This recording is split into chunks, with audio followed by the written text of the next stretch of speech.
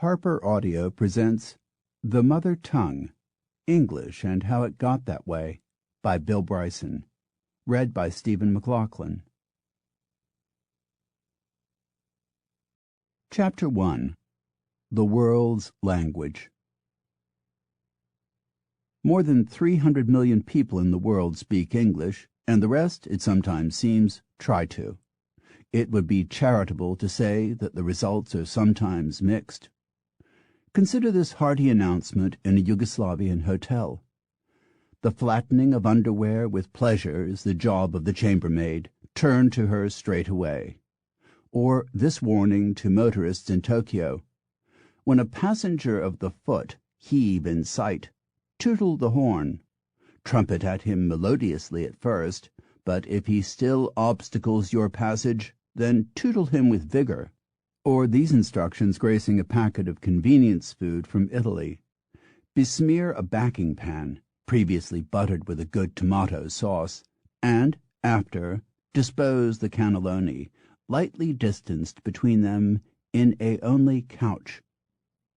Clearly the writer of that message was not about to let a little ignorance of English stand in the way of a good meal. In fact, it would appear that one of the beauties of the English language is that with even the most tenuous grasp, you can speak volumes if you show enough enthusiasm, a willingness to tootle with vigor, as it were.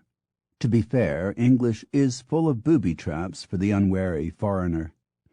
Any language where the unassuming word fly signifies an annoying insect, a means of travel, and a critical part of a gentleman's apparel is clearly asking to be mangled. Imagine being a foreigner and having to learn that in English one tells a lie, but the truth. That a person who says, "I could care less," means the same thing as someone who says, "I couldn't care less." That a sign in a store saying, "All items not on sale," doesn't mean literally what it says, that every item is not on sale, but rather that only some of the items are on sale. That when a person says to you, "How do you do?" he will be taken aback if you reply with impeccable logic, "How do I do what?"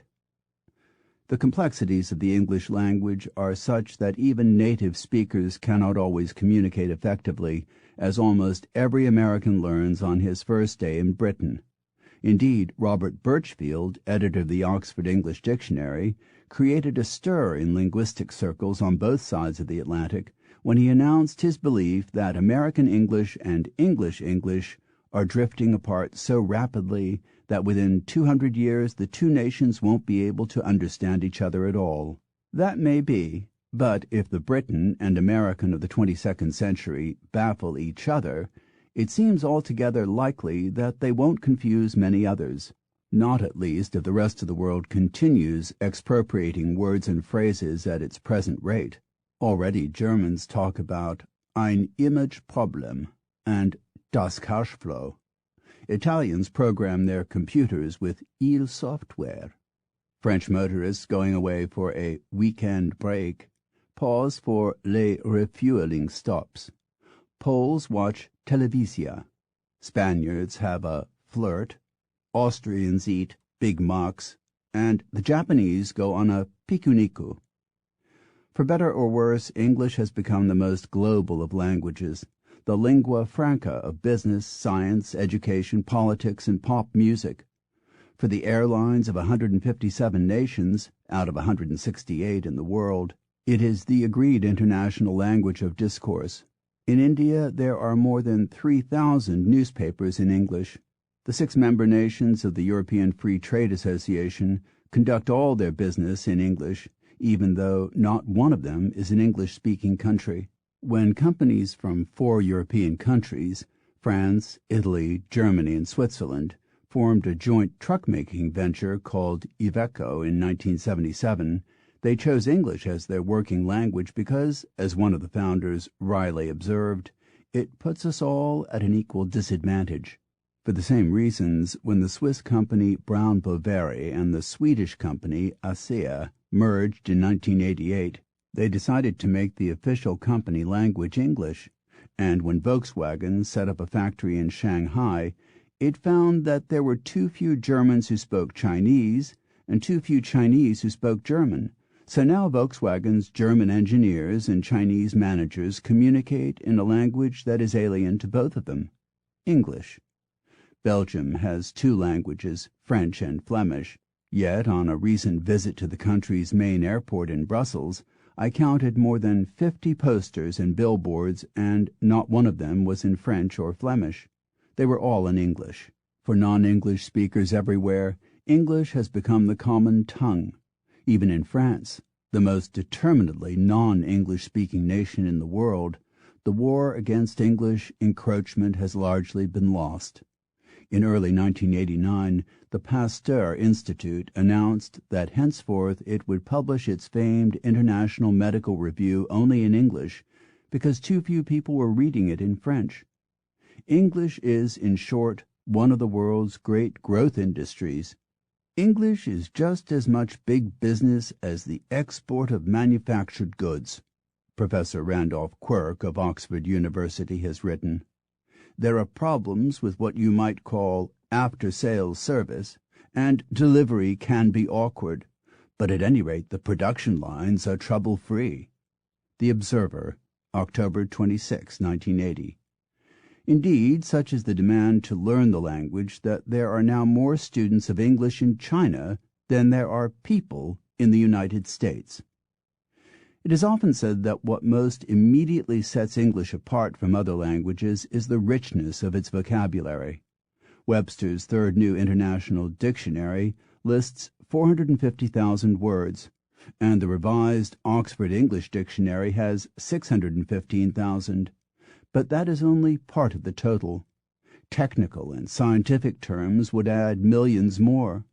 Altogether, about 200,000 English words are in common use, more than in German, 184,000, and far more than in French, a mere 100,000. The richness of the English vocabulary and the wealth of available synonyms means that English speakers can often draw shades of distinction unavailable to non-English speakers. The French, for instance, cannot distinguish between house and home, between mind and brain, between man and gentleman, between I wrote and I have written. The Spanish cannot differentiate a chairman from a president, and the Italians have no equivalent of wishful thinking. In Russia there are no native words for efficiency, challenge, engagement ring, have fun, or take care, all cited in the New York Times, June 18, 1989. English, as Charlton Laird has noted, is the only language that has, or needs, books of synonyms like Roget's Thesaurus. Most speakers of other languages are not aware that such books exist. The Miracle of Language, page 54. On the other hand, other languages have facilities we lack. Both French and German can distinguish between knowledge that results from recognition, respectively connaître and kennen, and knowledge that results from understanding, savoir and wissen. Portuguese has words that differentiate between an interior angle and an exterior one. All the Romance languages can distinguish between something that leaks into and something that leaks out of. The Italians even have a word for the mark left on a table by a moist glass, culaccino, while the Gaelic speakers of Scotland, not to be outdone, have a word for the itchiness that overcomes the upper lip just before taking a sip of whiskey.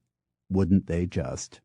It's scribe, and we have nothing in English to match the Danish hygge, meaning instantly satisfying and cozy, the French sang-froid, the Russian glasnost, or the Spanish macho, so we must borrow the term from them or do without the sentiment. At the same time, some languages have words that we may be pleased to do without. The existence in German of a word like Schadenfreude, taking delight in the misfortune of others, perhaps tells us as much about the Teutonic sensitivity as it does about their neologistic versatility.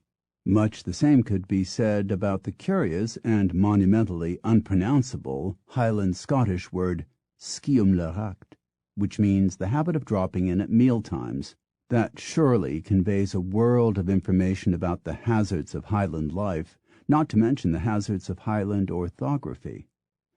Of course, every language has areas in which it needs, for practical purposes, to be more expressive than others. The Eskimos, as is well known, have 50 words for types of snow, though, curiously, no word for just plain snow. To them there is crunchy snow, soft snow, fresh snow, and old snow, but no word that just means snow. The Italians, as we might expect, have over 500 names for different types of macaroni. Some of these, when translated, begin to sound distinctly unappetizing, like strozzopreti, which means strangled priests. Vermicelli means little worms, and even spaghetti means little strings. When you learn that muscatel in Italian means wine with flies in it, you may conclude that the Italians are gastronomically out to lunch, so to speak, but really their names for foodstuffs are no more disgusting than our hot dogs, or those old English favorites, toad in the hole, spotted dick, and faggots in gravy. The residents of the Trobriand Islands of Papua New Guinea have 100 words for yams, while the Maoris of New Zealand have 35 words for dung. Don't ask me why.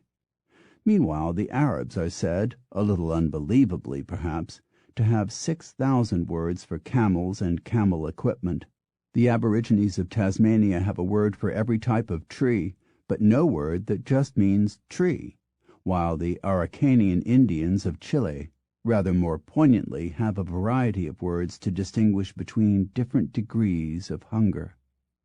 Even among speakers of the same language, regional and national differences abound.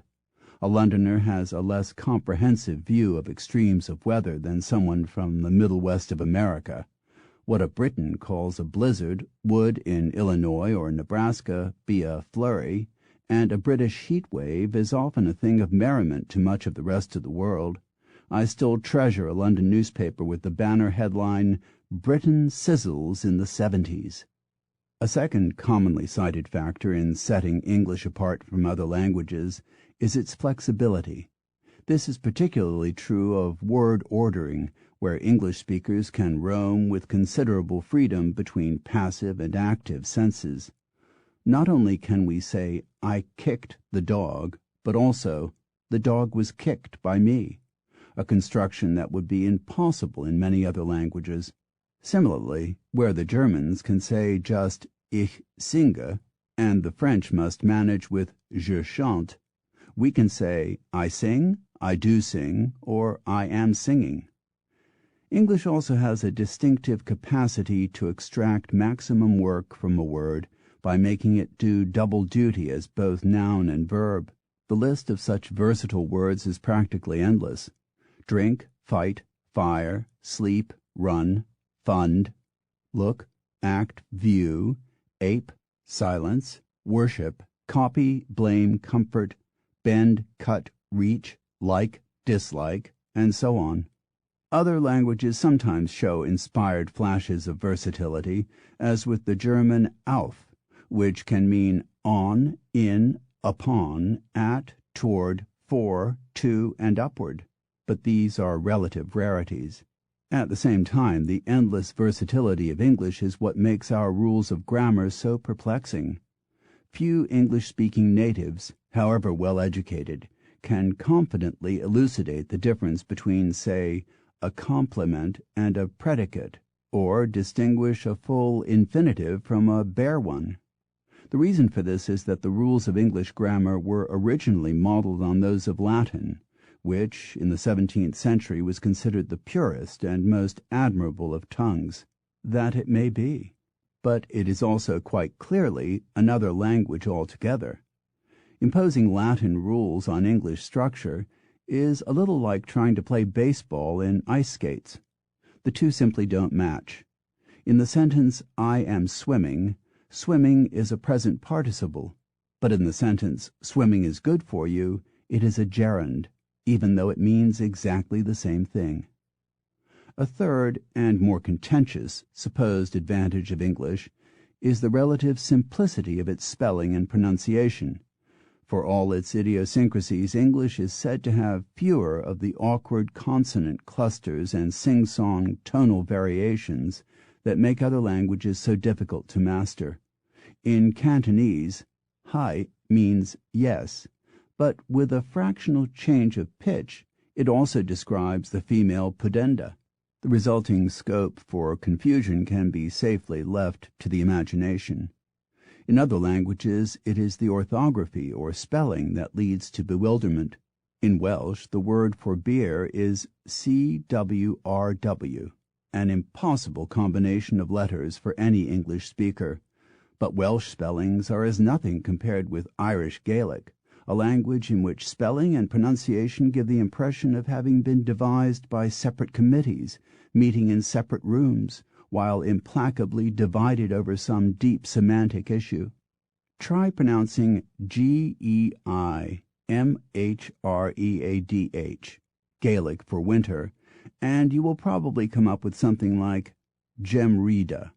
It is in fact Gearyi, Beaudchchais, thank you, is Beckus, and Seaghda, Osigda, is simply O'Shea. Against this, the Welsh pronunciation of CWRW, Cwrw, begins to look positively self-evident. In all languages, pronunciation is of course largely a matter of familiarity mingled with prejudice. The average English speaker confronted with agglomerations of letters like TCHST, STHM, and TCHPH would naturally conclude that they were pretty well unpronounceable. Yet we use them every day in the words matchstick, asthma, and catchphrase. Here, as in almost every other area of language, natural bias plays an inescapable part in any attempt at evaluation. No one has ever said, "Yes, my language is backward and unexpressive, and could really do with some sharpening up." We tend to regard other people's languages as we regard their cultures, with ill-hidden disdain. In Japanese, the word for foreigner means stinking of foreign hair. To the Czechs, a Hungarian is a pimple. Germans call cockroaches Frenchmen, while the French call lice Spaniards. We in the English-speaking world take French leave, but Italians and Norwegians talk about departing like an Englishman, and Germans talk of running like a Dutchman. Italians call syphilis the French disease, while both French and Italians call con games American swindle. Belgian taxi drivers call a poor tipper un anglais. To be bored to death in French is être de Birmingham, literally to be from Birmingham, which is actually about right. And in English we have Dutch courage, French letters, Spanish fly, Mexican car wash, i.e. leaving your car out in the rain, and many others. Late in the last century these epithets focused on the Irish, and often, it must be said, they were as witty as they were wounding. An Irish buggy was a wheelbarrow. An Irish beauty was a woman with 2 black eyes. Irish confetti was bricks. An Irish promotion was a demotion. Now almost the only slur against these fine people is to get one's Irish up, and that isn't really taken as an insult. So objective evidence, even among the authorities, is not always easy to come by. Most books on English imply, in one way or another, that our language is superior to all others. In The English Language, Robert Birchfield writes, "As a source of intellectual power and entertainment, the whole range of prose writing in English is probably unequaled anywhere else in the world." I would like to think he's right, but I can't help wondering if Mr. Birchfield would have made the same generous assertion had he been born Russian or German or Chinese. There is no reliable way of measuring the quality of efficiency of any language, yet there are 1 or 2 small ways in which English has a demonstrable edge over other languages. For one thing, its pronouns are largely, and mercifully, uninflected. In German, if you wish to say you, you must choose between 7 words: du, dich, dir, sie, ihnen, ihr, and euch. This can cause immense social anxiety. The composer Richard Strauss and his librettist Hugo von Hofmannsthal were partners for 25 years and apparently adored each other, and yet never quite found the nerve to address each other as anything but the stiff Sie. In English, we avoid these problems by relying on just one form, you. In other languages, questions of familiarity can become even more agonizing. A Korean has to choose between one of 6 verb suffixes to accord with the status of the person addressed. A speaker of Japanese must equally wend his way through a series of linguistic levels appropriate to the social position of the participants. When he says thank you, he must choose between a range of meanings running from the perfunctory arigato, thanks, to the decidedly more humble makatoni go shinsetsu de gozaimasu, which means what you have done or proposed to do is a truly and genuinely kind and generous deed. Above all, English is mercifully free of gender. Anyone who spent much of his or her adolescence miserably trying to remember whether it is la plume or le plume will appreciate just what a pointless burden masculine and feminine nouns are to any language. In this regard, English is a godsend to students everywhere. Not only have we discarded problems of gender with definite and indefinite articles, we have often discarded the articles themselves. We say in English, "It's time to go to bed," where in most other European languages they must say, "It's the time to go to the bed." We possess countless examples of pithy phrases: "Life is short," "between heaven and earth," "to go to work," which in other languages require articles. English also has a commendable tendency toward conciseness, in contrast to many languages. German is full of jaw-crunching words like Wirtschaftstreuhandgesellschaft, business trust company, Bundesbahnangestelltenwitwe, a widow of a federal railway employee, and Kriegsgefangenenentschädigungsgesetz, a law pertaining to war reparations, while in Holland companies commonly have names of 40 letters or more, such as Douwe Egberts Koninklijke Tabaksfabrik Koffiebranderyen Theehandel Naamlose Vennootschap. Literally, Douwe Egberts Royal Tobacco Factory Coffee Roasters Tea Traders Incorporated. They must use fold-out business cards. English, in happy contrast, favors crisp truncations. IBM, Laser, NATO. Against this, however, there is an occasional tendency in English, particularly in academic and political circles, to resort to waffle and jargon.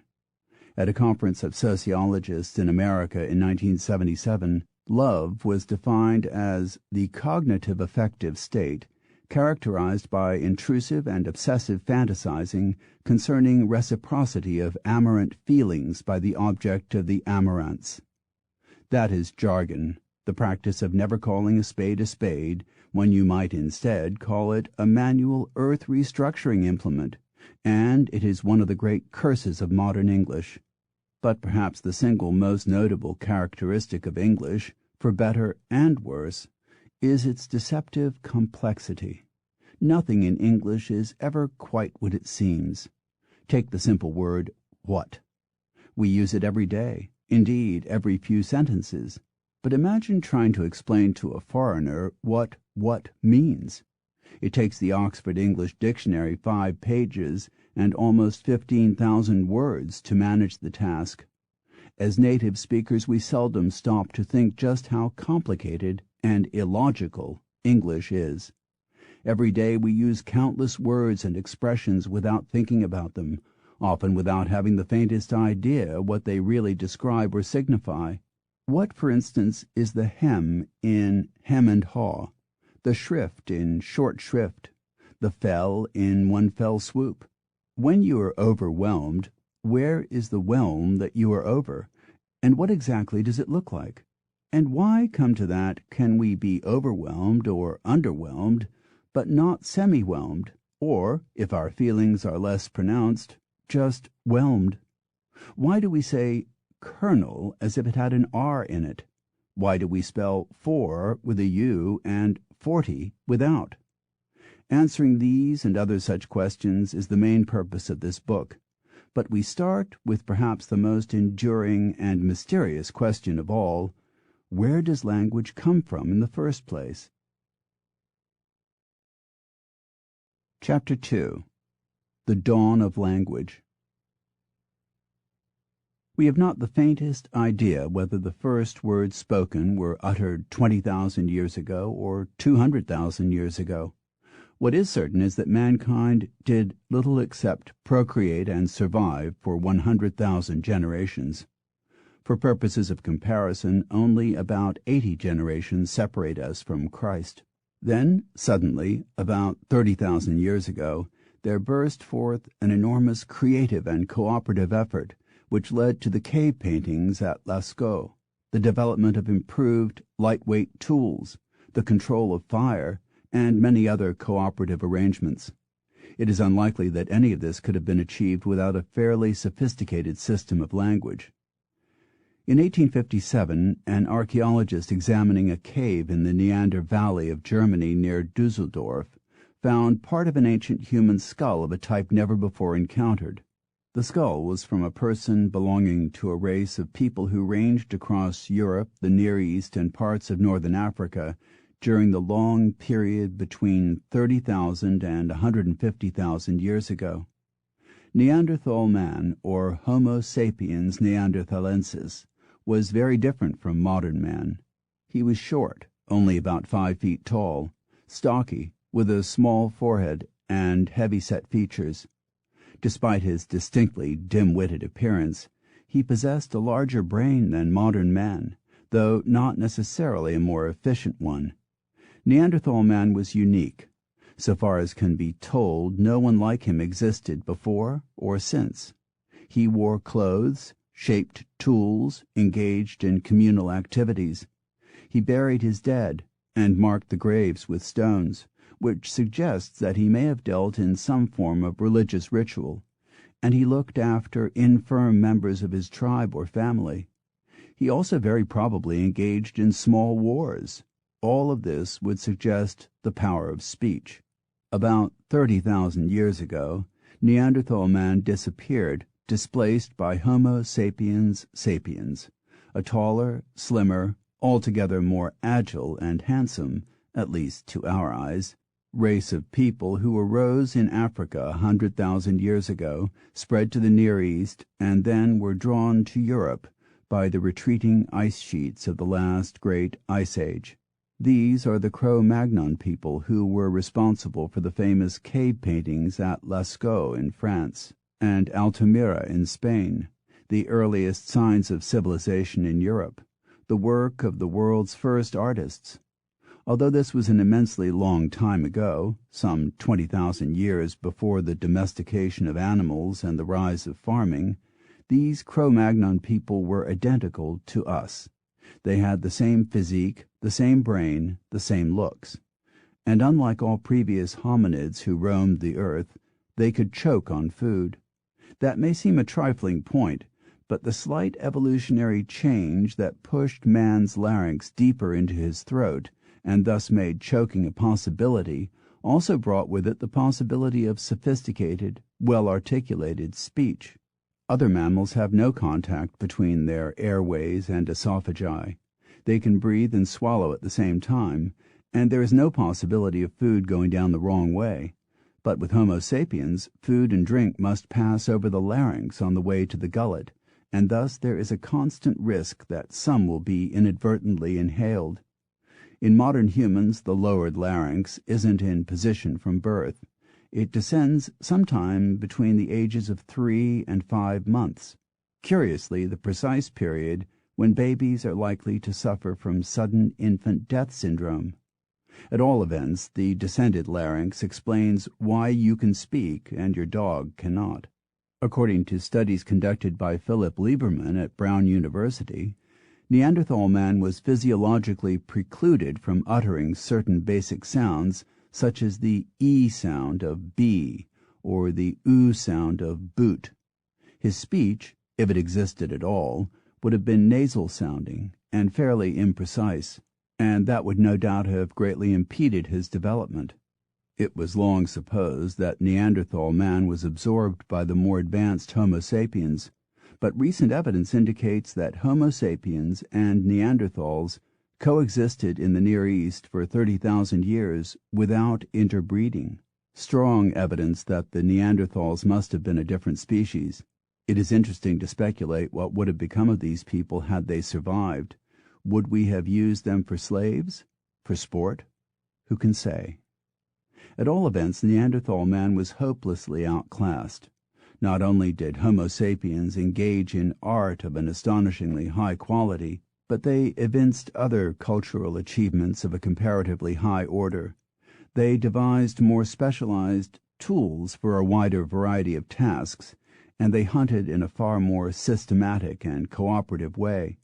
Whereas the food debris of the Neanderthals shows a wide variety of animal bones, suggesting that they took whatever they could find, archaeological remnants from Homo sapiens show that they sought out particular kinds of game and tracked animals seasonally. All of this strongly suggests that they possessed a linguistic system sufficiently sophisticated to deal with concepts such as, "Today, let's kill some red deer. You take some big sticks and drive the deer out of the woods, and we'll stand by the riverbank with our spears and kill them as they come toward us." By comparison, Neanderthal speech may have been something more like, "I'm hungry, let's hunt." It may be no more than an intriguing coincidence, but the area of Cro-Magnon's cave paintings is also the area containing Europe's oldest and most mysterious ethnic group, the Basques. Their language, called Euskara by its speakers, may be the last surviving remnant of the Neolithic languages spoken in Stone Age Europe and later displaced by Indo-European tongues. No one can say. What is certain is that Basque was already old by the time the Celts came to the region. Today it is the native tongue of about 600,000 people in Spain and 100,000 in France, in an area around the Bay of Biscay, stretching roughly from Bilbao to Bayonne, and inland over the Pyrenees to Pamplona. Its remoteness from Indo-European is indicated by its words for the numbers 1 to 5. Bat, bi, hirur, lar, borts. Many authorities believe there is simply no connection between Basque and any other known language. One of the greatest mysteries of prehistory is how people in widely separated places suddenly and spontaneously developed the capacity for language at roughly the same time. It was as if people carried around in their heads a genetic alarm clock that suddenly went off all around the world and led different groups in widely scattered places on every continent to create languages. Even those who were cut off from the 20 or so great language families developed their own quite separate languages, such as the Dravidian languages of southern India and northern Sri Lanka, or the Luora wetland languages of eastern Siberia, or the even stranger Ainu language spoken on the northern island of Hokkaido in Japan by people who have clear Caucasian racial characteristics, and whose language has certain, doubtless coincidental, similarities with European languages. For instance, their word for 80 is 420s. How they and their language came to be there is something no one knows. But then Japanese itself is a mystery. Although its system of writing and some of its vocabulary have been taken from Chinese, it is otherwise quite unrelated to any other known language. The same is true of Korean. Or perhaps not. There is increasing evidence to suggest that languages widely dispersed geographically may be more closely related than once thought. This is most arrestingly demonstrated by the 3 language families of the New World, Eskimo Aleut, Amerind, and Nadene. It was long supposed that these groups were quite unrelated to any other language families, including each other, but recent studies of cognates, that is, words that have similar spellings and meanings in two or more languages, such as the French tu, the English thou, and the Hittite tuk, all meaning you, have found possible links between some of those most unlikely language partners, for instance, between Basque and Nadene, an Indian language spoken mainly in the northwest United States and Canada, and between Finnish and Eskimo Aleut. No one has come up with a remotely plausible explanation of how a language spoken only in a remote corner of the Pyrenees could have come to influence Indian languages of the New World, but the links between many cognates are too numerous to explain in terms of simple coincidence. Some cognates may even be universal. The word for dog, for instance, is suspiciously similar in Amerind, Uralic, and Proto-Indo-European, while the root form tic, signifying a finger or the number 1, is found on every continent. As Merritt Rulin noted in Natural History magazine, March 1987, the significant number of such global cognates leads some linguists to conclude that all the world's languages ultimately belong to a single language family. There are any number of theories to account for how language began. The theories have names that seem almost to be begging ridicule: the bow-wow theory, the ding-dong theory, the poo-poo theory, the yo-he-ho theory, and they are generally based in one way or another on the supposition that languages come ultimately from spontaneous utterances of alarm, joy, pain, and so on, or that they are somehow imitative, onomatopoeic, of sounds in the real world. Thus, for instance, the Welsh word for owl, gwdihw, pronounced gudhu, may mimic the sound an owl makes. There is, to be sure, a slight tendency to have words cluster around certain sounds. In English we have a large number of SP words pertaining to wetness: spray, splash, spit, sprinkle, splatter, spatter, spill, spigot. And we have a large number of FL words to do with movement: flail, flap, flicker, flounce, flee. And quite a number of words ending in ASH describe abrupt actions: flash, dash, crash, bash, thrash, smash, slash. Onomatopoeia does play a part in language formation, but whether it or any other feature alone can account for how languages are formed is highly doubtful. It is intriguing to see how other languages hear certain sounds, and how much better their onomatopoeic words often are. Dogs go wah-wah in France, boo-boo in Italy, mung-mung in Korea, wan-wan in Japan. A purring cat goes ron-ron in France, schnur in Germany. A bottle being emptied goes gloop-gloop in China, tot-tot-to in Spain. A heartbeat is dugan-dugan in Korea, doki-doki in Japan. Bells go bim-bam in Germany, din-dan in Spain. The Spanish word for whisper is susurrar. How could it be anything else? Much of what we know, or think we know, about the roots of language comes from watching children learn to speak. For a long time it was believed that language was simply learned. Just as we learn, say, the names and locations of the 50 states or our multiplication tables, so we must learn the rules of speech. That we don't say, house white is the, but rather, the house is white. The presumption was that our minds at birth were blank slates onto which the rules and quirks of our native languages were written.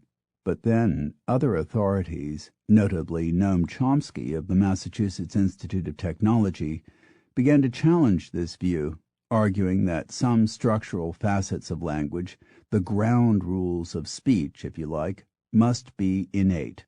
That isn't to suggest that you would have learned English spontaneously had you been brought up among wolves, But perhaps you are born with an instinctive sense of how language works, as a general thing.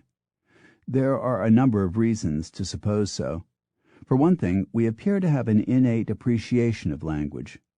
By the end of the first month of life, infants show a clear preference for speech-like sounds over all others. It doesn't matter what language it is. To a baby, no language is easier or more difficult than any other. They are all mastered at about the same pace, however irregular and wildly inflected they may be. In short, children seem to be programmed to learn language, just as they seem to be programmed to learn to walk. The process has been called basic child grammar.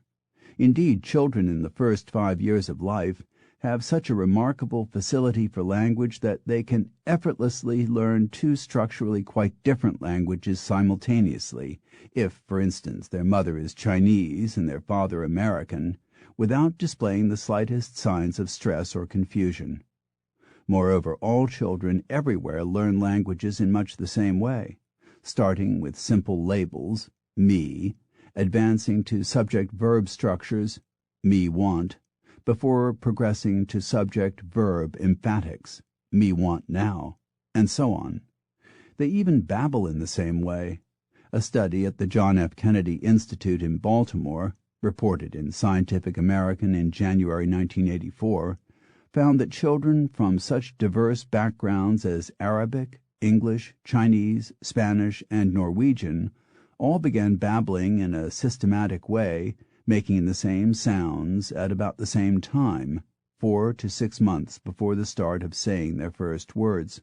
The semantic and grammatical idiosyncrasies that distinguish one language from another, inflections of tense, the use of gender, and so on, are the things that are generally learned last, after the child already has a functioning command of the language. Some aspects of language acquisition are puzzling. Children almost always learn to say no before yes, and in before on, and all children everywhere go through a phase in which they become oddly fascinated with the idea of gone and all gone. The traditional explanation is that all of this is learned at your mother's knee, yet careful examination suggests that that is unlikely. Most adults tend, even when they are not aware of it, to speak to infants in a simplified, gitchy-goo kind of way. This is not a sensible or efficient way to teach a child the difference between, say, present tense and past tense, and yet the child learns it.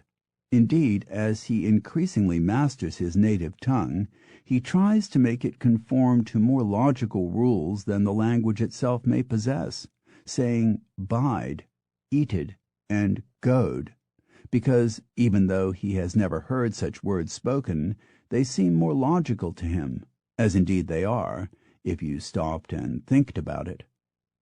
Where vocabulary is concerned, children are very reliant on their mothers, or whoever else has the role of primary caregiver. If she says a word, then the child generally listens and tries to repeat it. But where grammar is concerned, children go their own way.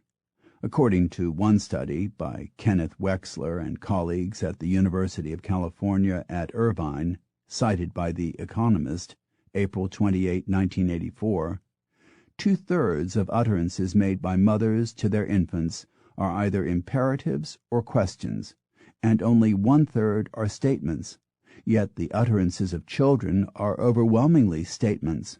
Clearly, they don't require the same repetitive teaching because they are already a step ahead where syntax is concerned. Some of the most interesting theories about language development in recent years have been put forward by Derek Bickerton, an English-born professor at the University of Hawaii, who noticed that Creole languages all over the world bear certain remarkable similarities. First, it is important to understand the difference between pigeons and creoles. Pigeons, the word is thought to be a Chinese rendering of the English word business, are rudimentary languages formed when people from diverse backgrounds are thrown together by circumstance. Historically, they have tended to arise on isolated, plantation-based islands, which have been ruled by a dominant Western minority, but where the laborers come from a mixed linguistic background. Pidgins are almost always very basic, and their structure varies considerably from place to place, and indeed from person to person. They are essentially little more than the language you or I would speak if we found ourselves suddenly deposited in some place like Bulgaria or Azerbaijan. They are makeshift tongues, and as a result they seldom last long. When children are born into a pidgin community, one of two things will happen. Either the children will learn the language of the ruling class, as was almost always the case with African slaves in the American South, or they will develop a Creole, from French créole, native. Most of the languages that people think of as pidgin are in fact Creoles. To the uninitiated, they can seem primitive, even comical. In Neo-Melanesian, an English-based Creole of Papua New Guinea, the word for beard is gras belong fes, literally grass that belongs to the face, and the word for a vein or artery is rope belong blut, rope that belongs to the blood. In African Creoles, you can find such arresting expressions as back seat driver, backseat driver, wes mata, what's the matter, and bottom waka waka, submarine. In Creole, spoken in Sierra Leone, stomach gas is bad brise, while to pass gas is to pull bad brise. Feel free to smile. But it would be a mistake to consider these languages substandard because of their curious vocabularies. They are as formalized, efficient, and expressive as any other language, and often more so. As Bickerton notes, most Creoles can express subtleties of action not available in English. For instance, in English, we are not very good at distinguishing desire from accomplishment in the past tense. In the sentence, I went to the store to buy a shirt, we cannot tell whether the shirt was bought or not. But in all Creoles, such ambiguity is impossible. In Hawaiian Creole, the person who bought a shirt would say, I been go store go buy shirt, while the person who failed to buy a shirt would say, I been go store for buy shirt. The distinction is crucial. So Creoles are not in any way inferior. In fact, it is worth remembering that many full-fledged languages, the Afrikaans of South Africa, the Chinese of Macau, and the Swahili of East Africa, were originally Creoles. In studying Creoles, Bickerton noticed that they are very similar in structure to the language of children between the ages of 2 and 4. At that age, children are prone to make certain basic errors in their speech, such as using double negatives and experiencing confusion with irregular plurals, so that they say feets and sheeps. At the same time, certain fairly complicated aspects of grammar, which we might reasonably expect to befuddle children, cause them no trouble at all.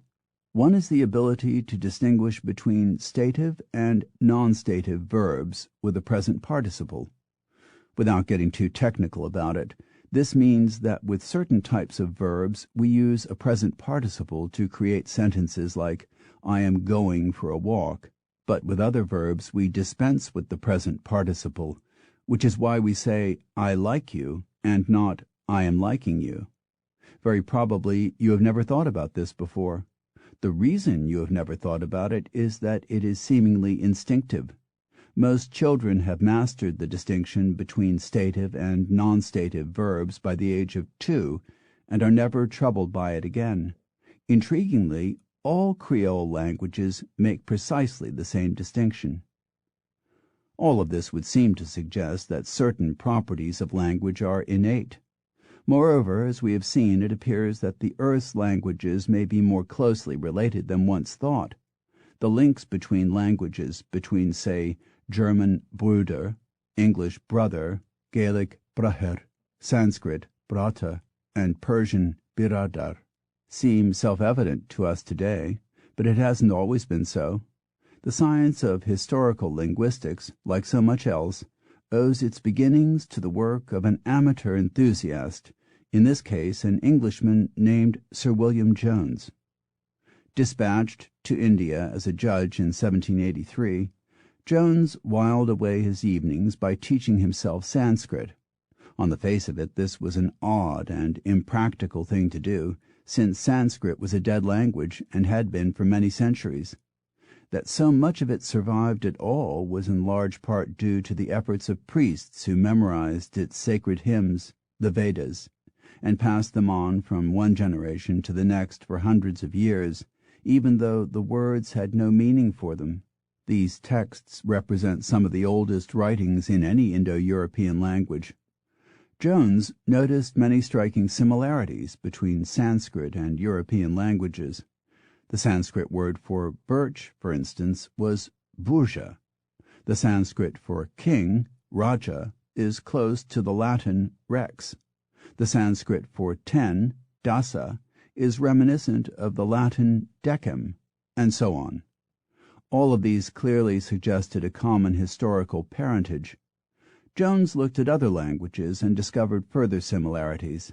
In a landmark speech to the Asiatic Society in Calcutta, he proposed that many of the classical languages, among them Sanskrit, Greek, Latin, Gothic, Celtic, and Persian, must spring from the same source.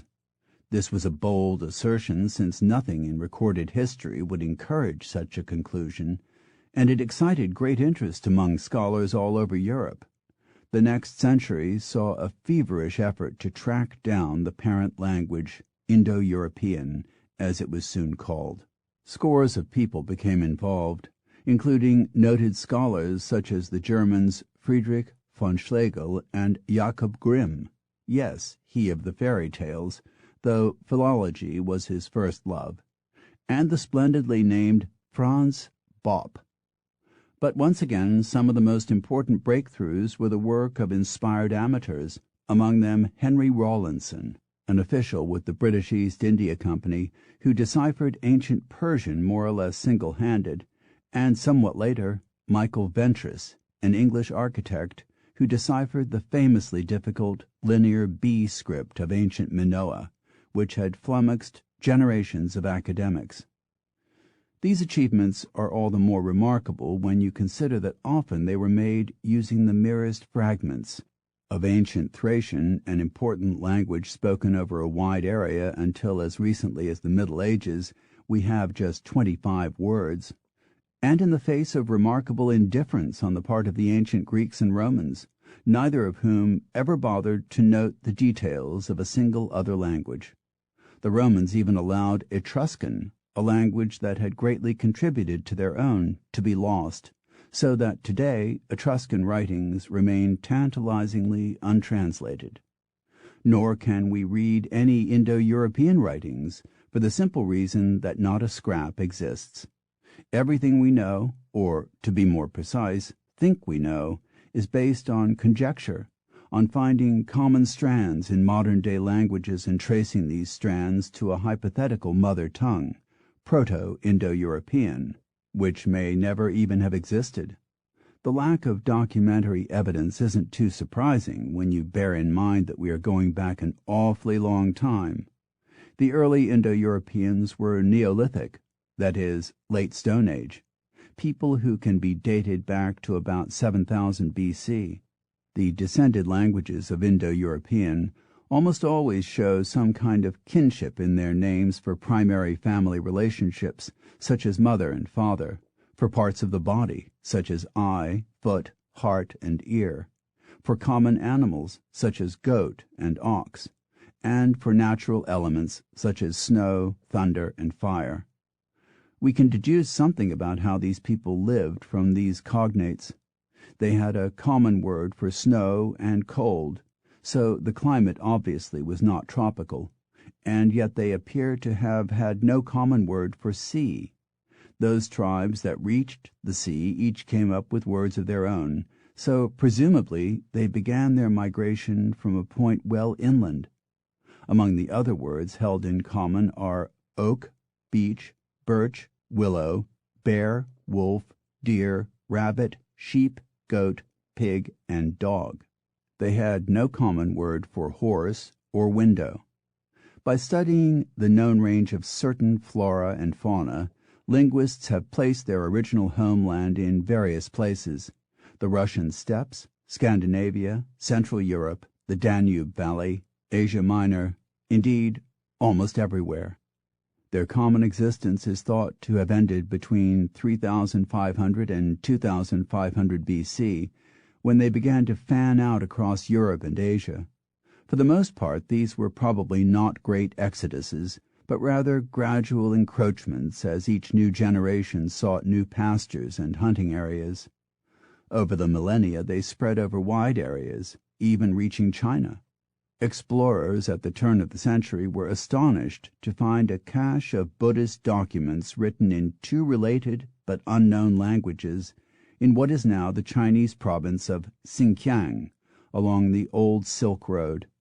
The languages, which they called Tocharian, were clearly Indo-European, as can be seen, for instance, in their words for the number 3, tre and tri. As the centuries passed, the original Indo-European language split into a dozen broad groups: Celtic, Germanic, Greek, Indo-Iranian, Slavonic, Thraco-Illyrian, and so on. These further subdivided into literally scores of new languages, ranging from Latin to Faroese to Parthian to Armenian to Hindi to Portuguese. It is remarkable to reflect that people as various as a Gaelic-speaking Scottish Highlander and a Sinhalese-speaking Sri Lankan both use languages that can be traced directly back to the same starting point. With this in mind, it is perhaps little wonder that the Greeks and Romans had no idea that they were speaking languages that were cousins of the barbarian tongues all around them. The notion would have left them dumbfounded. Just within Europe, the degree of divergency is so great that only relatively recently have two languages, Albanian and Armenian, been identified as being Indo-European. Of all the Indo-European languages, Lithuanian is the one that has changed the least, so much so that it is sometimes said a Lithuanian can understand simple phrases in Sanskrit. At the very least, Lithuanian has preserved many more of the inflectional complexities of the original Indo-European language than others of the family. English is part of the Germanic family, which gradually split into three branches. These were North Germanic, consisting of the Scandinavian languages; West Germanic, consisting principally of English, German, and Dutch, but also Frisian, Flemish, and other related dialects; and East Germanic, whose three component languages, Burgundian, Gothic, and Vandalic, died off one by one. Many other European languages disappeared over time, among them Cornish, Manx, Gaulish, Lydian, Oscan, Umbrian, and two that once dominated Europe, Celtic and Latin. Celtic, I must hasten to add, is not dead, far from it. It is still spoken by 500,000 people in Europe, but they are scattered over a wide area, and its influence is negligible. At its height, in about 400 BC, Celtic was spoken over a vast area of the continent, a fact reflected in scores of place names from Belgrade to Paris to Dundee, all of which commemorate Celtic tribes. But from that point on, its dominions have been constantly eroded, largely because the Celts were a loose collection of tribes and not a great nation-state, so they were easily divided and conquered. Even now the various branches of Celtic are not always mutually comprehensible. Celtic speakers in Scotland, for instance, cannot understand the Celtic speakers of Wales 100 miles to the south. Today, Celtic survives in scattered outposts along the westernmost fringes of Europe, on the bleak Hebridean Islands and coastal areas of Scotland, in shrinking pockets of Galway, Mayo, Kerry, and Donegal in Ireland, in mostly remote areas of Wales, and on the Brittany Peninsula of northwest France. Everywhere it is a story of inexorable decline. At the turn of the century, Cape Breton Island in Nova Scotia had 100,000 Gaelic speakers, most of them driven there by the forced clearances of the Scottish Highlands, But now Gaelic is extinct there as a means of daily discourse. Latin, in distinct contrast, didn't so much decline as evolve. It became the Romance languages.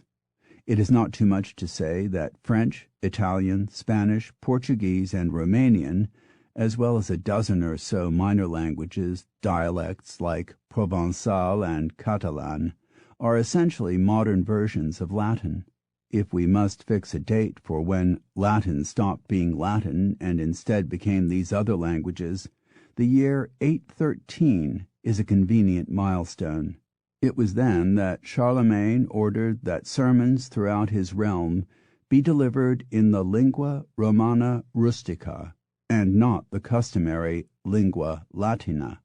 But of course you cannot draw a line and say that the language was Latin on this side and Italian or French on that.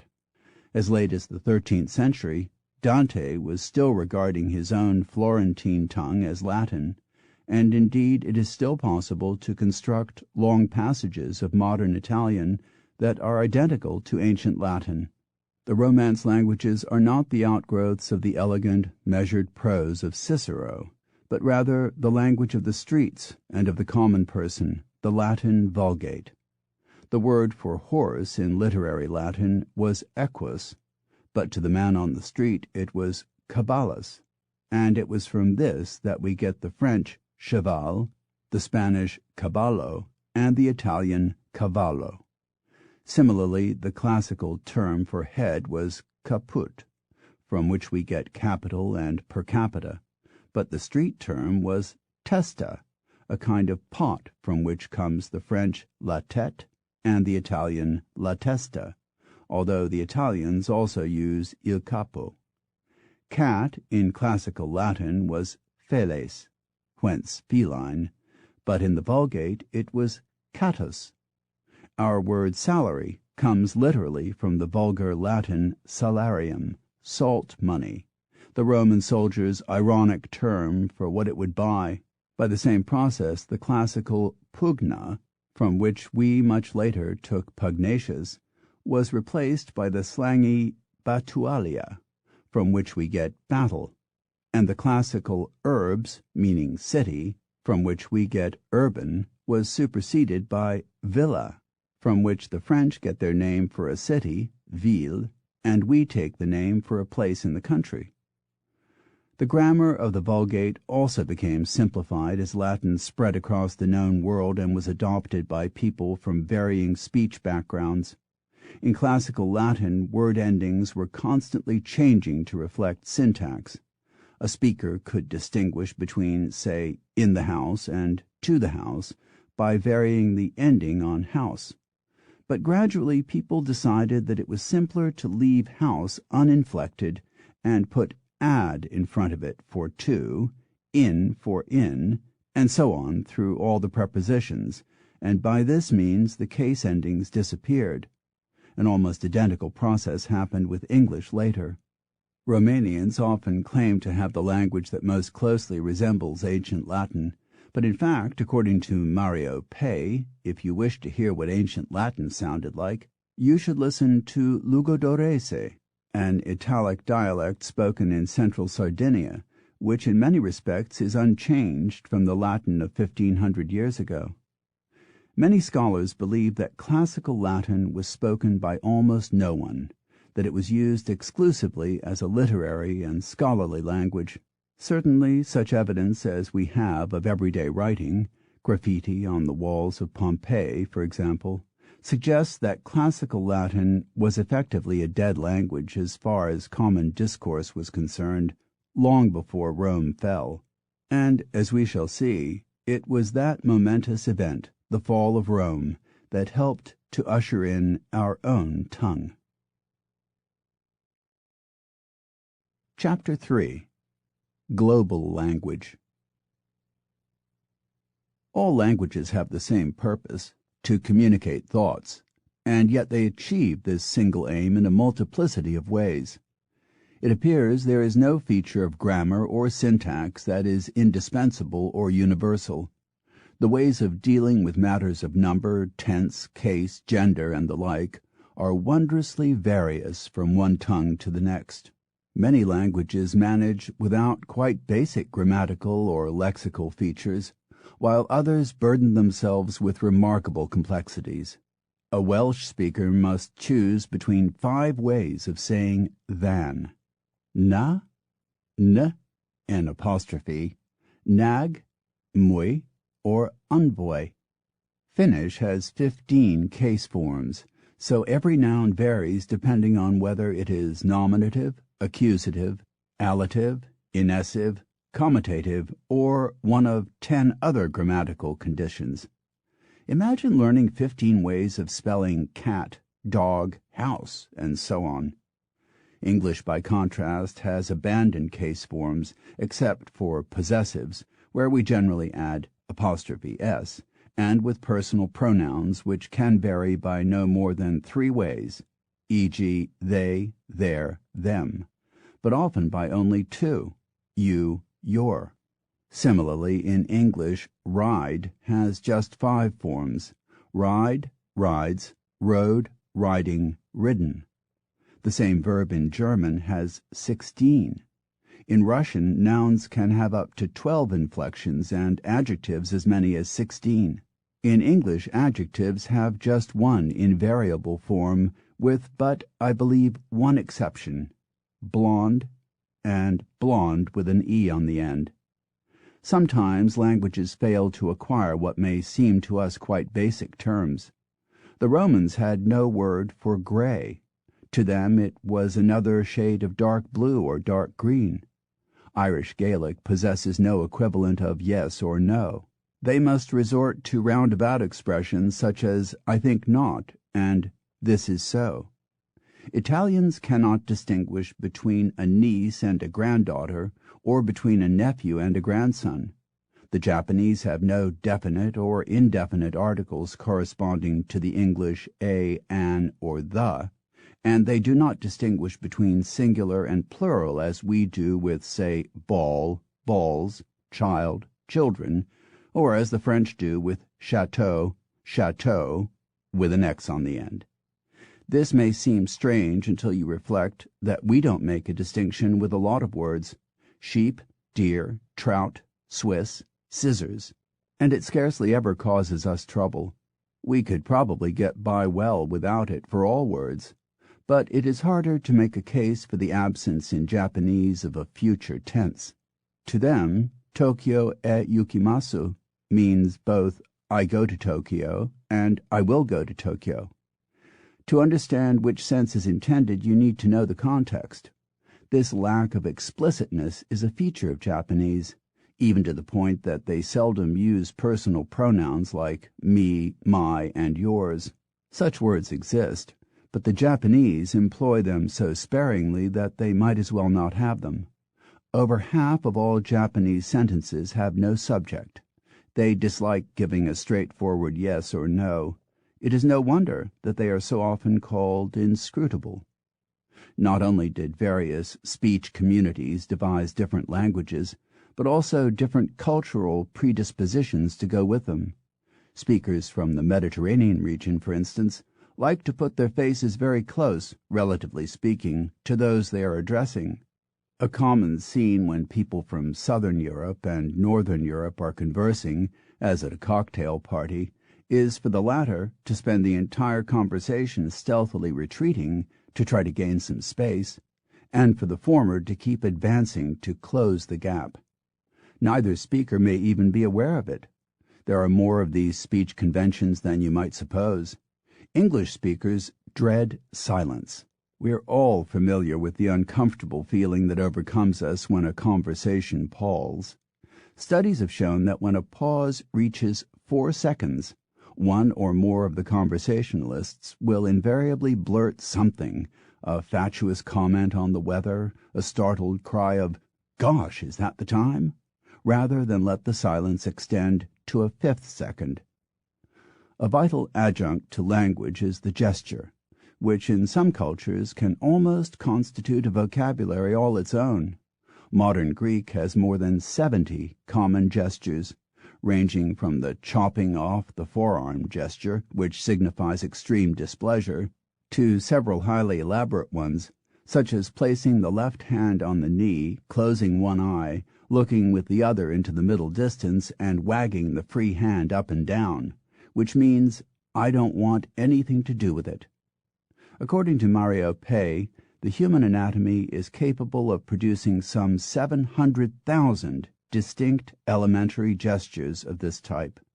We have nothing remotely like that number in English, but we have many more than you might at first think, from wagging a finger in warning at a child to squeezing the nose and fanning the face to indicate a noisome smell, to putting a hand to the ear as if to say, "I can't hear you." Estimates of the number of languages in the world usually fix on a figure of about 2,700, though almost certainly no one has ever made a truly definitive count. In many countries, perhaps the majority, there are at least 2 native languages, and in some cases, as in Cameroon and Papua New Guinea, there are hundreds. India probably leads the world, with more than 1,600 languages and dialects. It isn't always possible to say which is which. The rarest language as of 1984 was Uzbek, a highly complex Caucasian language with 82 consonants, but only 3 vowels, once spoken by 50,000 people in the Crimea. But as of July 1984, there was just one living speaker remaining, and he was 82 years old. The number of languages naturally changes as tribes die out or linguistic groups are absorbed. Although new languages, particularly creoles, are born from time to time, the trend is toward absorption and amalgamation. When Columbus arrived in the New World, there were an estimated 1,000 languages. Today, there are about 600. Almost all languages change. A rare exception is written Icelandic, which has changed so little that modern Icelanders can read sagas written 1,000 years ago, and if Leif Erikson appeared on the streets of Reykjavik, he could find his way around, allowing for certain difficulties over terms like airport and quarter-pound cheeseburger. In English, by contrast, the change has been much more dramatic. Almost any untrained person looking at a manuscript from the time of, say, the Venerable Bede would be hard-pressed to identify it as being in English, and in a sense he or she would be right. Today we have not only a completely different vocabulary and system of spelling, but even a different structure. Nor are languages any respecters of frontiers. If you drew a map of Europe based on languages, it would bear scant resemblance to a conventional map. Switzerland would disappear, becoming part of the surrounding dominions of French, Italian, and German, but for a few tiny pockets for Romansh, or Romansh, or Rheto-Romanic, as it is variously called, which is spoken as a native language by about half the people in the Graubünden district, or Grisons district. Almost everything has 2 names in Switzerland, at the country's eastern edge. This steep and beautiful area, which takes in the ski resorts of St. Moritz, Davos, and Klosters, was once effectively isolated from the rest of the world by its harsh winters and forbidding geography. Indeed, the isolation was such that even people in neighboring valleys began to speak different versions of the language, so that Romansh is not so much one language as 5 fragmented and not always mutually intelligible dialects. A person from the valley around Sutselvo will say "Vagnet na qua," for "come here," while in the next valley he will say "Veni neo ko," cited in The Economist, February 27, 1988. In other places, people will speak the language in the same way but spell it differently, depending on whether they are Catholic or Protestant. German would cover not only its traditional areas of Germany, Austria, and much of Switzerland, but would spill into Belgium, Czechoslovakia, Romania, Hungary, the Soviet Union, and Poland, and it could be further divided into High and Low German, which have certain notable differences in terms of vocabulary and syntax. In Bavaria, for instance, Samstag is the name for Saturday, but in Berlin it is Sonnabend. A plumber in Bavaria is a Spengler, but a Klempner in Berlin. Italy, too, would appear on the map not as one language entity but as a whole variety of broadly related but often mutually incomprehensible dialects. Italian, such as it is not a national language, but really only the dialect of Florence and Tuscany, which has slowly been gaining preeminence over other dialects. Not until 1979 did a poll show for the first time that Italian was the dialect spoken at home by more than 50% of Italians. Much the same would be the position in the Soviet Union, which would dissolve into 149 separate languages. Almost half the people in the country speak some language other than Russian as a native tongue, and a full quarter of the people do not speak Russian at all. Such pockets would be everywhere. Even Latin would make an appearance. It is still the official language of Vatican City. All these languages blend and merge and variously affect one another. French normally puts the adjective after the noun it is modifying, as in l'auto rouge rather than le rouge auto. But in Alsace and other Rhineland regions influenced by Germany, the locals have a tendency to reverse the normal order. In a similar way, in the Highlands of Scotland, English speakers, whether or not they understand Gaelic, have developed certain speech patterns clearly influenced by Gaelic phrasings, saying, "take that here," rather than "bring that here," and "I'm seeing you," in preference to "I see you." In border areas such as between Holland and West Germany, or between West Germany and Denmark, the locals on each side often understand each other better than they do their own compatriots. Some languages are not as distinct as we are sometimes led to believe. Spanish and Portuguese are closely enough related that the two peoples can read each other's newspapers and books, though they have more difficulty understanding speech. Finns and Estonians can freely understand each other. Danes, Swedes, and Norwegians often insist that their languages are quite distinct, and yet, as Mario Pei puts it, there are greater differences between Italian dialects such as Sicilian and Piedmontese than there are between any of the three main Scandinavian languages. Romanian and Moldavian, spoken in the Soviet Union, are essentially the same language with different names. So are Serbian and Croatian, the only real difference being that Serbian uses the Cyrillic alphabet and Croatian uses Western characters. In many countries, people use one language for some activities and a second language for others. In Luxembourg, the inhabitants use French at school, German for reading newspapers, and Luxembourgish, a local Germanic dialect, at home. In Paraguay, people conduct business in Spanish, but tell their jokes in Guarani, the native Indian tongue. In Greece, for a long time, children were schooled only in Katharavousa, a formal language so archaic that it was, and indeed still is, no longer spoken anywhere in the country. The language for common discourse was Demotiki. Yet perversely this everyday language was long held in such low esteem that when the Old Testament was published in Demotiki for the first time in 1903, riots broke out all over the country. Peter Trudgill, Sociolinguistics, page 115. In countries where two or more languages coexist, confusion often arises. In Belgium, many towns have two quite separate names, one recognized by French speakers, one by Dutch speakers, so that the French Tournai is the Dutch Doornik, while the Dutch Luik is the French Liège.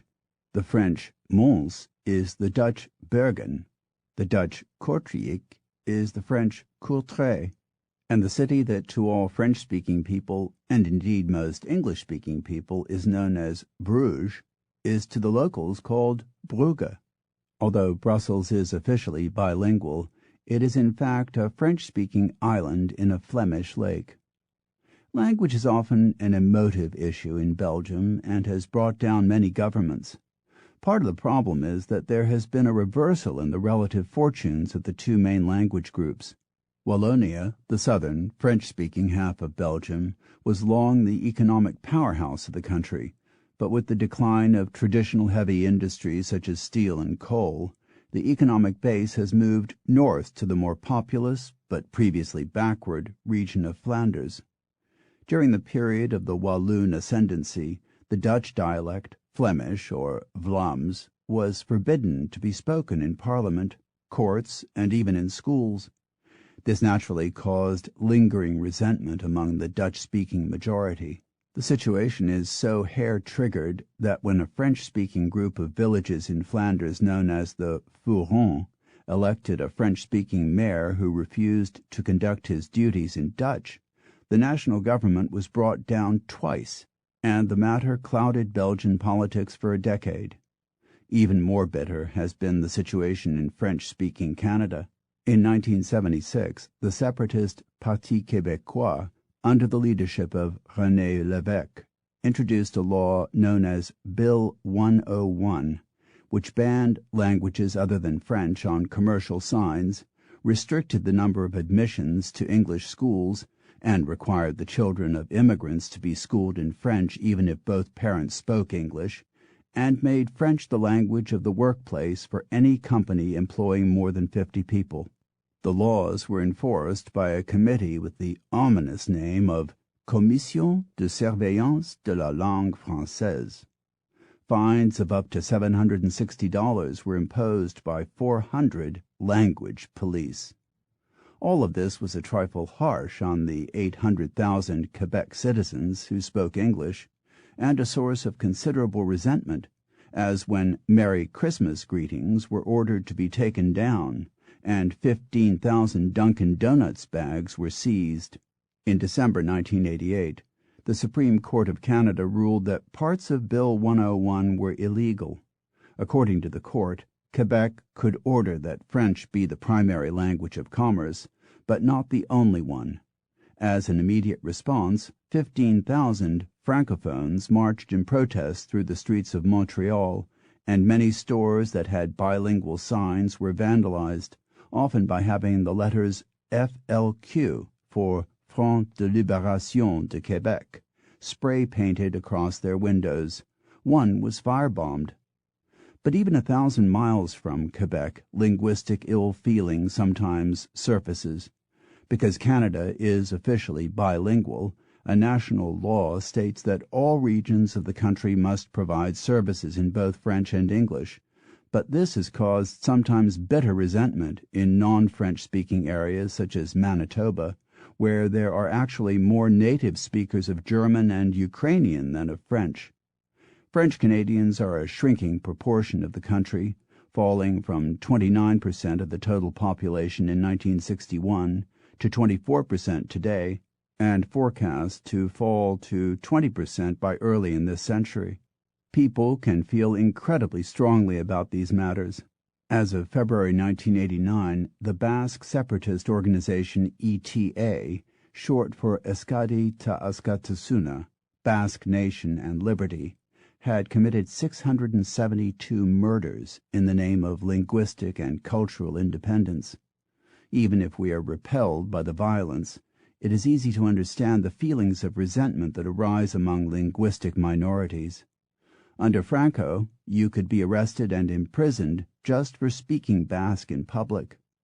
Catalan, a language midway between Spanish and French, spoken by 250,000 people principally in Catalonia, but also as far afield as Roussillon in France, was likewise long banned in Spain. In France, for decades, letters addressed in Breton were returned with the message Adresse en breton interdite, address in Breton forbidden. Hitler and Mussolini even went so far as to persecute Esperanto speakers. Suppression is still going on.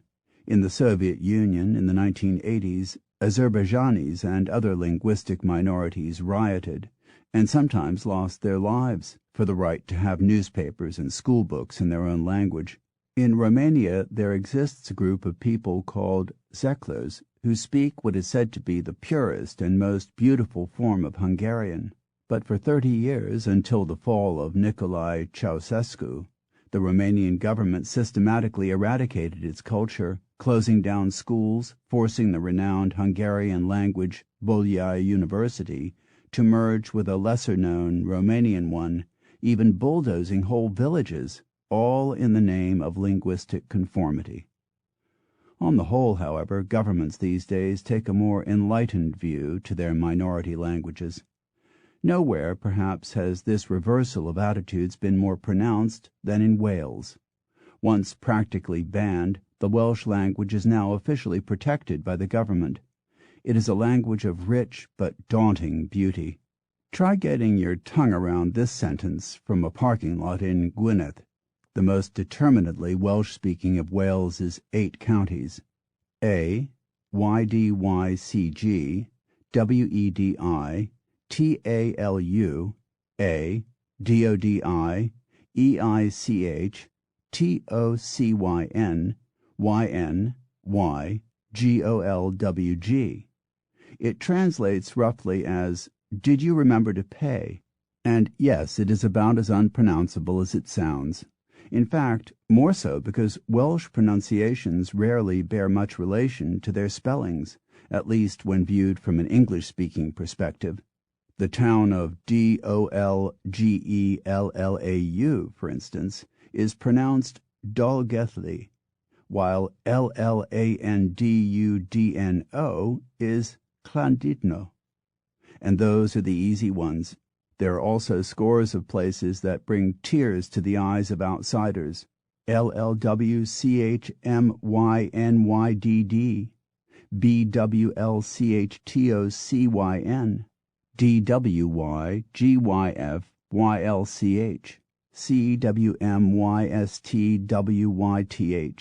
CWMYSTWYTH, PONTRHYDFENDIGAID, and CNWCHCOCH.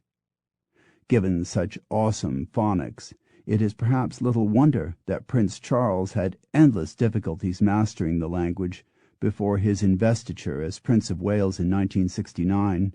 In this he is not alone. Almost 80% of all Welsh people do not speak Welsh.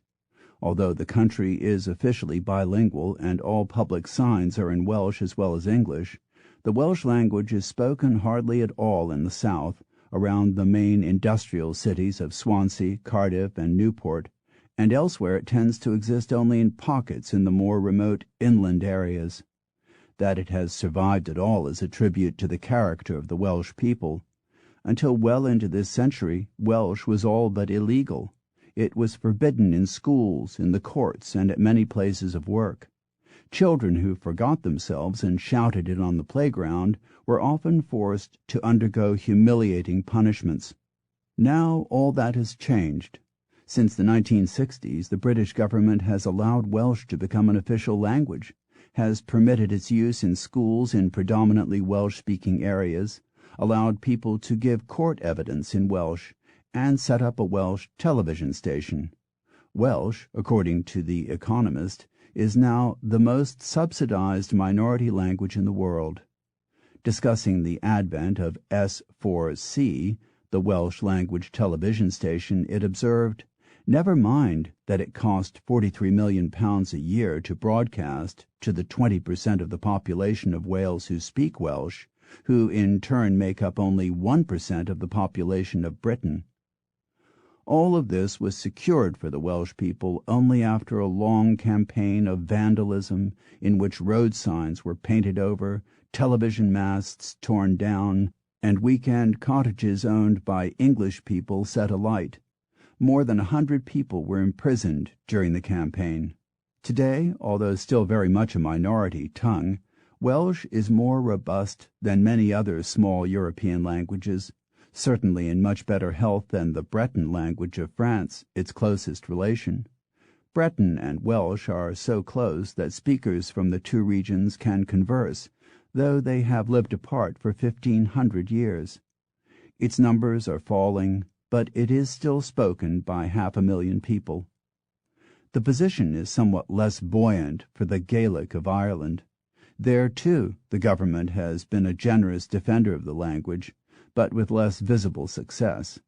Ireland is not even officially an English-speaking country, yet 94% of her citizens speak only English, and just 1% use Gaelic as their preferred language. Ireland is the only member of the common market that does not insist on having its own language used in community business, largely because it would be pointless. The dearth of Gaelic speakers does convey certain advantages to those who have mastery of the tongue.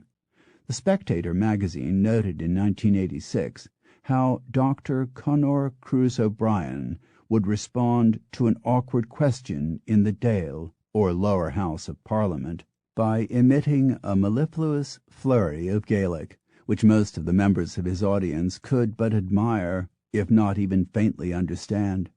The Irish-speaking area of Ireland, called the Gaeltacht, has been inexorably shrinking for a long time. Even before the potato famine of 1845 drove hundreds of thousands of people from the land, only about a quarter of the population spoke Gaelic. Today, Gaelic clings to a few scattered outposts, mostly along the rocky and underpopulated west coast. This has long been one of the most depressed, if fabulously scenic, areas of Europe. The government has tried to shore up the perennially faltering economy by bringing in tourists and industry, but this has put an inevitable strain on the local culture. In the 1970s, the population of Donegal, the main Irish-speaking area, increased by a fifth, but the incomers were almost entirely English speakers who not only cannot speak Gaelic, but have little desire to learn a language that is both difficult and so clearly doomed. All the evidence suggests that minority languages shrink or thrive at their own ineluctable rate. It seems not to matter greatly whether governments suppress them brutally or support them lavishly. Despite all the encouragement and subsidization given to Gaelic in Ireland, it is spoken by twice as many people in Scotland, where there has been negligible government assistance. Indeed, Scottish Gaelic is one of the few minority languages in the world to be growing. Gaelic was introduced to Scotland by invaders from Ireland 13 centuries ago, and long held sway in the more remote islands and glens along the western side of the country. From 80,000 speakers in 1960, the number has now crept up to a little over 90,000 today. Even so, Gaelic speakers account for just 2.5% of the Scottish population. But almost everywhere else the process is one of slow, steady, and all too often terminal decline. The last speaker of Cornish as a mother tongue died 200 years ago, and though constant efforts are made to revive the language, no more than 50 or 60 people can speak it fluently enough to hold a conversation. It survives only in 2 or 3 dialect words, most notably emmets, ants, the word locals use to describe the tourists who come crawling over their gorgeous landscape each summer. A similar fate befell Manx, a Celtic language spoken on the Isle of Man, whose last native speakers died in the 1960s. The Gaelic of Ireland may well be the next to go. In 1983, Bord na Gaeilge, the government body charged with preserving the language, wrote, "There is very little hope indeed that Irish will survive as a community language in the Gaeltacht beyond the end of the century, an uncharacteristically downbeat, if sadly realistic, assessment. We naturally lament the decline of these languages, but it is not an altogether undiluted tragedy. Consider the loss to English literature if Joyce, Shaw, Swift, Yeats, Wilde, Synge, Behan, and Ireland's other literary masters had written in what is inescapably a fringe language. Their works would be as little known to us as those of the poets of Iceland or Norway, and that would be a tragedy indeed. No country has given the world more incomparable literature per head of population than Ireland, and for that reason alone we might be excused a small, selfish celebration that English was the language of her greatest writers. Chapter 4. The First 1,000 Years. In the country inns of a small corner of northern Germany, in the spur of land connecting Schleswig-Holstein to Denmark, you can sometimes hear people talking in what sounds eerily like a lost dialect of English. Occasional snatches of it even make sense, as when they say that the weather ist cold, or inquire of the time by asking, "What ist the clock?" According to Professor Hubertus Menke, head of the German department at Kiel University, the language is very close to the way people spoke in Britain more than 1,000 years ago, quoted in the Independent, July 6, 1987. This shouldn't entirely surprise us. This area of Germany, called Angeln, was once the seat of the Angles, one of the Germanic tribes that 1,500 years ago crossed the North Sea to Britain, where they displaced the native Celts and gave the world what would one day become its most prominent language.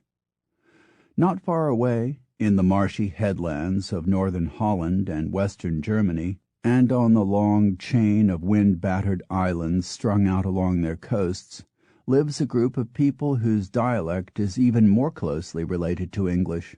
These are the 300,000 Frisians, whose Germanic tongue has been so little altered by time that many of them can, according to the linguistic historian Charlton Laird, still read the medieval epic Beowulf almost at sight. They also share many striking similarities of vocabulary.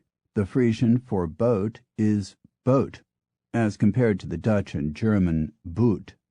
Rain is rain, German and Dutch regen, and goose is goos, Dutch and German Gans. In about A.D. 450, following the withdrawal of Roman troops from Britain, these two groups of people and two other related groups from the same corner of northern Europe, the Saxons and Jutes, began a long exodus to Britain.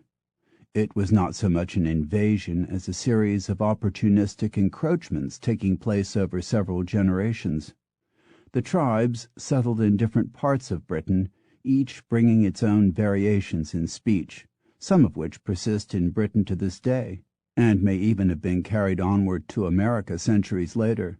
The broad A of New England, for instance, may arise from the fact that the first pilgrims were from the old Anglian strongholds of Norfolk, Suffolk, and Essex, while the pronounced R of the mid-Atlantic states could be a lingering consequence of the Saxon domination of the Midlands and North.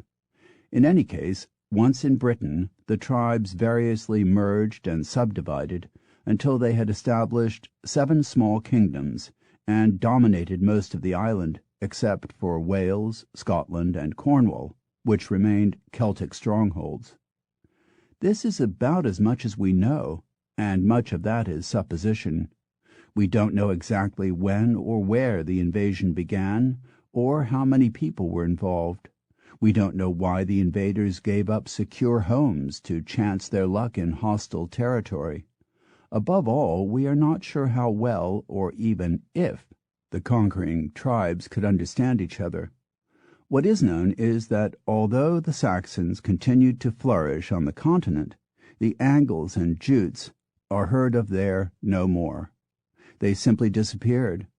Although the Saxons were the dominant group, the new nation gradually came to be known as England, and its language as English, after the rather more obscure Angles. Again, no one knows quite why this should be.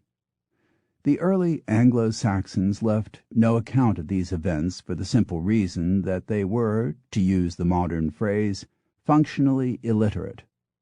They possessed a runic alphabet, which they used to scratch inscriptions on ceremonial stones called runes, hence the term runic, or occasionally as a means of identifying valued items. But they never saw their alphabet's potential as a way of communicating thoughts across time. In 1982, a gold medallion about the size of an American 50-cent piece was found in a field in Suffolk. It had been dropped or buried by one of the very earliest of the intruders, sometime between A.D. 450 and 480. The medallion bears a runic inscription that says, or at least is thought to say, "This she-wolf is a reward to my kinsman." Not perhaps the most profound of statements, but it is the earliest surviving example of Anglo-Saxon writing in Britain. It is, in other words, the first sentence in English. Not only were the Anglo-Saxons relatively uncultured, they were also pagan, a fact rather quaintly preserved in the names of 4 of our weekdays, Tuesday, Wednesday, Thursday, and Friday, which respectively commemorate the gods Tyr, Woden, and Thor, and Woden's wife, Frigg. Saturday, Sunday, and Monday, to complete the picture, take their names from Saturn, the sun, and the moon. It is difficult to conceive of the sense of indignity that the Celts must have felt at finding themselves overrun by primitive unlettered warriors from the barbaric fringes of the Roman Empire. For the Celts, without any doubt, were a sophisticated people. As Laird notes, the native Celts had become civilized, law-abiding people, accustomed to government and reliable police, nearly as helpless before an invading host as most modern civilian populations would be. Many of them enjoyed aspects of civilization, running water, central heating, that were quite unknown to the conquering hordes, and indeed would not become common again in Britain for nearly 1,500 years. For almost 4 centuries they had been part of the greatest civilization the world had known, and enjoyed the privileges and comforts that went with it. A tantalizing glimpse into the daily life and cosmopolitan nature of Roman Britain surfaced in 1987 with the discovery of a hoard of curse tablets in Bath, near a spring once dedicated to the goddess Sulis Minerva. It was the practice of aggrieved citizens at that time to scratch a curse on a lead tablet and toss it with a muttered plea for vengeance into the spring. The curses were nothing if not heartfelt. A typical one went, "Darchimedes has lost 2 gloves and asks that person who has stolen them should lose his minds and his eyes." The tablets are interesting in that they show that people of Roman Britain were just as troubled by petty thievery, and, not incidentally, just as prone to misspellings and lapses of grammar as we are today, but also they underline the diversity of the culture. One outstandingly suspicious victim of some minor pilferage meticulously listed the 18 people he thought most likely to have perpetrated the deed. Of these 18 names, 2 are Greek, 8 Latin, and 8 Celtic. It is clear that after nearly 4 centuries of living side by side, and often intermarrying, relations between the Romans and Celts had become so close as to be, in many respects, indistinguishable. In 410, with their empire crumbling, the Roman legions withdrew from Britain and left the Celts to their fate. Under the slow pagan onslaught, many Celts were absorbed or slaughtered.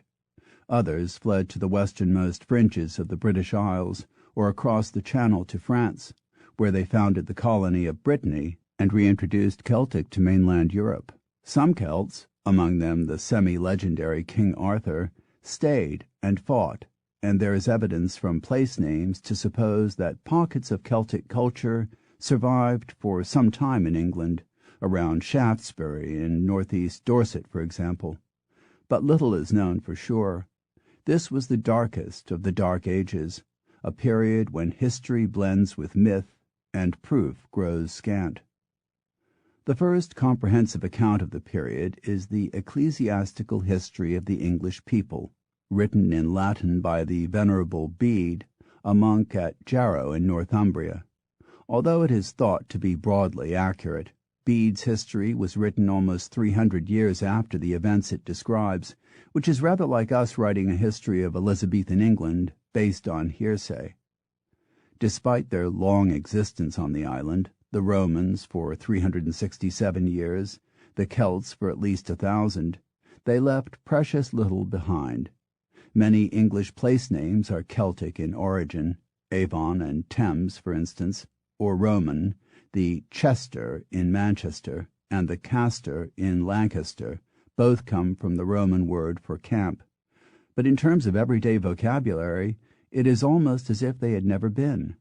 In Spain and Gaul, the Roman occupation resulted in entirely new languages, Spanish and French, but in Britain they left barely 5 words, according to Bow and Cable, page 80, while the Celts left no more than 20, mostly geographical terms, to describe the more hilly and varied British landscape. This singular lack of linguistic influence is all the more surprising when you consider that the Anglo-Saxons had freely, and indeed gratefully, borrowed vocabulary from the Romans on the continent before coming to the British Isles, taking such words as street, pillow, wine, inch, mile, table, and chest, among many others. The list of mundane items for which they lacked native terms underlines the poverty of their culture. And yet, for all their shortcomings, the Anglo-Saxons possessed a language that was, in the phrase of Otto Jespersen, rich in possibilities, and once literacy was brought to them, it flowered with astonishing speed. The main bringer of literacy and of Christianity was St. Augustine, who traveled to Britain with 40 missionaries in 597, and within a year had converted King Ethelbert of Kent at his small provincial capital, Canterbury, which explains why the head of the English Church is called the Archbishop of Canterbury, even though he resides in London. With that initial victory, Christianity quickly spread over the island, towing literacy in its wake.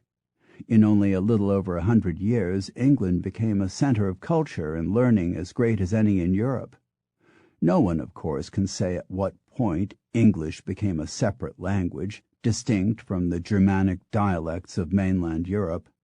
What is certain is that the language the invaders brought with them soon began to change. Like the Indo-European from which it sprang, it was a wondrously complex tongue. Nouns had 3 genders and could be inflected for up to 5 cases. As with modern European languages, gender was often arbitrary. Wheat, for example, was masculine, while oats was feminine, and corn neuter. Cited by Potter, page 25. Just as in modern German, police is feminine while girl is neuter. Modern English, by contrast, has essentially abandoned cases, except with personal pronouns, where we make distinctions between I, me, mine, he, him, his, and so on. Old English had 7 classes of strong verbs and 3 of weak, and their endings altered in relation to number, tense, mood, and person, though, oddly, there was no specific future tense. Adjectives and pronouns were also variously inflected. A single adjective like green or big could have up to 11 forms. Even something as basic as the definite article the could be masculine, feminine, or neuter, and had 5 case forms as a singular and 4 as a plural. It is a wonder that anyone ever learned to speak it. And yet, for all its grammatical complexity, Old English is not quite as remote from modern English as it sometimes appears. SCIP, BAEF, BRICG, and Thorn, AET, might look wholly foreign, but their pronunciations, respectively ship, bath, bridge, and that, have not altered in 1,000 years. Indeed, if you take 20 minutes to familiarize yourself with the differences in Old English spelling and pronunciation, learning that I corresponds to the modern E sound, that E sounds like A, and so on, you can begin to pick your way through a great deal of abstruse-looking text. You also find that in terms of sound values, Old English is a much simpler and more reliable language, with every letter distinctly and invariably related to a single sound. There were none of the silent letters or phonetic inconsistencies that bedevil modern English spelling. There was, in short, a great deal of subtlety and flexibility built into the language, and once they learned to write, their literary outpouring was both immediate and astonishingly assured. This cultural flowering found its sharpest focus in the far northern kingdom of Northumbria.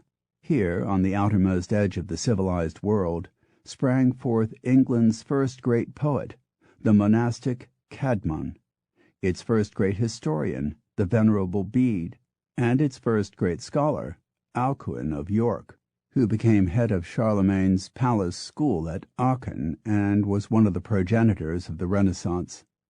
The light of learning then shone more brightly in Northumbria than anywhere else in Europe, Simeon Potter noted, without hyperbole, in his masterly study Our Language.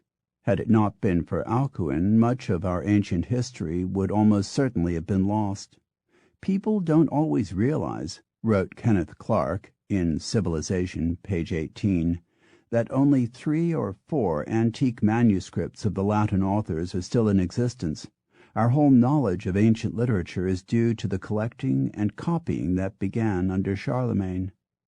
Barely had this cultural revival gotten under way than England and her infant language were under attack again, this time by Viking raiders from Scandinavia and Denmark.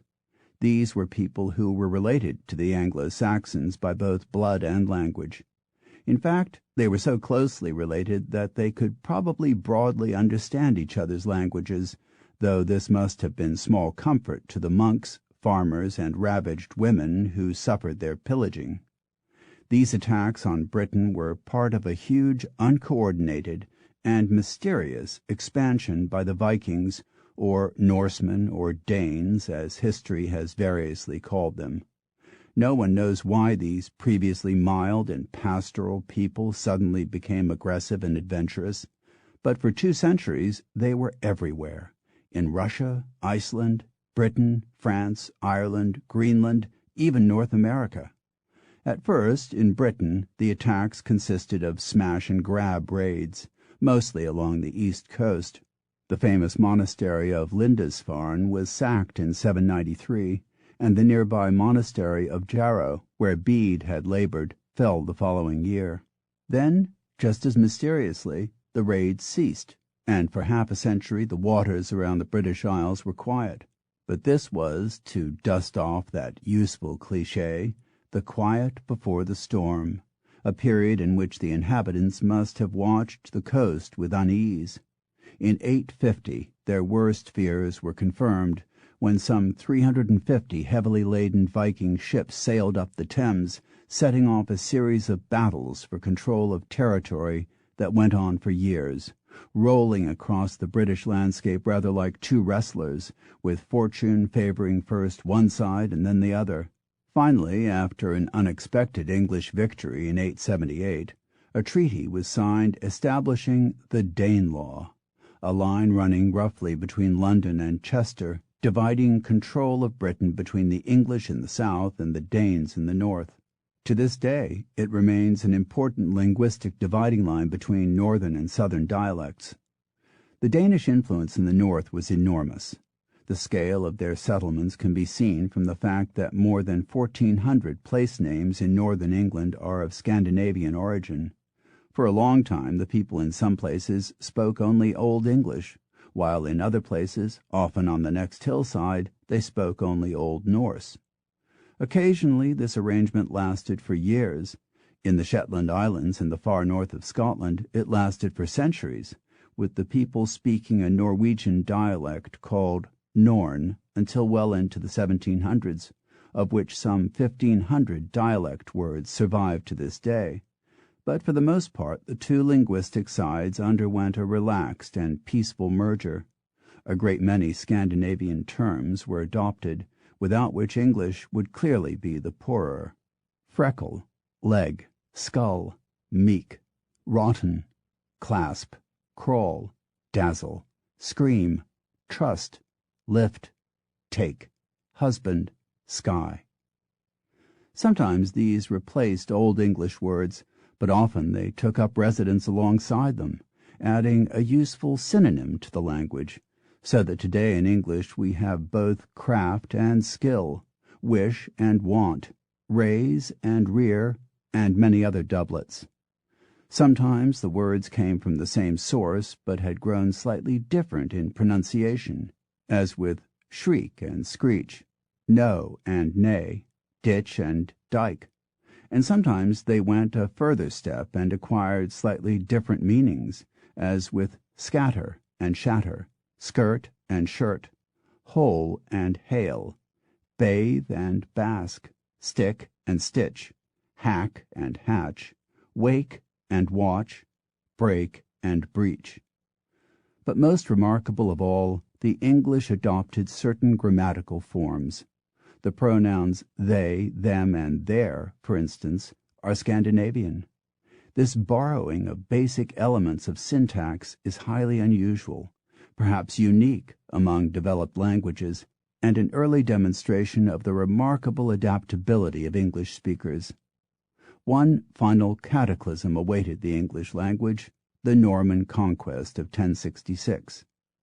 The Normans were Vikings who had settled in northern France 200 years before. Like the Celtic Britons before them, they had given their name to a French province, Normandy. But unlike the Celts, they had abandoned their language and much of their culture and become French in manner and speech. So totally had they given up their language, in fact, that not a single Norse word has survived in Normandy, apart from some place names. That is quite remarkable when you consider that the Normans bequeathed 10,000 words to English. The variety of French the Normans spoke was not the speech of Paris, but a rural dialect, and its divergence from standard French became even more pronounced when it took root in England, so much so that historians refer to it not as French, but as Anglo-Norman. This, as we shall see in a moment, had important consequences for the English language of today, and may even have contributed to its survival. No king of England spoke English for the next 300 years. It was not until 1399, with the accession of Henry IV, that England had a ruler whose mother tongue was English. One by one, English earls and bishops were replaced by Normans, though in some instances not for several years. French-speaking craftsmen, designers, cooks, scholars, and scribes were brought to Britain. Even so, for the common people life went on. They were almost certainly not alarmed that their rulers spoke a foreign tongue. It was a commonplace in the past. Canute from the century before was Danish, and even Edward the Confessor, the last but one Anglo-Saxon king, spoke French as his first tongue. As recently as the 18th century, England happily installed a German king, George I, even though he spoke not a word of English, and reigned for 13 years without mastering his subjects' language. Common people did not expect to speak like their masters any more than they expected to live like them. Norman society had two tiers, the French-speaking aristocracy and the English-speaking peasantry. Not surprisingly, the linguistic influence of the Normans tended to focus on matters of court, government, fashion, and high living. Meanwhile, the English peasant continued to eat, drink, work, sleep, and play in English. The breakdown can be illustrated in two ways. First, the more humble trades tended to have Anglo-Saxon names, baker, miller, shoemaker, while the more skilled trades adopted French names, mason, painter, tailor. At the same time, animals in the field usually were called by English names, sheep, cow, ox. But once cooked and brought to the table, they were generally given French names, beef, mutton, veal, bacon. Anglo-Norman differed from the standard French of Paris in several ways. For one thing, Parisian French, called Francien, tended to avoid the W sound. So, while the Normans pronounced quit, question, quarter, and other words as if they were spelled kwit, kwestion, and kwarter, Parisians pronounced them with a hard K sound. Equally, Standard French used CHA in some constructions, where the Normans used CA. Thus we have such differences as carry, charrier, cauldron, chaudron, cattle, châtel. Our word chattel was adopted later. The Normans used the suffixes arie and orie, while the French used aire and oire, which gives us such pairings as victory, victoire, and salary, saloir.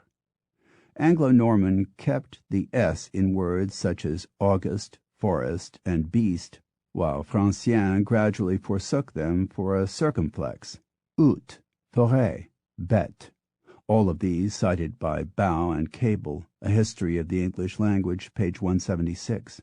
Norman French, like the Germanic tongues before it, made a lasting impact on English vocabulary. Of the 10,000 words we adopted from the Norman French, some 3/4 are still in use, among them justice, jury, felony, traitor, petty, damage, prison, marriage, sovereign, parliament, govern, prince, duke, viscount, baron.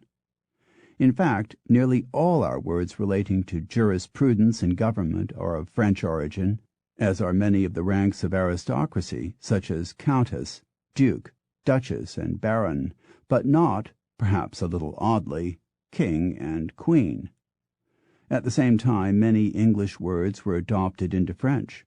Sometimes it is not possible to tell who was borrowing from whom, whether, for example, we took aggressive from the Normans, or they took their agressif from us, or whether the English intensity came before or after the Norman intensité. In other matters, such as syntax, their influence was less dramatic. Only a few expressions like court-martial, attorney general, and body politic reflect the habits of French word ordering. Because English had no official status, for 3 centuries it drifted. Without a cultural pivot, some place to set a standard, differences in regional usage became more pronounced rather than less. As C. L. Barber notes, early Middle English texts give the impression of a chaos of dialects, without many common conventions in pronunciation or spelling, and with wide divergences in grammar and vocabulary. The Story of Language, page 152. And yet it survived. If there is one uncanny thing about the English language, it is its incredible persistence. In retrospect, it seems unthinkable to us now that it might have been otherwise, but we forget just how easily people forsake their tongues, as the Celts did in Spain and France, as the Vikings did in Normandy, and as the Italians, Poles, Africans, Russians, and countless others all did in America. And yet, in Britain, despite the constant buffetings of history, English survived. It is a cherishable irony that a language that succeeded almost by stealth, treated for centuries as the inadequate and second-rate tongue of peasants, should one day become the most important and successful language in the world. Its lowly position almost certainly helped English to become a simpler, less inflected language. As Bow and Cable note, by making English the language mainly of uneducated people, the Norman conquest made it easier for grammatical changes to go forward unchecked. In Old English, as we have seen, most verbs were not only highly inflected, but also changed consonants from one form to the next.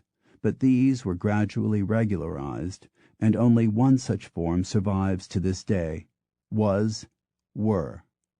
An explicit example of this simplification can be seen in the Peterborough Chronicle, a yearly account of Anglo-Saxon life kept by the monks at Peterborough. Because of turmoil in the country, work on the Chronicle was suspended for 23 years between 1131 and 1154, just at the period when English was beginning to undergo some of its most dramatic changes. In the earlier section, the writing is in Old English, but when the Chronicle resumes in 1154, the language is immeasurably simpler. Gender is gone, as are many declensions and conjugations, and the spelling has been greatly simplified. To modernize, the earlier half looks to be a foreign language. The later half is unmistakably English. The period of Middle English had begun. Several events helped. One was the loss by the hapless King John of Normandy to the French crown in 1204. Isolated from the rest of Europe by the English Channel, the Norman rulers gradually came to think of themselves not as displaced Frenchmen, but as Englishmen. Intermarrying between Normans and British contributed to the sense of Englishness. The children of these unions learned French from their fathers, but English from their mothers and nannies. Often they were more comfortable with English. The Normans, it must be said, were never hostile to English.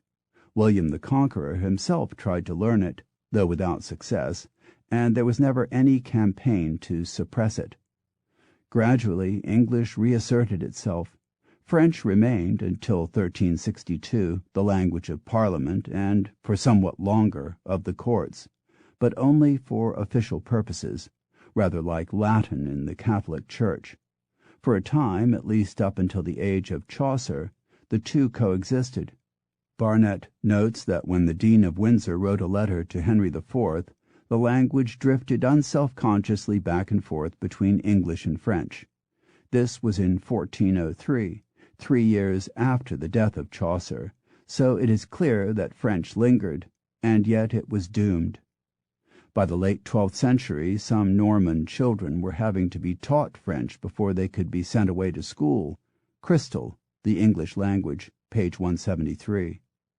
By the end of the 14th century, Oxford University introduced a statute ordering that students be taught at least partly in French, lest the French language be entirely disused. In some court documents of this period, the syntax makes it clear that the judgments, though rendered in French, had been thought out in English.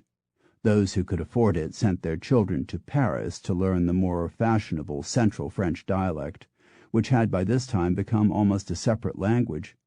There is telling evidence of this in the Canterbury Tales, when Chaucer notes that one of his pilgrims, the prioress, speaks a version of French known only in London, for French of Paris was to hear unknowe.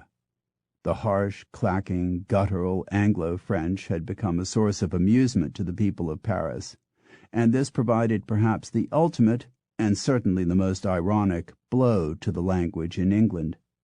Norman aristocrats, rather than be mocked for persevering with an inferior dialect that many of them ill spoke anyway, began to take an increasing pride in English. So total was this reversal of attitude that when Henry V was looking for troops to fight with him at Agincourt in 1415, he used the French threat to the English language as a rallying cry. So English triumphed at last, though of course it was a very different language, in many ways a quite separate language from the Old English of Alfred the Great or Bede. In fact, Old English would have seemed as incomprehensible to Geoffrey Chaucer as it does to us, so great had been the change in the time of the Normans. It was simpler in grammar, vastly richer in vocabulary. Alongside the Old English motherhood, we now had maternity. With friendship, we had amity. With brotherhood, fraternity, and so on. Under the long onslaught from the Scandinavians and Normans, Anglo-Saxon had taken a hammering. According to one estimate, Lincoln Barnett, page 97, about 85% of the 30,000 Anglo-Saxon words died out under the influence of the Danes and Normans. This means that only about 4,500 Old English words survived, about 1% of the total number of words in the Oxford English Dictionary. And yet those surviving words are among the most fundamental words in English: man, wife, child, brother, sister, live, fight, love, drink, sleep, eat, house, and so on. They also include most of the short function words of the language: to, for, but, and, at, in, on, and so forth. As a result, at least half the words in almost any sample of modern English writing will be of Anglo-Saxon origin. According to another study cited by McCrum, The Story of English, page 61, every one of the 100 most common words in English is Anglo-Saxon. To this day we have an almost instinctive preference for the older Anglo-Saxon phrases. As Simeon Potter has neatly put it, we feel more at ease getting a hearty welcome than after being granted a cordial reception. It is sometimes suggested that our vocabulary is vast because it was made to be, simply because of the various linguistic influences that swept over it. But in fact, this love of variety of expression runs deeper than that. It was already evident in the early poetry of the Anglo-Saxons that they had an intuitive appreciation of words sufficient to ensure that even if England had never been invaded again, her language would have been rich with synonyms. As Jespersen notes, in Beowulf alone, there are 36 words for hero, 12 for battle, 11 for ship. In short, probably more than exist today. It is true that English was immeasurably enriched by the successive linguistic waves that washed over the British Isles, but it is probably closer to the truth to say that the language we speak today is rich and expressive not so much because new words were imposed on it, as because they were welcomed. Thanks to the proliferation of English dialects during the period of Norman rule, by the 15th century people in one part of England often could not understand people in another part. William Caxton, the first person to print a book in English, noted the sort of misunderstandings that were common in his day in the preface to Enedos in 1490, in which he related the story of a group of London sailors heading down the river Thames for Holland, who found themselves becalmed in Kent. Seeking food, one of them approached a farmer's wife and asked for meat, and specially he asked after eggs, but was met with blank looks by the wife, who answered that she could speak no French. The sailors had travelled barely 50 miles, and yet their language was scarcely recognizable to another speaker of English. In Kent, eggs were éireann, and would remain so for at least another 50 years. A century later, the poet George Puttenham noted that the English of London stretched not much more than 60 miles from the city, but its influence was growing all the time. The size and importance of London guaranteed that its dialect would eventually triumph, though other factors helped, such as the fact that the East Midlands dialect, its formal name, had fewer grammatical extremes than other dialects, and that the East Midlands area was the seat of the two main universities, Oxford and Cambridge, whose graduates naturally tended to act as linguistic missionaries. Chaucer's was the language of London, and therefore comparatively easy for us to follow. We may not instantly apprehend all the words, but when we see the prologue of the Canterbury Tales, we can at the very least recognize it as English. When that April with his shores assaute, the droghta of March hath pierced to the rote, and bathed every vein in switch liqueur, of which virtue engendred is the flour. Compare that with this passage in the Kentish dialect written at about the same time. And volet aus aura yeldingus, asa and we voleteth aura yelderes, and naus led nacht into vondinge, ac vri us vram queade. Recognize it? It's the last sentence of the Lord's Prayer, beginning, and forgive us our trespasses. As the Chaucer authority David Burnley notes, many of the poet's contemporaries outside London were still using spellings and phrasings that make their works scarcely intelligible to us without special study. Chaucer's Language, page 10. Some of the dialects of the North were virtually foreign languages, and indeed can sometimes still seem so. This was a period of the most enormous and rapid change in English, as Caxton himself noted when he wrote, "And certainly our langage now used varieth faire, far, from that which was used and spoken when I was born." Caxton was born just 22 years after Chaucer died, yet in the space of that time the English of London moved from being medieval to modern. The difference is striking. Where even now we can understand Chaucer only with a fair lavishing of footnotes, Caxton can be as easily followed as Shakespeare. Caxton's spellings often look curious to us today, but the vocabulary is little changed, and we can read him at more or less normal speed, as when he writes, I was sitting in my study when to my hand came a little book in French, which latter was translated out of Latin by some noble clerk of France. Even so, English by Chaucer's time had already undergone many consequential changes. The most notable is that it had lost most of its inflections. Gender had disappeared in the north of England and was on its knees in the south. Adjectives, which had once been inflected up to 11 ways, now had just 2 inflections, for singular and plural, e.g., a fresh flora, but fresha flores. But even here there was a growing tendency to use one form all the time, as we do today.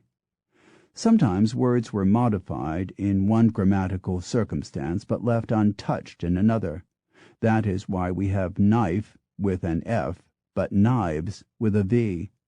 Other such pairs are half, halves, grass, graze, grief, grieve, calf, calves. Sometimes there was a spelling change as well, as with the second vowel in speech and speak. Sometimes the pronunciation changed, as between bath and bathe, and as with the S in house becoming a Z in houses. And sometimes, to the eternal confusion of non-English speakers, these things happened all together, so that we have not only the spelling doublet life, lives, but also the pronunciation doublet lives and lives, as in a cat with 9 lives lives next door.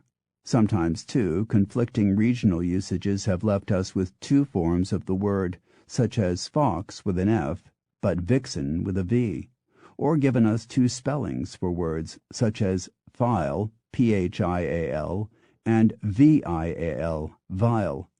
And sometimes, as we shall see later, they left us with some of the most wildly unphonetic spellings of any language in the world.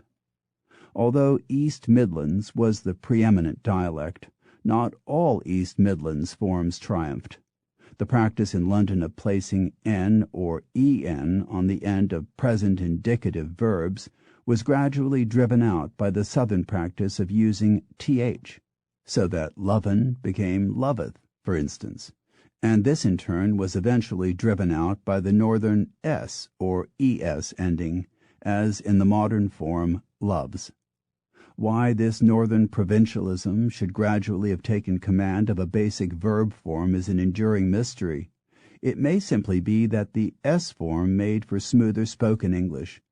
In any case, by Shakespeare's time it was much more common in speech than in writing, though Shakespeare himself freely used both forms, sometimes employing goes, sometimes goeth.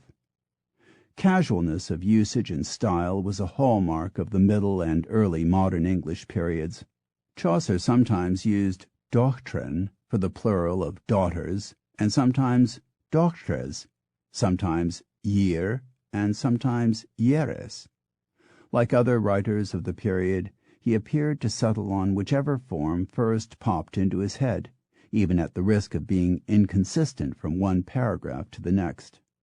But I must quickly interject, a problem with interpreting Chaucer is that none of his original manuscripts survive. Everything we have of his was copied by medieval scribes, who sometimes took extraordinary liberties with the text, seeing themselves more as editors than as copyists. At the same time, they were often strikingly careless.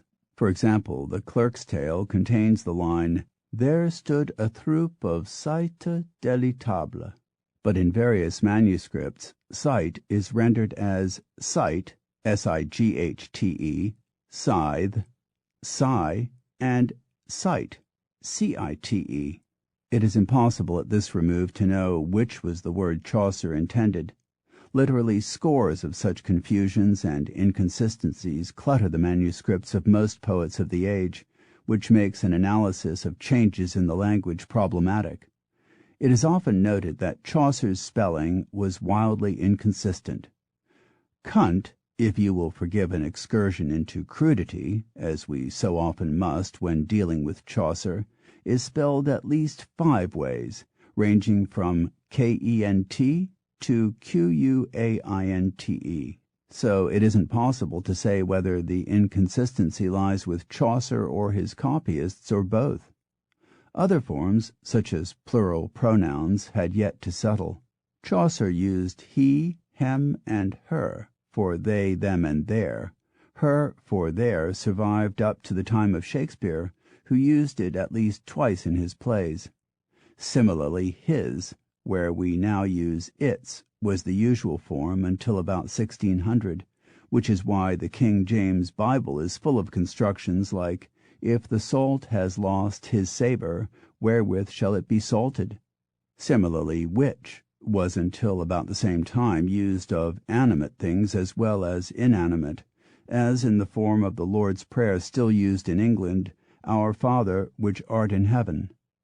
In Old English there were at least 6 endings that denoted plurals, but by Shakespeare's time these had by and large shrunk to 2, s and en. But even then the process was nowhere near complete. In the Elizabethan age people sometimes said shoes and sometimes shoen, sometimes house and sometimes housen. It is interesting to reflect that had the seat of government stayed in Winchester, rather than moved the 60 miles or so to London, we would today very probably be talking of 6 housen and a pair of shoen. Today there are just 3 of these old weak plurals, children, brethren, and oxen. However, even though s or es after an sh spelling has become the standard form for plurals, there are still traces of the complex Old English system lurking in the language in plurals such as men, women, feet, geese, and teeth. Similarly, verbs have undergone a long and erratic process of regularization.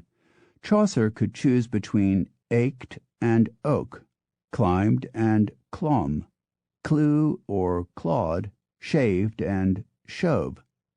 In Shakespeare's time, forgat and digged were legitimate past tenses. In fact, until well into the 17th century, digged was the more common, as in Shakespeare's 2 kinsmen digged their grave with weeping. As recently as 1751, Thomas Gray's famous poem was published as Elegy Wrote in a Country Churchyard.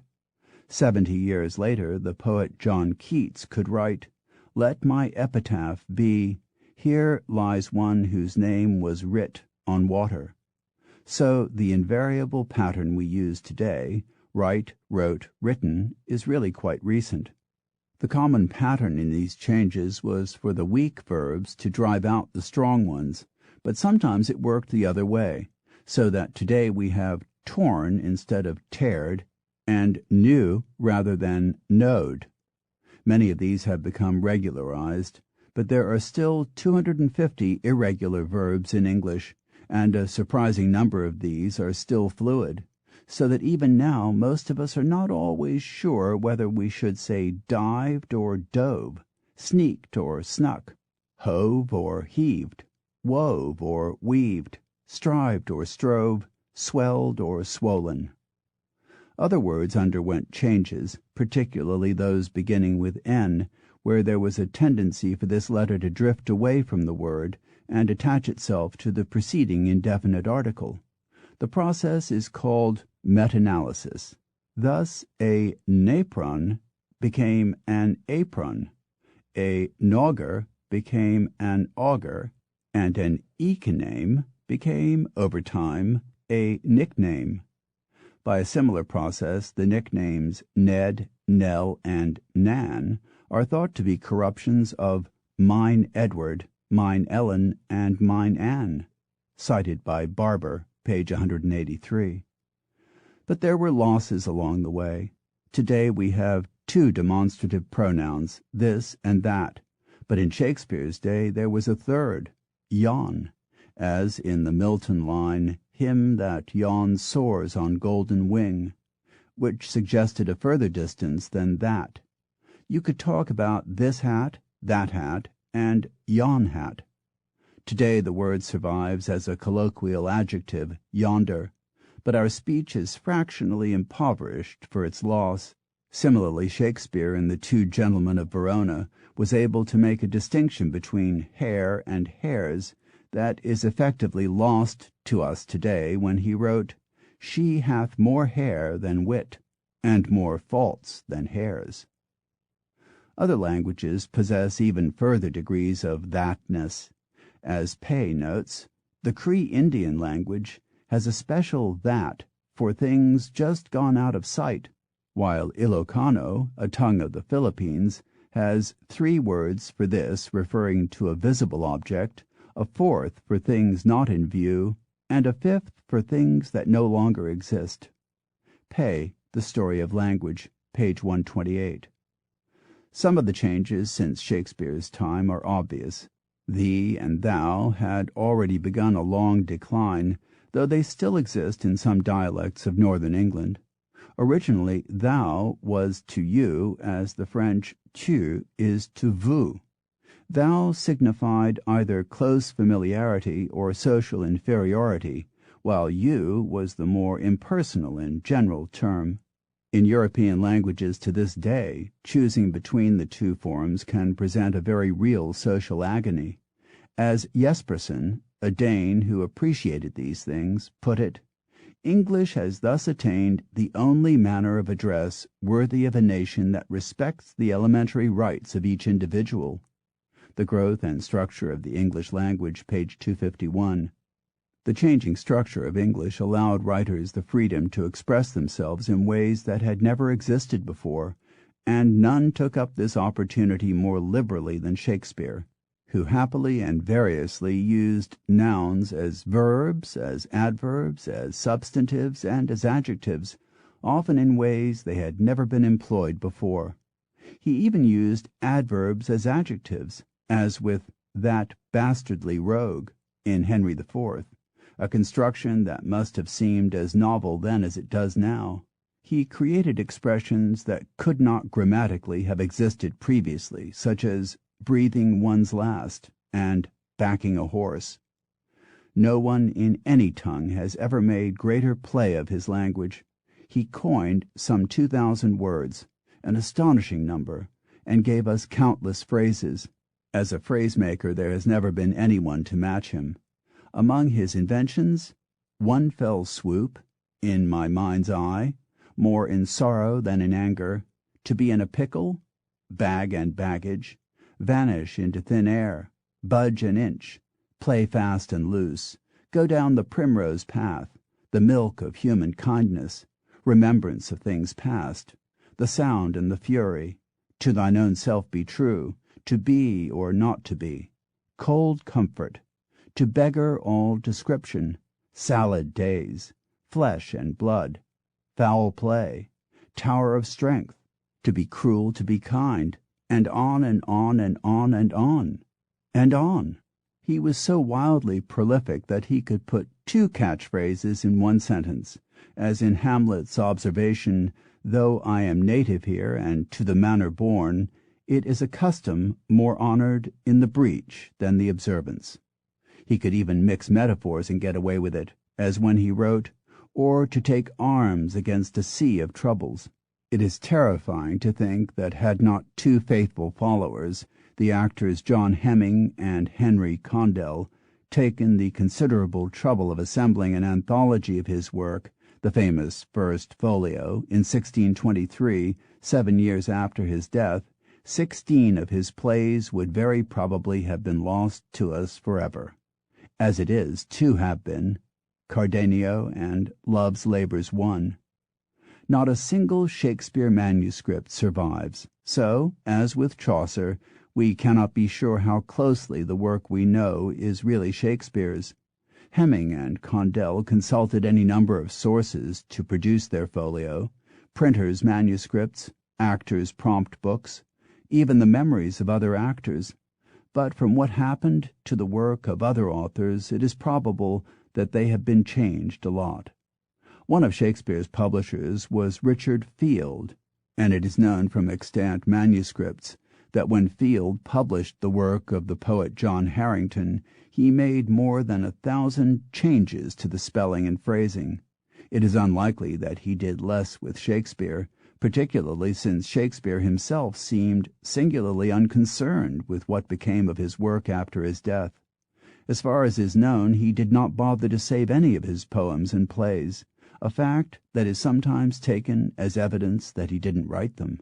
There have been many other more subtle changes in English since Shakespeare's day. One has been the rise of the progressive verb form. Where we would say, "What are you reading?" Shakespeare could only say, "What do you read?" He would have had difficulty expressing the distinctions contained in "I am going," "I was going," "I have been going," and "I will or shall be going." The passive progressive construction, as in "the house is being built," was quite unknown to him, yet it goes without saying that this scarcely slowed him down. Even in its greatest flowering, English was still considered in many respects a second-rate language. Newton's Principia and Bacon's Novum Organum were both published in Latin. Sir Thomas More wrote Utopia in Latin. William Harvey wrote his Treatise on the Circulation of Blood, written in 1616, the year of Shakespeare's death, in Latin. Edward Gibbon wrote his histories in French and then translated them into English. As Bow and Cable note, the use of English for purposes of scholarship was frankly experimental. Moreover, in Shakespeare's day, English had yet to conquer the whole of the British Isles. It was the language of England and lowland Scotland, but it had barely penetrated into Wales, Ireland, and the Scottish Highlands and Islands, and would not for some time. As recently as the last century, Britain was able to elect a prime minister whose native tongue was not English, to wit, the Welsh-speaking David Lloyd George. In 1582, the scholar Richard Mulcaster noted glumly, "The English tongue is of small account, stretching no further than this island of ours, nay, not there over all." He had no way of knowing that within less than a generation English would be transported to the New World, where it would begin its inexorable rise to becoming the foremost language of the world. Chapter 5. Where Words Come From. If you have a morbid fear of peanut butter sticking to the roof of your mouth, there is a word for it: arachibutyrophobia. There is a word to describe the state of being a woman: muliebrity. And there's a word for describing a sudden breaking off of thought: aposiopesis. If you harbor an urge to look through the windows of the homes you pass, there is a word for the condition: critoscopophilia. When you are just dropping off to sleep and you experience that sudden sensation of falling, there is a word for it. It's a myoclonic jerk.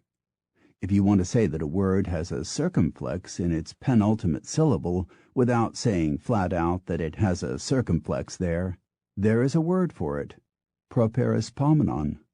There is even a word for a figure of speech in which two connotative words linked by a conjunction express a complex notion that would normally be conveyed by an adjective and a substantive working together. It is a hendiadys. But of course, in English, in short, there are words for almost everything. Some of these words deserve to be better known. Take velleity, which describes a mild desire, a wish or urge too slight to lead to action. Doesn't that seem a useful term? Or how about slubberdigullion, a 17th century word signifying a worthless or slovenly fellow? Or ugsome, a late medieval word meaning loathsome or disgusting. It has lasted half a millennium in English, was a common synonym for horrid until well into the 19th century, and can still be found tucked away forgotten at the back of most unabridged dictionaries. Isn't it a shame to let it slip away? Our dictionaries are full of such words, words describing the most specific of conditions, the most improbable of contingencies, the most arcane of distinctions. And yet there are odd gaps. We have no word for coolness corresponding to warmth. We are strangely lacking in middling terms, words to describe with some precision the middle ground between hard and soft, near and far, big and little. We have a possessive impersonal pronoun its to place alongside his, her, and their, but no equivalent impersonal pronoun to contrast with the personal whose. Thus we have to rely on inelegant constructions such as the house whose roof, or resort to periphrasis. We have a word to describe all the work you find waiting for you when you return from vacation, backlog, but none to describe all the work you have to do before you go. Why not forelog? And we have a large number of negative words: inept, disheveled, incorrigible, ruthless, unkempt, for which the positive form is missing. English would be richer if we could say admiringly of a tidy person, "She's so shevelled," or praise a capable person for being full of ept, or an energetic one for having heaps of ert. Many of these words did once have positive forms. Ruthless was companioned by ruth, meaning compassion. One of Milton's poems contains the well-known line, "Look homeward, angel, now, and melt with ruth." But as with many such words, one form died and another lived. Why this should be is beyond explanation. Why should we have lost demit, send away, but saved commit? Why should impede have survived while the once equally common and seemingly just as useful expede expired? No one can say. Despite these gaps and casualties, English retains probably the richest vocabulary, the most diverse shading of meanings of any language. We can distinguish between house and home, as, for instance, the French cannot, between continual and continuous, sensual and sensuous, forceful and forcible, childish and childlike, masterful and masterly, assignment and assignation, informant and informer. For almost every word we have a multiplicity of synonyms. Something is not just big, it is large, immense, vast, capacious, bulky, massive, whopping, humongous. No other language has so many words all saying the same thing. It has been said that English is unique in possessing a synonym for each level of our culture, popular, literary, and scholarly, so that we can, according to our background and cerebral attainments, rise, mount, or ascend a stairway, shrink in fear, terror, or trepidation, and think, ponder, or cogitate upon a problem. This abundance of terms is often cited as a virtue, and yet a critic could equally argue that English is an untidy and acquisitive language, cluttered with a plethora of needless words. After all, do we really need fictile as a synonym for moldable, glabrous for hairless, sternutation for sneezing? Jules Pfeiffer once drew a strip cartoon in which the down-at-heel character observed that first he was called poor, then needy, then deprived, then underprivileged, and then disadvantaged, and concluded that although he still didn't have a dime, he sure had acquired a fine vocabulary. There is something in that.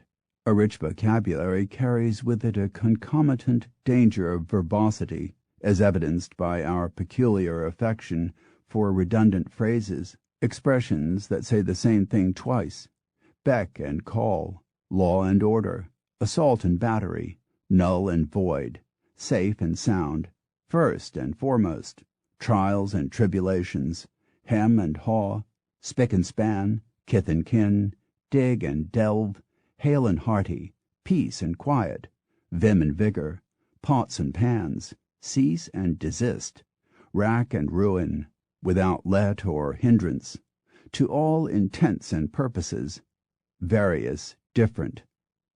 Despite this bounty of terms, we have a strange, and to foreigners it must seem maddening, tendency to load a single word with a whole galaxy of meanings. Fine, for instance, has 14 definitions as an adjective, 6 as a noun, and 2 as an adverb.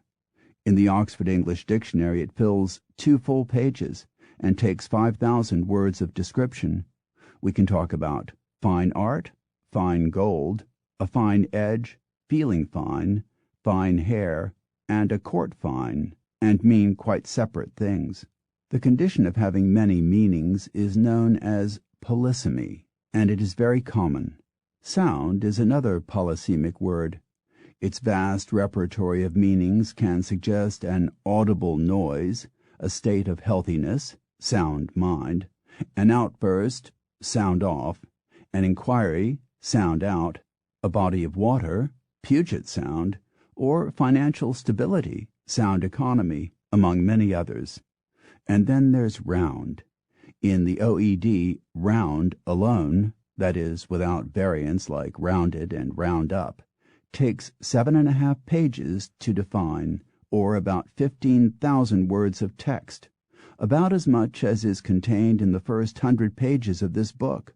Even when you strip out its obsolete senses, round still has 12 uses as an adjective, 19 as a noun, 7 as a transitive verb, 5 as an intransitive verb, 1 as an adverb, and 2 as a preposition. But the polysemic champion must be set. Superficially, it looks like a wholly unseeming monosyllable, the verbal equivalent of the single-celled organism, yet it has 58 uses as a noun, 126 as a verb, and 10 as a participial adjective. Its meanings are so various and scattered that it takes the OED 60,000 words, the length of a short novel, to discuss them all. A foreigner could be excused for thinking that to know set is to know English. Generally, polysemy happens because one word sprouts a variety of meanings, but sometimes it is the other way around. Similar but quite separate words evolve identical spellings. Boil in the sense of heating a pan of water and boil in the sense of an eruption of the skin are two unrelated words that simply happen to be spelled the same way. So are policy in the sense of a strategy or plan, and the policy in a life insurance policy. Excise, meaning to cut, is quite distinct in origin from excise in the sense of a customs duty. Sometimes, just to heighten the confusion, the same word ends up with contradictory meanings. This kind of word is called a contronym. Sanction, for instance, can either signify permission to do something or a measure forbidding it to be done. Cleave can mean cut in half or stick together. A sanguine person is either hot-headed and bloodthirsty or calm and cheerful. Something that is fast is either stuck firmly or moving quickly. A door that is bolted is secure, but a horse that has bolted has taken off. If you wind up a meeting, you finish it. If you wind up a watch, you start it. To ravish means to rape or to enrapture. Quinquennial describes something that lasts for 5 years or happens only once in 5 years. Trying one's best is a good thing, but trying one's patience is a bad thing. A blunt instrument is dull, but a blunt remark is pointed. Occasionally when this happens, the dictionary makers give us different spellings to differentiate the two meanings, as with flour, F-L-O-U-R, and flower, F-L-O-W-E-R, discrete, D-I-S-C-R-E-T-E, and discreet, D-I-S-C-R-E-E-T, but such orthological thoughtfulness is rare. So where do all these words come from? According to the great Danish linguist Otto Jespersen, words are for the most part formed in one of 4 ways: by adding to them, by subtracting from them, by making them up, and by doing nothing to them. Neat as that formula is, I would venture to suggest that it overlooks 2 other prolific sources of new words, borrowing them from other languages and creating them by mistake. Let us look at each in turn. 1. Words are created by error. One kind of these is called ghost words. The most famous of these, perhaps, is doored, which appeared in the 1934 Merriam-Webster International Dictionary as another word for density. In fact, it was a misreading of the scribbled D, uppercase, or D, lowercase, meaning that density could be abbreviated either to a capital or lowercase letter. The people at Merriam-Webster quickly removed it, but not before it found its way into other dictionaries. Such occurrences are more common than you might suppose. According to the first supplement of the OED, There are at least 350 words in English dictionaries that owe their existence to typographical errors or other misrenderings. For the most part, they are fairly obscure. One such is messauge, a legal term used to describe a house, its land and buildings. It is thought to be simply a careless transcription of the French ménage. Many other words owe their existence to mishearings. Buttonhole was once buttonholed. Sweetheart was originally sweetheard, as in dullard and dotard. Bridegroom was, in Old English, bridguma, but the context made people think of groom, and an R was added. By a similar process, an L found its way into belfry. Asparagus was for 200 years called sparrowgrass. Pentis became penthouse. Shamefaced was originally shamefast, fast here having the sense of lodged firmly, as in stuck fast. The process can still be seen today in the tendency among many people to turn catter-corner into catty-corner, and chaise longue into chaise lounge. Sometimes words are created by false analogy or back formation. One example of this is the word pea. Originally the word was peas, as in the nursery rhyme peas porridge hot, peas porridge cold. But this was mistakenly thought to signify a plural, and the word pea was back-formed to denote singularity. A similar misunderstanding gave us cherry from cerise. Etymologically, cherries ought to be both singular and plural, and indeed it once was. The words grovel and sidle similarly came into English because the original adverbs, groveling and sidling, were assumed to contain the participle ing, as in walking and seeing. In fact, it was the suffix ling, but this did not stop people from adding a pair of useful verbs to the language. Other back formations are laze, from lazy, rove, burgle, greed, from greedy, beg, from beggar, and difficult, from difficulty. Given the handiness and venerability of the process, it is curious to note that language authorities still generally squirm at the addition of new ones to the language. Among those that still attract occasional opprobrium are enthuse and donate. Finally, erroneous words are sometimes introduced by respected users of the language who simply make a mistake. Shakespeare thought illustrious was the opposite of lustrous, and thus for a time gave it a sense that wasn't called for. Rather more alarmingly, the poet Robert Browning caused considerable consternation by including the word twat in one of his poems, thinking it an innocent term. The work was Pippa Passes, written in 1841, and now remembered for the line, "God's in his heaven, all's right with the world." But it also contains this disconcerting passage, "Then owls and bats, cowls and twats, monks and nuns in a cloister's moods, adjourned to the oak stump pantry." Browning had apparently somewhere come across the word twat, which meant precisely the same then as it does now, but pronounced it with a flat A and somehow took it to mean a piece of headgear for nuns. The verse became a source of twittering amusement for generations of schoolboys and a perennial embarrassment to their elders, but the word was never altered, and Browning was allowed to live out his life in wholesome ignorance because no one could think of a suitably delicate way of explaining his mistake to him. 2. Words are adopted. This is, of course, one of the glories of English, its willingness to take in words from abroad, rather as if they were refugees.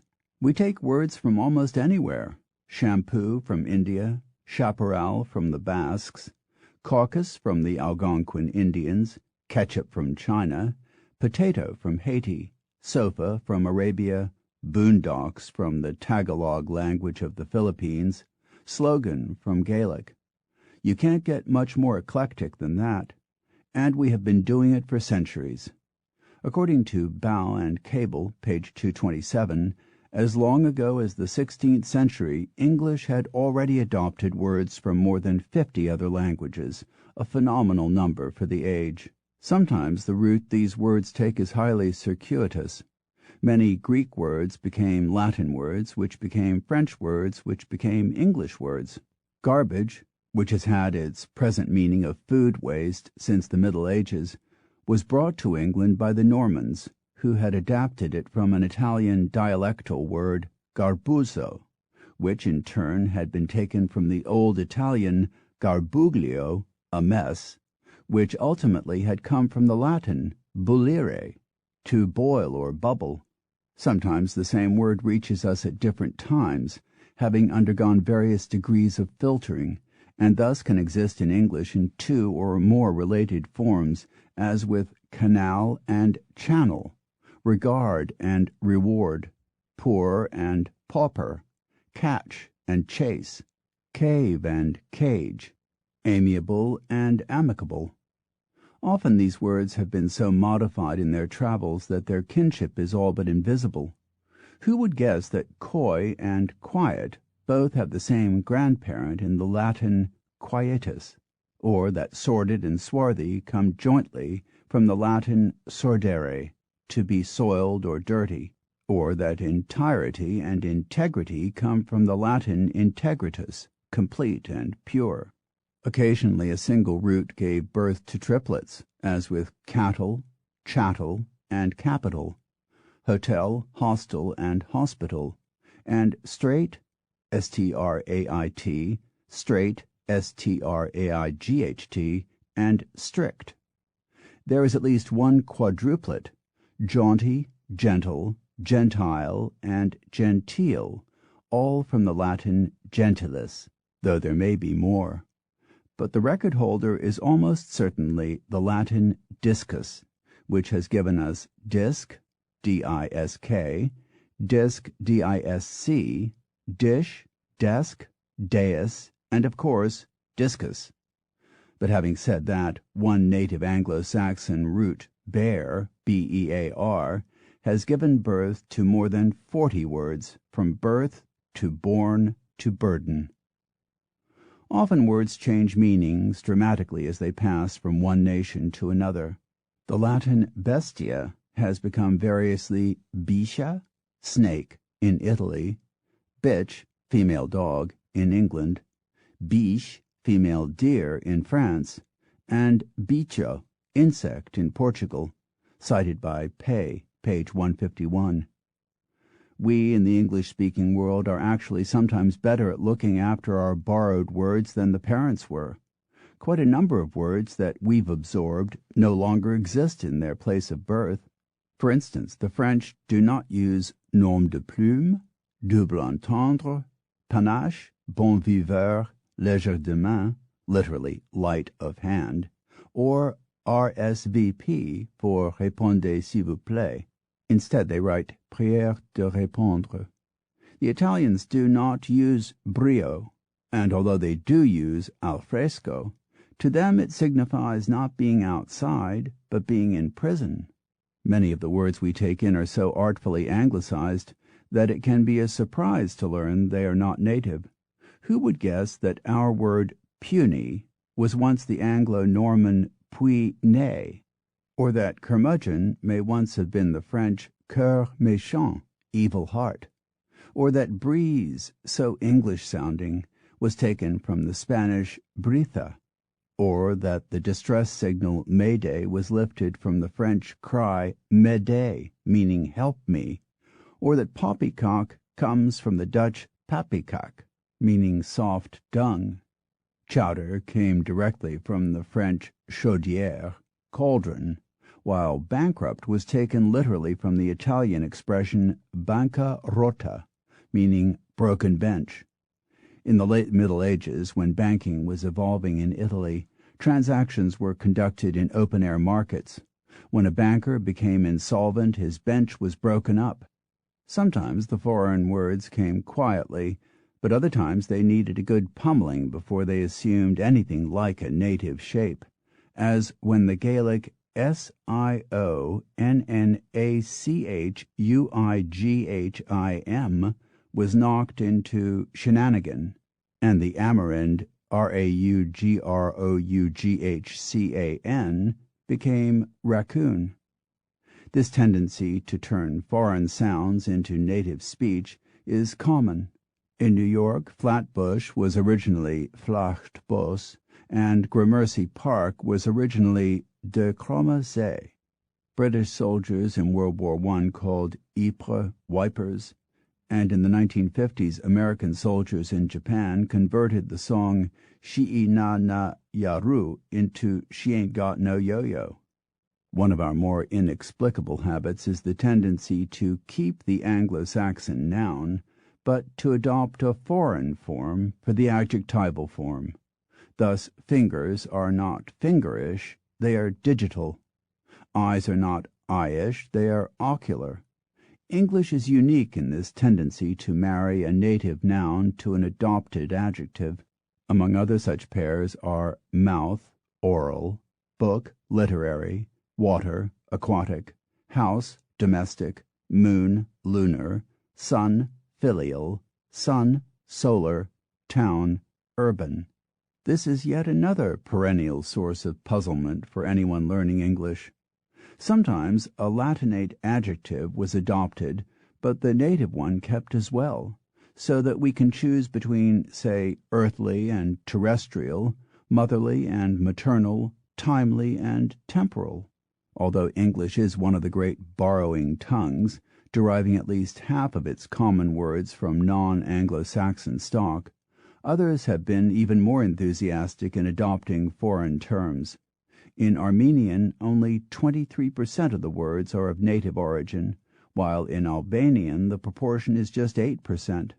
A final curious fact is that although English is a Germanic tongue, and the Germans clearly were one of the main founding groups of America, there is almost no language from which we have borrowed fewer words than German. Among the very few are kindergarten and hinterland. We have borrowed far more words from every other European language, and probably as many from several smaller and more obscure languages such as Inuit. No one has yet come up with a plausible explanation for why this should be. 3. Words are created.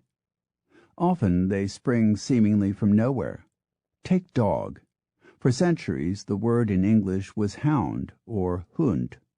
Then, suddenly in the late Middle Ages, dog, a word etymologically unrelated to any other known word, displaced it. No one has any idea why. This sudden arising of words happens more often than you might think. Among others without known pedigree are jaw, jam, bad, big, gloat, fun, crease, poor, put, niblick, the golf club, noisome, numbskull, jalopy, and countless others. Blizzard suddenly appeared in the 19th century in America. The earliest use is attributed to Davy Crockett, and rowdy appeared at about the same time. Recent examples of this phenomenon are yuppie and sound bites, which seem to have burst forth spontaneously and spread with remarkable rapidity throughout the English-speaking world. Other words exist in the language for hundreds of years, either as dialect words or as mainstream words that have fallen out of use, before suddenly leaping to prominence, again quite mysteriously. Scrounge and seep are both of this type. They have been around for centuries, and yet neither, according to Robert Birchfield, The English Language, page 46, came into general use before 1900. Many words are made up by writers. According to apparently careful calculations, Shakespeare used 17,677 words in his writings, of which at least 1/10 had never been used before. Imagine if every 10th word you wrote were original. It is a staggering display of ingenuity. But then Shakespeare lived in an age when words and ideas burst upon the world as never before or since. For a century and a half, from 1500 to 1650, English flowed with new words. Between 10,000 and 12,000 words were coined, of which about half still exist. Not until modern times would this number be exceeded, but even then there is no comparison. The new words of today represent an explosion of technology. Words like lunar module and myocardial infarction, rather than of poetry and feeling. Consider the words that Shakespeare alone gave us: barefaced, critical, leapfrog, monumental, castigate, majestic, obscene, frugal, radiance, dwindle, countless, submerged, excellent, fretful, gust, hint, hurry, lonely, summit, pedant, and some 1,685 others. How would we manage without them? He might well have created even more, except that he had to bear in mind the practicalities of being instantly apprehended by an audience. Shakespeare's vocabulary changed considerably as he aged. Jespersen notes that there are some 200 to 300 words to be found in the early plays that are never repeated. Many of these were provincialisms that he later shed, but which independently made their way into the language later, among them cranny, beautified, homicide, aggravate, and forefathers. It has also been observed by scholars that the new terms of his younger years appeal directly to the senses: snow white, fragrant, brittle, while the coinages of the later years are more often concerned with psychological considerations. Shakespeare was at the center of this remarkable verbal outburst, but not alone in it. Ben Jonson gave us damp, defunct, clumsy, and strenuous, among many other useful terms. Isaac Newton coined centrifugal and centripetal. Sir Thomas More came up with absurdity, acceptance, exact, explain, and exaggerate. The classical scholar Sir Thomas Eliot fathered, among others, animate, exhaust, and modesty. Coleridge produced intensify, Jeremy Bentham produced international, and apologized for its inelegance. Thomas Carlyle gave us decadent and environment. George Bernard Shaw thought up Superman. Many new coinages didn't last, often for obvious reasons. Johnson's less inspired efforts included ventositas and obstupefact. Shakespeare gave us the useful gloomy, but failed with barky and brisky, formed after the same pattern, but somehow never catching on, and failed equally with conflux, vastidity, and tortive. Milton found no takers for inquisiturient, while later still Dickens tried to give the world vocular. The world didn't want it. Sometimes words are made up for a specific purpose. The U.S. Army in 1974 devised a food called Funistrata as a test word during a survey of soldiers' dietary preferences.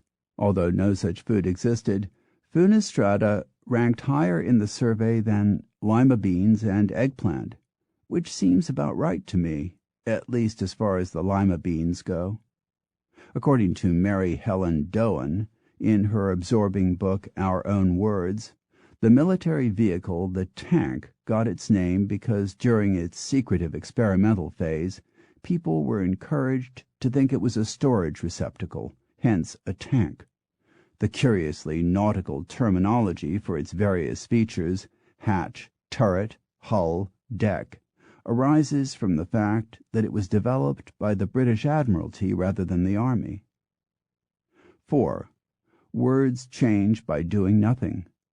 That is, the word stays the same, but the meaning changes. Surprisingly often the meaning becomes its opposite or something very like it. Counterfeit once meant a legitimate copy. Brave once implied cowardice, as indeed bravado still does. Both come from the same source as depraved. Crafty, now a disparaging term, originally was a word of praise, while enthusiasm, which is now a word of praise, was once a term of mild abuse. Zeal has lost its original pejorative sense, but zealot, curiously, has not. Garble once meant to sort out, not to mix up. A harlot was once a boy, and a girl in Chaucer's day was any young person, whether male or female. Manufacture, from the Latin root for hand, once signified something made by hand. It now means virtually the opposite. Politician was originally a sinister word. Perhaps on second thought it still is, while obsequious and notorious simply meant flexible and famous. Simeon Potter notes that when James II first saw St. Paul's Cathedral, he called it amusing, awful, and artificial, and meant that it was pleasing to look at, deserving of awe, and full of skilful artifice. This drift of meaning, technically called catachresis, is as widespread as it is curious. Egregious once meant eminent or admirable. In the 16th century, for no reason we know of, it began to take on the opposite sense of badness and unworthiness. It is in this sense that Shakespeare employs it in Cymbeline, and has retained that sense since. Now, however, it seems that people are increasingly using it in the sense not of bad or shocking, but of simply being pointless and unconstructive. According to Mario Pei, more than half of all words adopted into English from Latin now have meanings quite different from their original ones.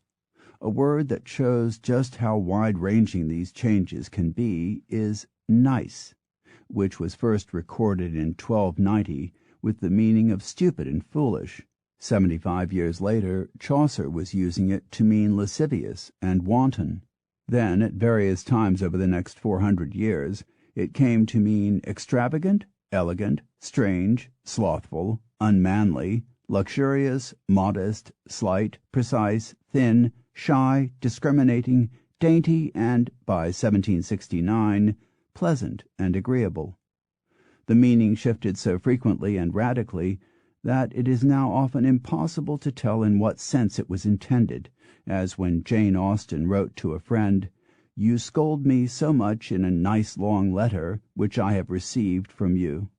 Sometimes the changing connotations of a word can give a new and startling sense to literary passages, as in The Mayor of Casterbridge, where Thomas Hardy has one of his characters gaze upon the unattractive exterior of Farfrae's erection, or in Bleak House, where Dickens writes that Sir Leicester leans back in his chair and breathlessly ejaculates. Taken from Red Pants by Robert M. Sebastian in the winter 1989 issue of Verbatim. This drift of meaning can happen with almost anything, even our clothes. There is a curious but not often noted tendency for the names of articles of apparel to drift around the body. This is particularly apparent to Americans in Britain, and vice versa, who discover that the names for clothes have moved around at different rates, and now often signify quite separate things.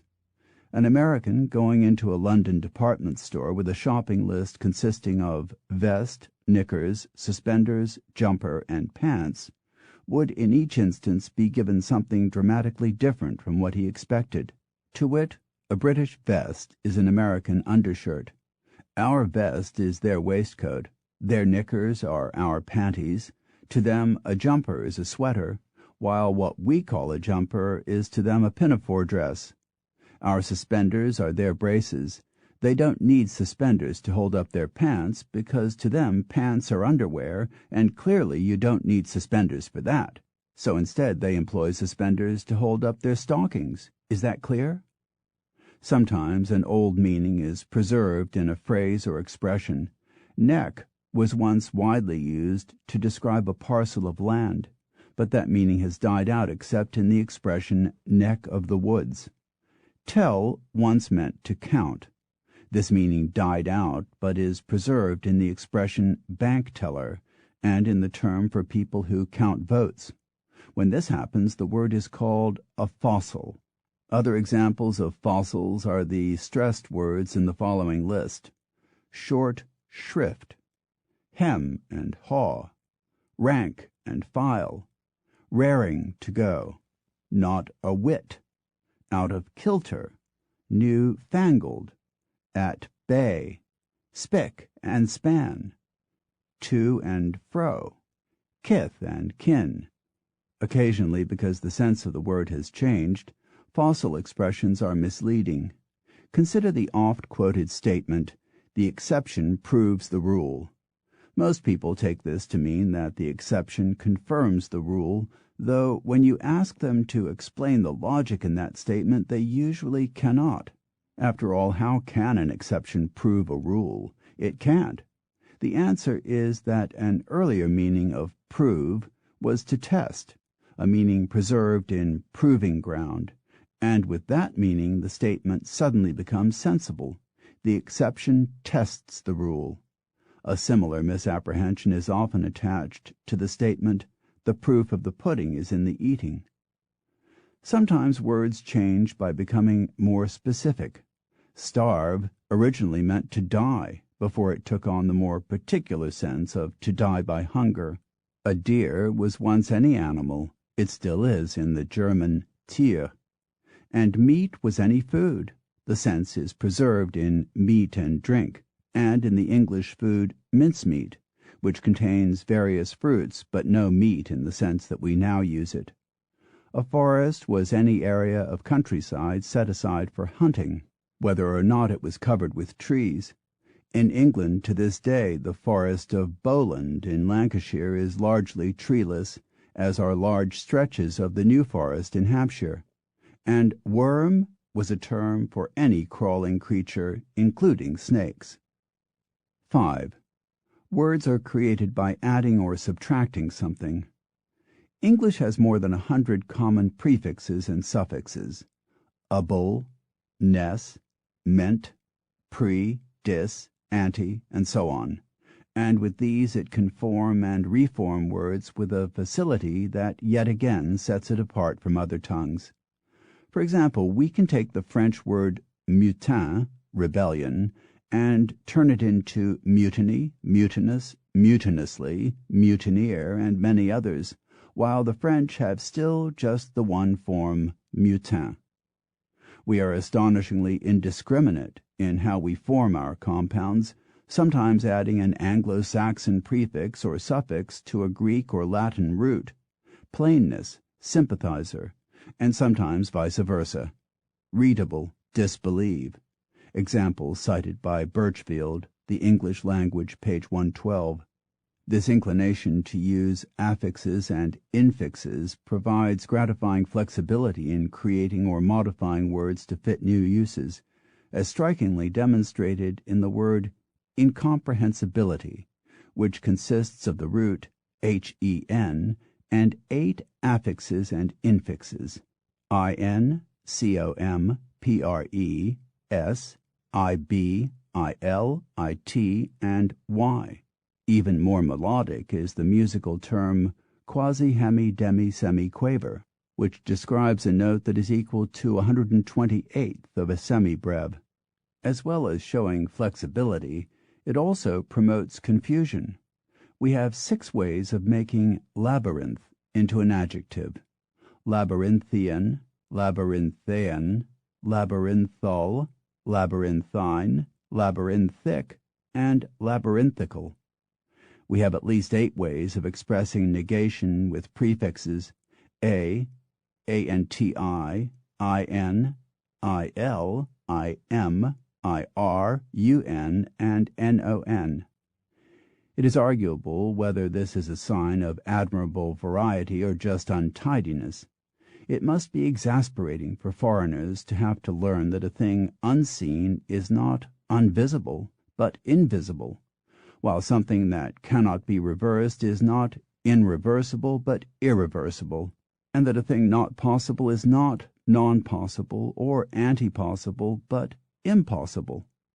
Furthermore, they must learn not to make the elementary mistake of assuming that because a word contains a negative suffix or prefix, it is necessarily a negative word. In, for instance, almost always implies negation, but not with invaluable, while less is equally negative as a rule, but not with priceless. Things are so confusing that even native users have shown signs of mental fatigue and left us with 2 forms meaning the same thing, flammable and inflammable. iterate and reiterate, ebriate and inebriate, habitable and inhabitable, durable and perdurable, fervid and perfervid, gather and foregather, ravel and unravel. Some of our word endings are surprisingly rare.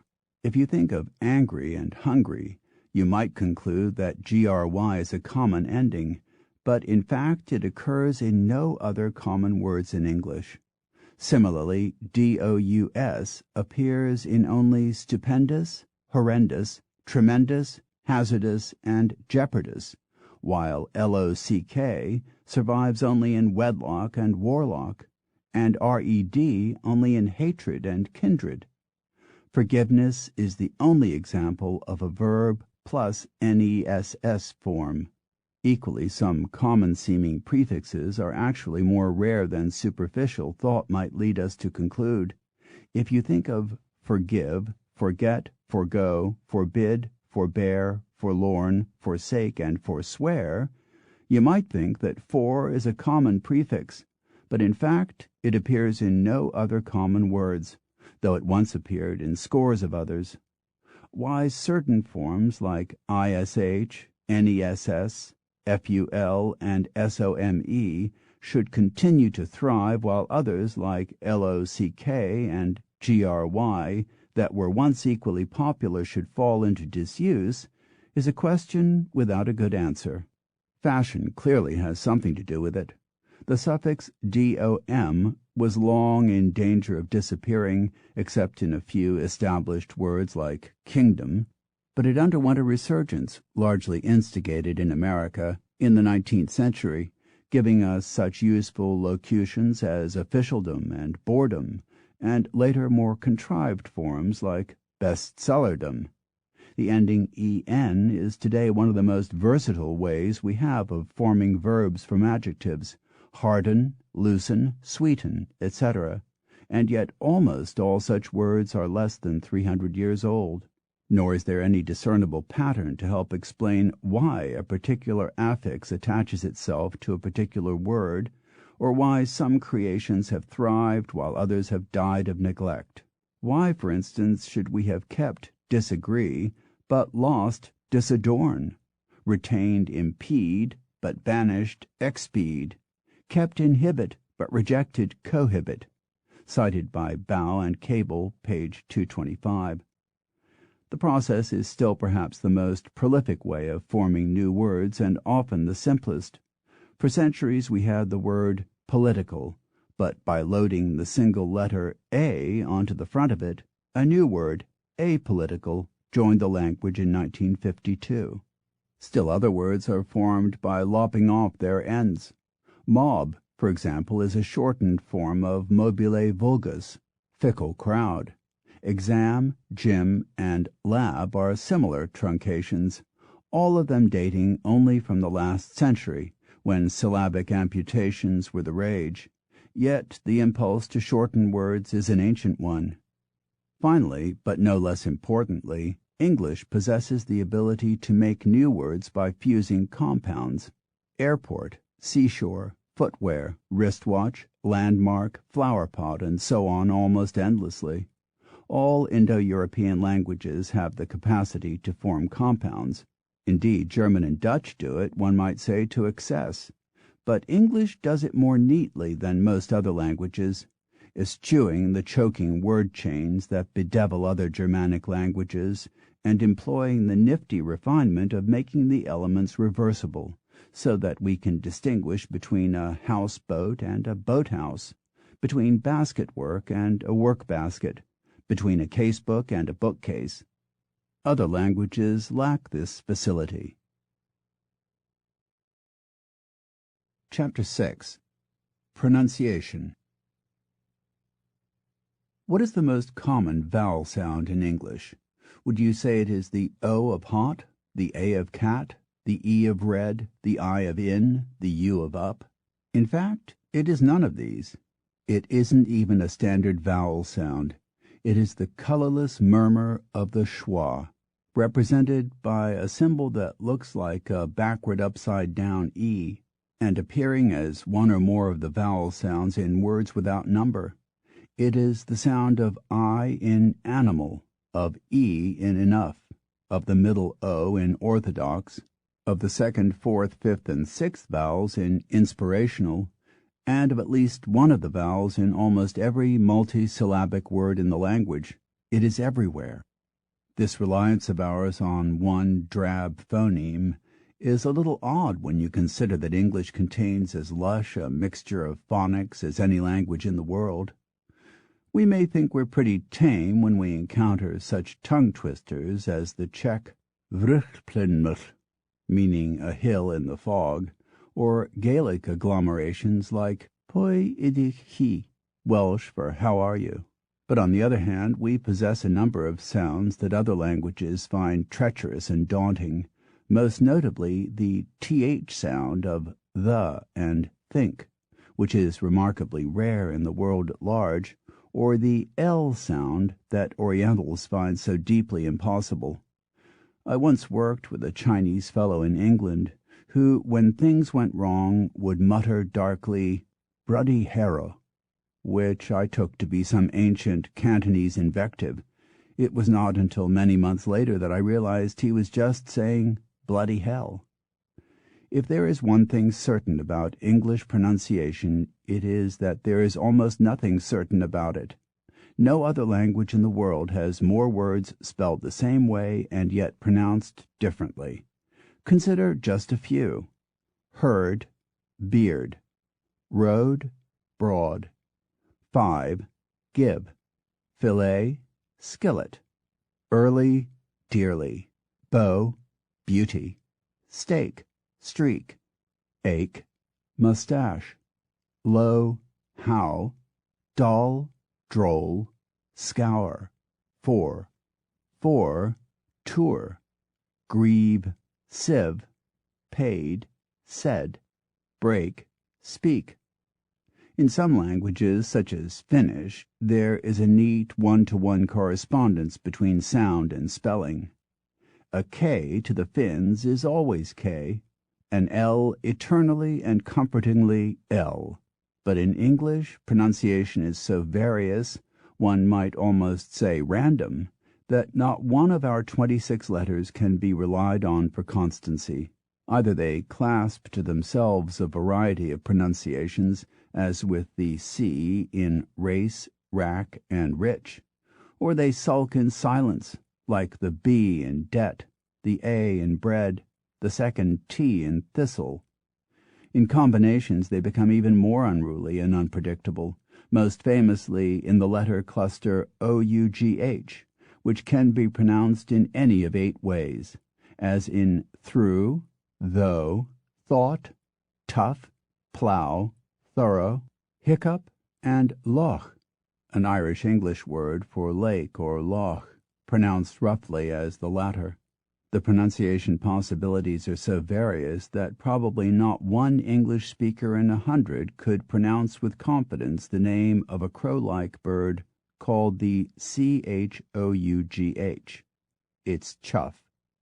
2 words in English, hegemony and thesis, have 9 pronunciations each, but perhaps nothing speaks more clearly for the absurdities of English pronunciation than that the word for the study of pronunciation in English, orthoepy, can itself be pronounced 2 ways. Every language has its quirks, and all languages, for whatever reason, happily accept conventions and limitations that aren't necessarily called for.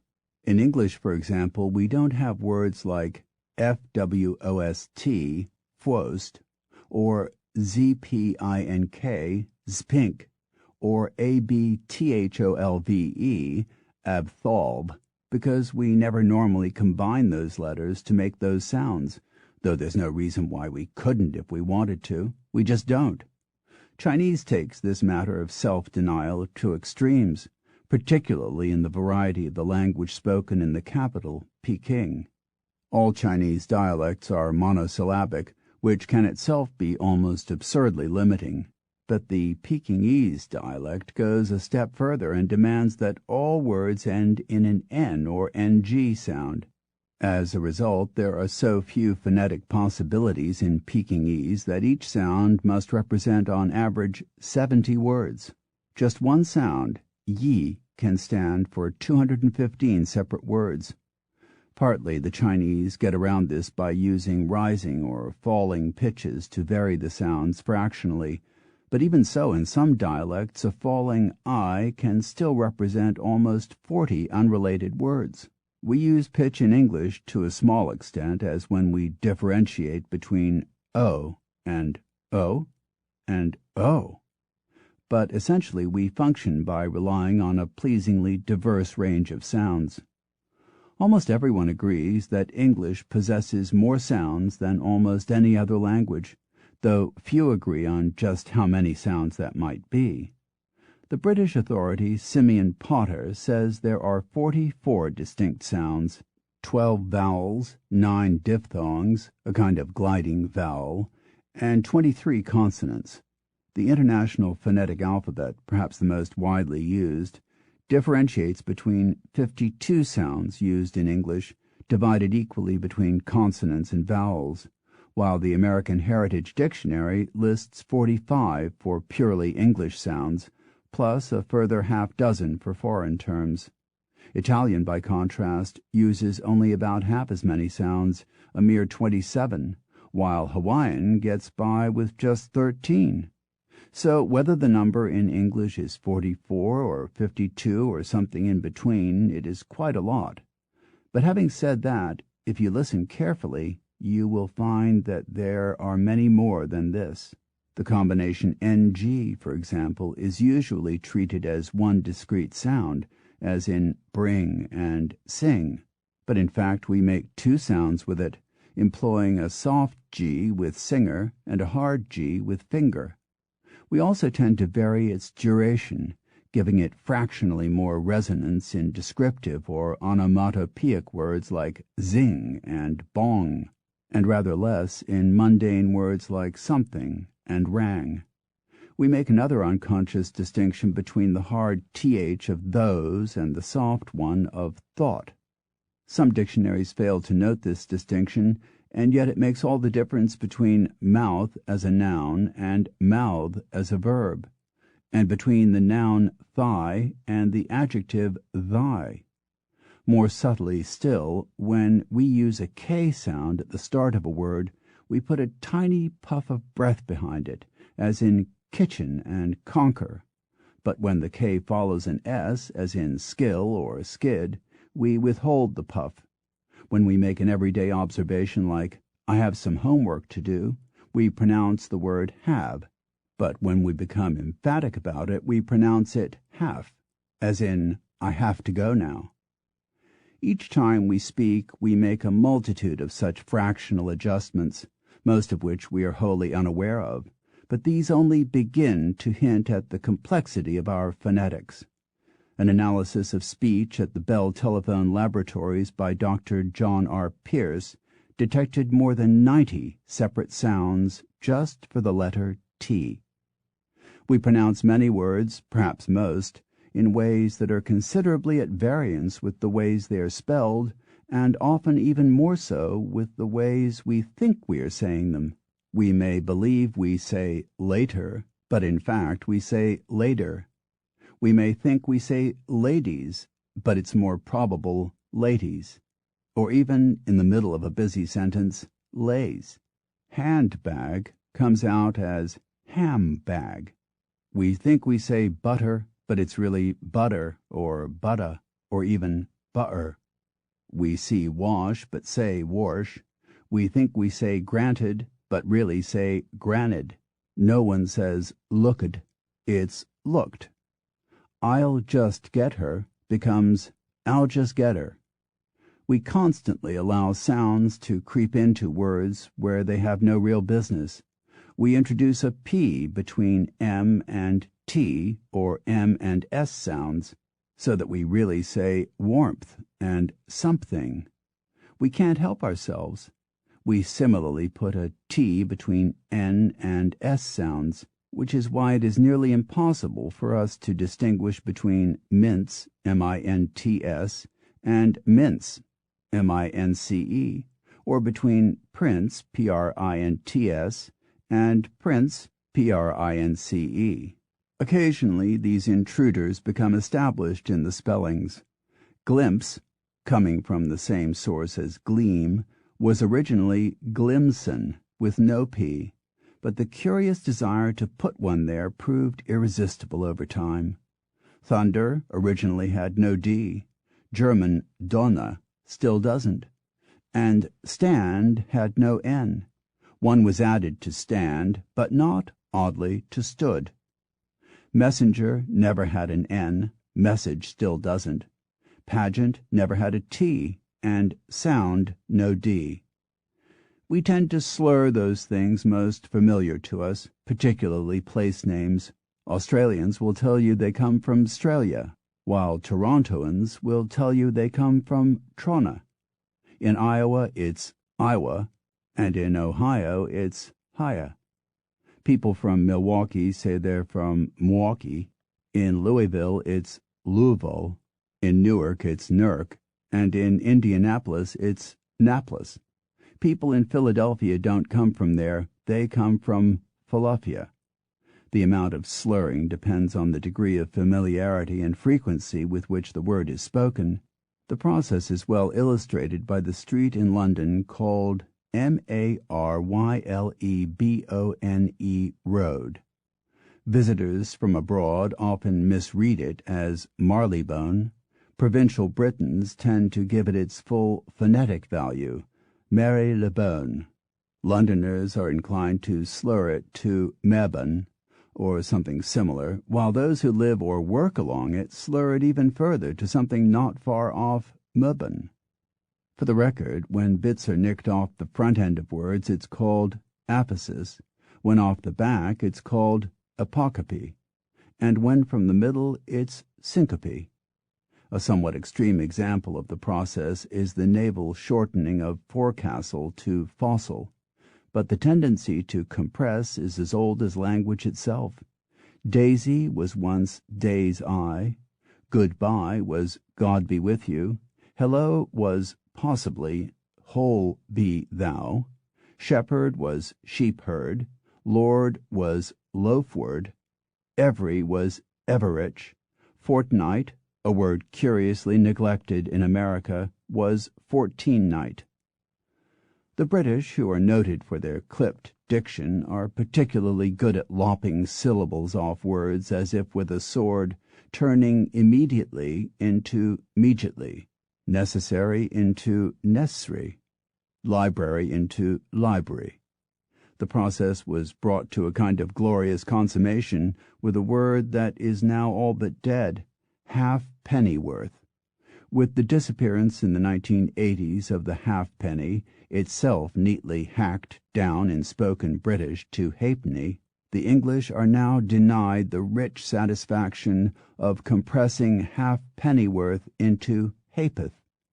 They must instead content themselves with giving their place names a squeeze, turning Barnoldswick into Barlick, Wymondham into Wyndham, Chalmundeston into Chumpson, of which much more in Chapter 13. We Americans like to think our diction more precise. To be sure, we do give full value to each syllable in words like necessary, immediate, dignitory, lavatory, and, very nearly, laboratory. On the other hand, we more freely admit a dead schwa into ILE words such as fragile, hostile, and mobile, though not perversely into infantile and mercantile, where the British are, by contrast, scrupulously phonetic. And both of us, I would submit, are equally prone to slur phrases, though not necessarily the same ones.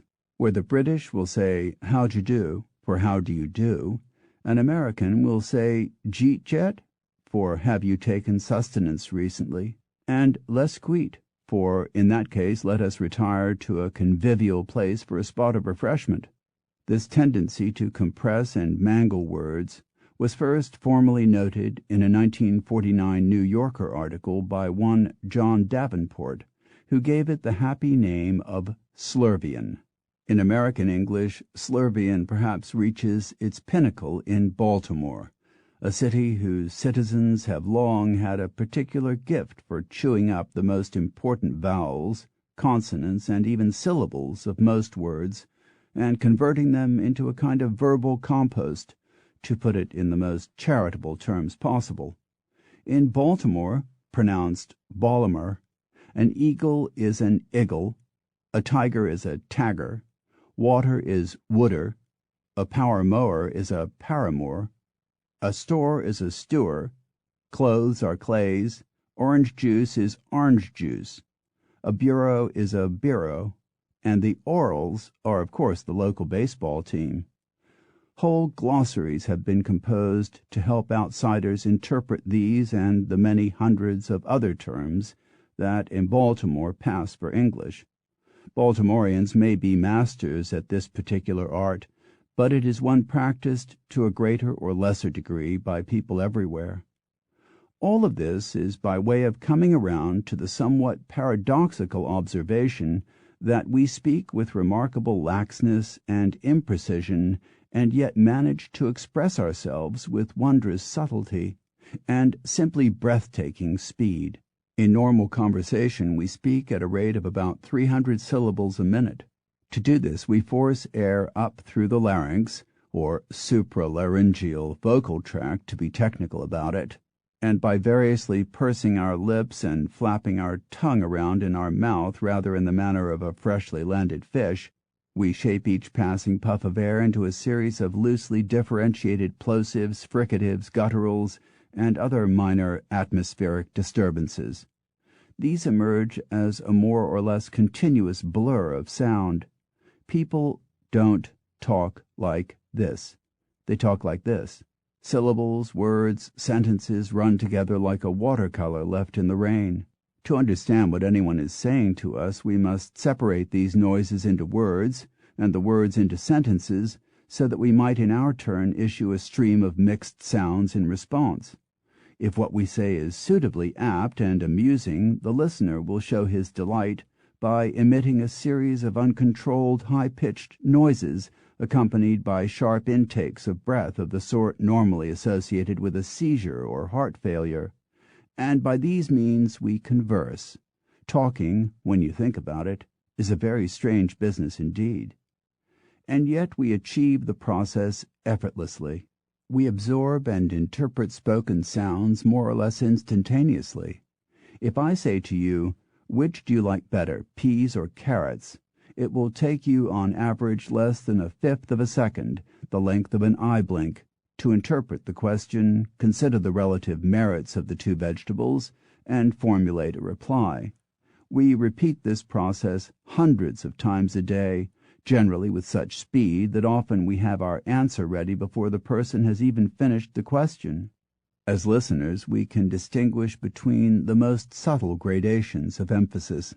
Most people, if they are reasonably attentive, can clearly detect the difference between "that's tough" and "that stuff," between "I love you" and "I'll of you," and between "grade A" and "grade A," even though the phonics could hardly be more similar. Sometimes, however, precise diction proves elusive, particularly when there is no direct eye contact. It is remarkable the extent to which we read lips, or at least facial expressions. Every newspaper person has his or her favorite story involving slip-ups resulting from misheard dictation. I remember once, while working on an evening newspaper in southern England, receiving a wire service story that made absolutely no sense until a correction was sent a few minutes later saying, "In the preceding story, for crew station, read crustacean."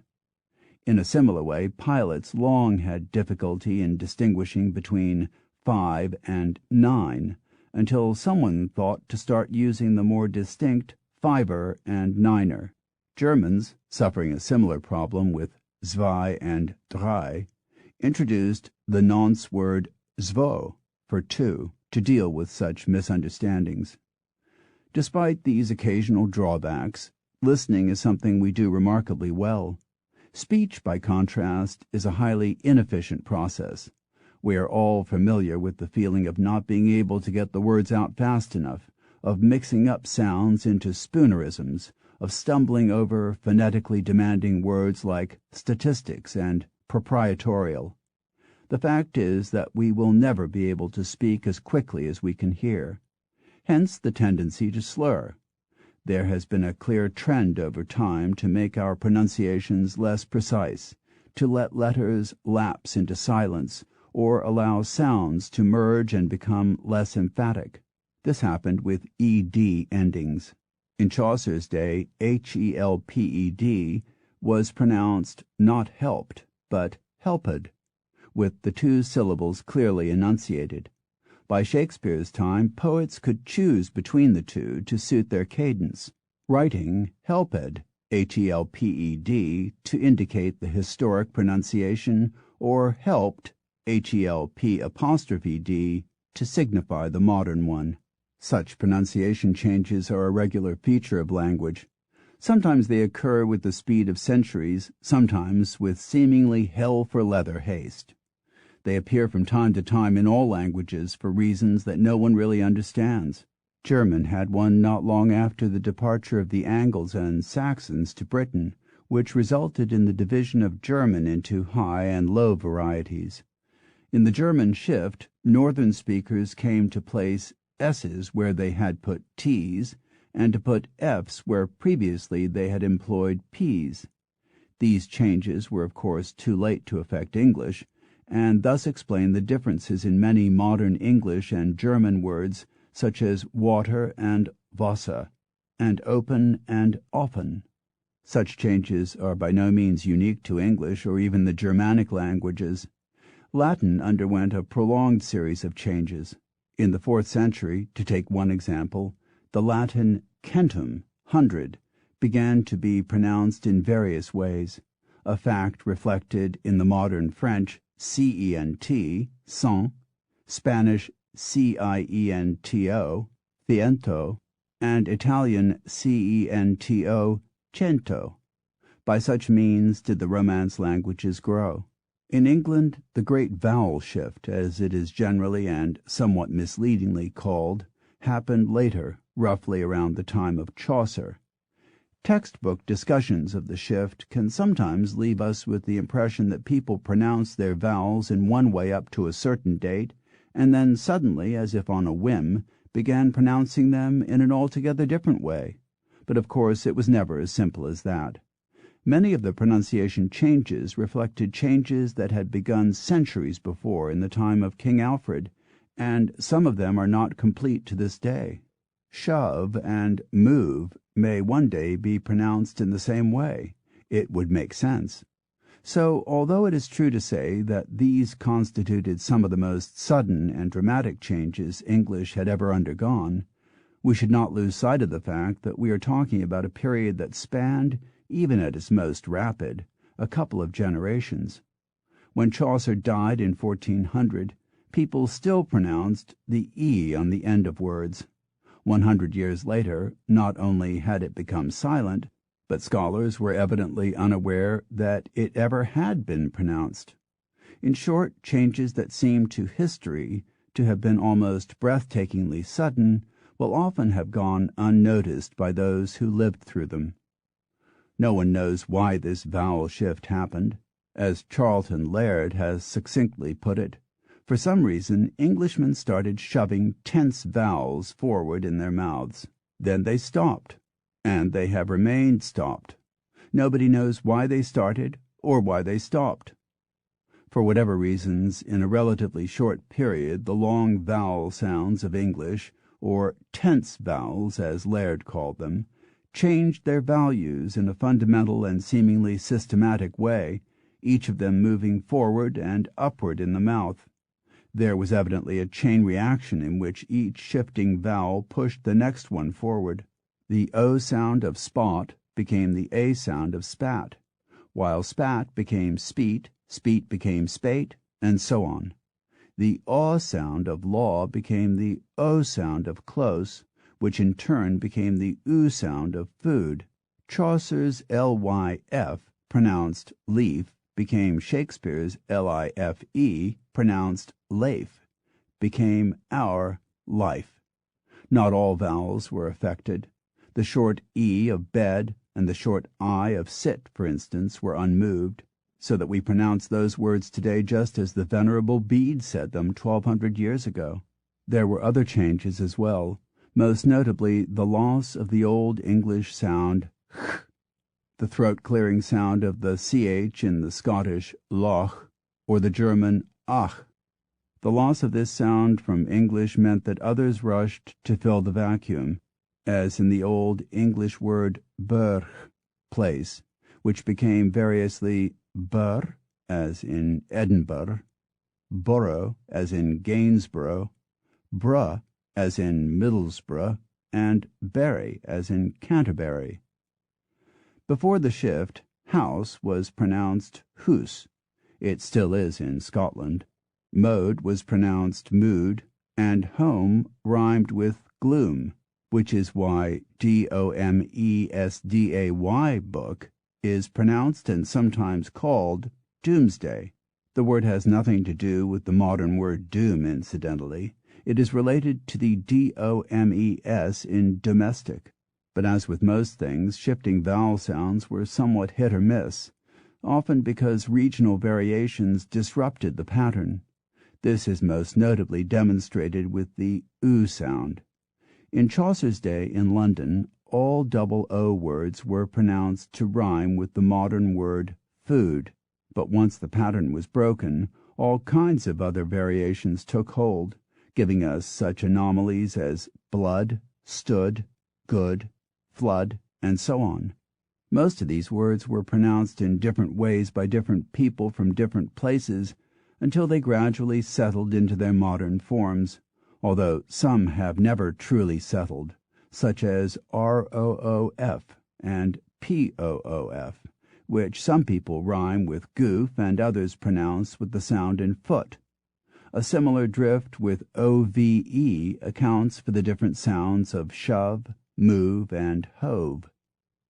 Since obviously there is no one around who heard English as it was spoken in the time of Chaucer and Caxton, how do we know all this? The answer is that for the most part we cannot know for sure. Most of it is based on supposition, but scholars can get a good idea of what English must have sounded like by looking at the rhymes and rhythms of historic verse, and by examining the way words were spelled in letters and other snatches of informal writing. In this respect we owe a huge debt to bad spellers. It is from misspellings in letters of the 17th, 18th, and 19th centuries that we can be pretty certain that boiled was pronounced biled, that join was jine, that merchant was marchant, and so on.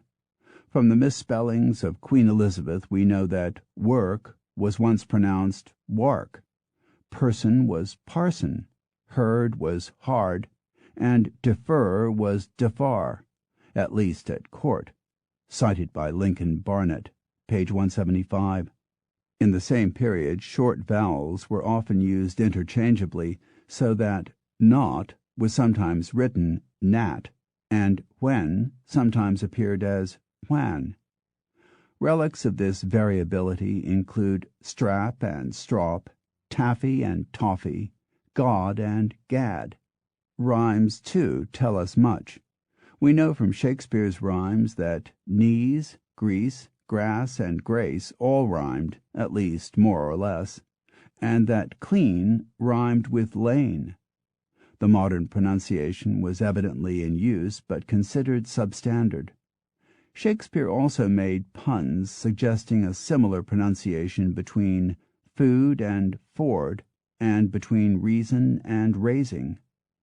The K in words like knight and knave was still sounded in Shakespeare's day, while words like sea, sea, and see were still pronounced slightly differently, sea being something roughly halfway between see and say, as were other pairs involving ee and ea spellings, such as peak and peak, seek and speak, and so on. All of this is of particular interest to us because it was in this period that America began to be colonized, so it was from this stock of pronunciations that American English grew. For this reason, it has been said that Shakespeare probably sounded more American than English. Well, perhaps. But in fact, if he and his compatriots sounded like anything modern at all, it was more probably Irish, though even here there are so many exceptions as to make such suggestions dubious. For example, the Elizabethans, unlike modern English speakers, continued to pronounce many ER words as AR ones, rhyming serve with carve and convert with depart. In England, some of these pronunciations survive, particularly in proper nouns, such as Derby, Berkeley, and Berkshire, though there are many exceptions and inconsistencies, as with the town of Berkhamsted, Hertfordshire, in which the first word is pronounced Burke, but the second is pronounced Hart. It also survives in a very few everyday words in Britain, notably Derby, Clark, and, with an obviously modified spelling, Hart, though not in jerk, curb, K-E-R-B, the English spelling of C-U-R-B, nerve, serve, herd, H-E-R-D, herd, H-E-A-R-D, or almost any others of the type. In America, it has been even more consistently abandoned and survives only in heart. But the change is more recent than you might suppose. Well into the 19th century, Noah Webster was still castigating those who would say Marcy for mercy and marchant for merchant. And then, of course, there's that favorite word of Yosemite Sam's, varmint, which is simply a variant of vermin. In both Britain and America, the problem was sometimes resolved by changing the spelling. Thus, Hartford, Connecticut became Hartford, while in Britain Barclay and Carr became acceptable variants for Berkeley and Kerr. In at least 3 instances, this problem between ER and AR pronunciation has left us with modern doublets, person and parson, university and varsity, and perilous and parlous. It is probable, though less certain, that words such as herd, birth, hurt, and worse, which all today carry an identical ER sound, which entirely incidentally is a sound that appears to be unique to English, had slightly different pronunciations up to Shakespeare's day and perhaps beyond. All of these pronunciation changes have continued up until fairly recent times. As late as the 4th decade of the 18th century, Alexander Pope was rhyming obey with T, ear with repair, give with believe, join with divine, and many others that jar against modern ears. The poet William Cowper, who died in 1800, was still able to rhyme way with C. July was widely pronounced Julie until about the same time. Gold was pronounced Gould until well into the 19th century, hence the family name, and merchant was still often marchant, long after Webster's death. Sometimes changes in pronunciation are rather more subtle and mysterious. Consider, for example, changes in the stress on many of those words that can function as either nouns or verbs, words like defect, reject, disguise, and so on. Until about the time of Shakespeare, all such words were stressed on the second syllable. But then 3 exceptions arose: outlaw, rebel, and record, in which the stress moved to the first syllable when they were used as nouns, e.g., we rebel against a rebel, we reject a reject. As time went on, according to Aitchison, Language Change, page 96, the number of words of this type was doubling every 100 years or so, going from 35 in 1700 to 70 in 1800 to 150 by the last century, spreading to include such words as object, subject, convict, and addict. Yet there are still 1,000 words which remain unaffected by this 400-year trend, among them disdain, display, mistake, hollow, bother, and practice. Why should this be? No one can say. What is certain is that just as English spellings often tell us something about the history of our words, so do some of our pronunciations, at least where French terms are concerned. Words adopted from France before the 17th century have almost invariably been anglicized, while those coming into the language later usually retain a hint of Frenchness. Thus older ch words have developed a distinct tch sound, as in change, charge, and chimney, while the newer words retain the softer sh sound of champagne, chevron, chivalry, and chaperone. Chef was borrowed twice into English, originally as chief with a hard ch, and later as chef with a soft ch.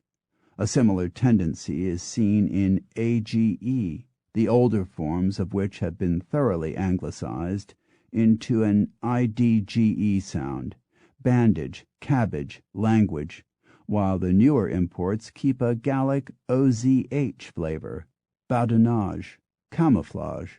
There has equally been a clear tendency to move the stress to the first syllable of older adopted words, as with mutton, button, and baron, but not with newer words, such as balloon and cartoon. Presumably because of their proximity to France, or just as probably because of their long disdain for things French, the British have a somewhat greater tendency to disguise French pronunciations, pronouncing garage as garage, fillet as fillet, and putting a clear first syllable stress on café, buffet, ballet, and pâté. Some Britons go so far as to say Buffy and ballet. Spelling and pronunciation in English are very much like trains on parallel tracks, one sometimes racing ahead of the other before being caught up. An arresting example of this can be seen in the slow evolution of verb forms in the 16th and 17th centuries that turned hath into has and doth into does. Originally, th verbs were pronounced as spelled, but for a generation or two during the period from roughly 1600 to 1650, they became pronounced as if spelled in the modern way, even when the spelling was unaltered. So, for example, when Oliver Cromwell saw hath or chooseth, he almost certainly read them as has or chooses, despite their spellings. Only later did the spellings catch up, cited by Jespersen, page 213. Often, however, the process has worked the other way around, with pronunciation following spelling.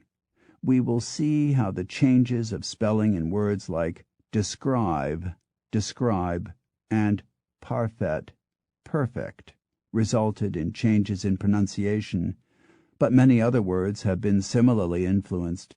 Atone was once pronounced at one, the term from which it sprang, while atonement was at one-ment.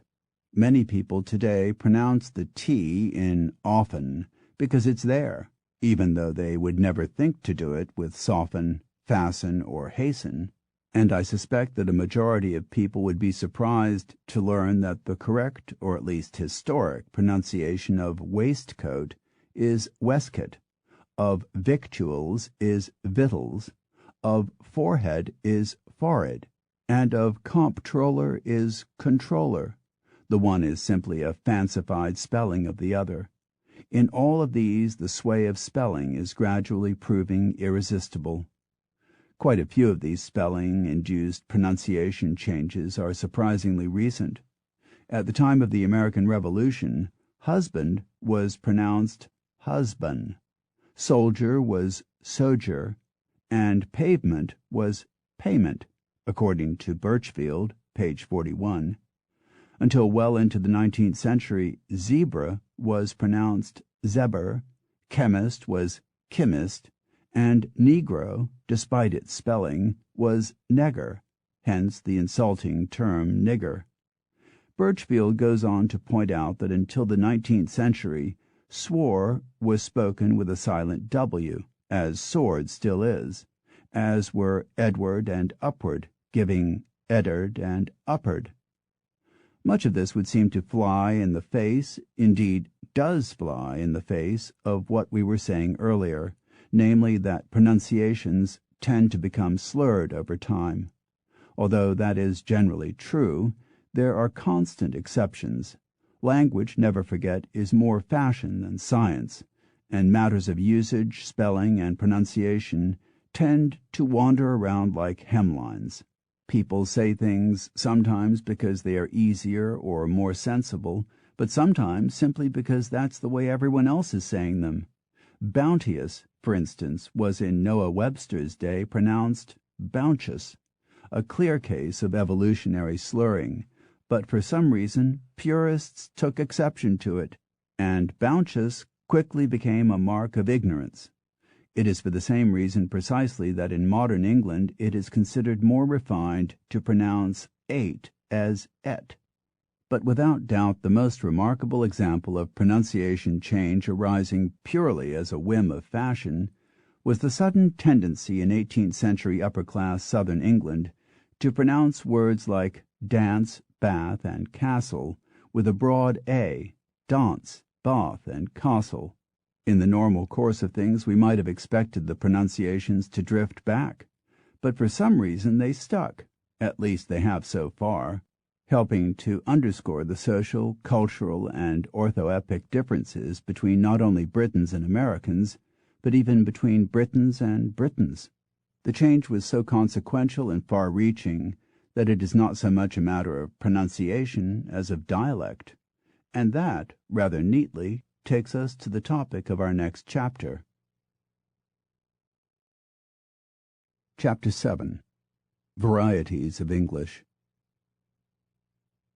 Whether you call a long cylindrical sandwich a hero, a submarine, a hoagie, a torpedo, a Garibaldi, a poor boy, or any of at least half a dozen other names, tells us something about where you come from.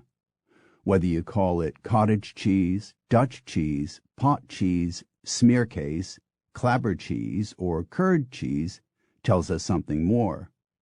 If you call the playground toy in which a long plank balances on a fulcrum a dandle, you almost certainly come from Rhode Island. If you call a soft drink tonic, you come from Boston. If you call a small, naturally occurring object a stone rather than a rock, you mark yourself as a New Englander. If you have a catch rather than play catch, or stand online rather than in line, clearly you are a New Yorker.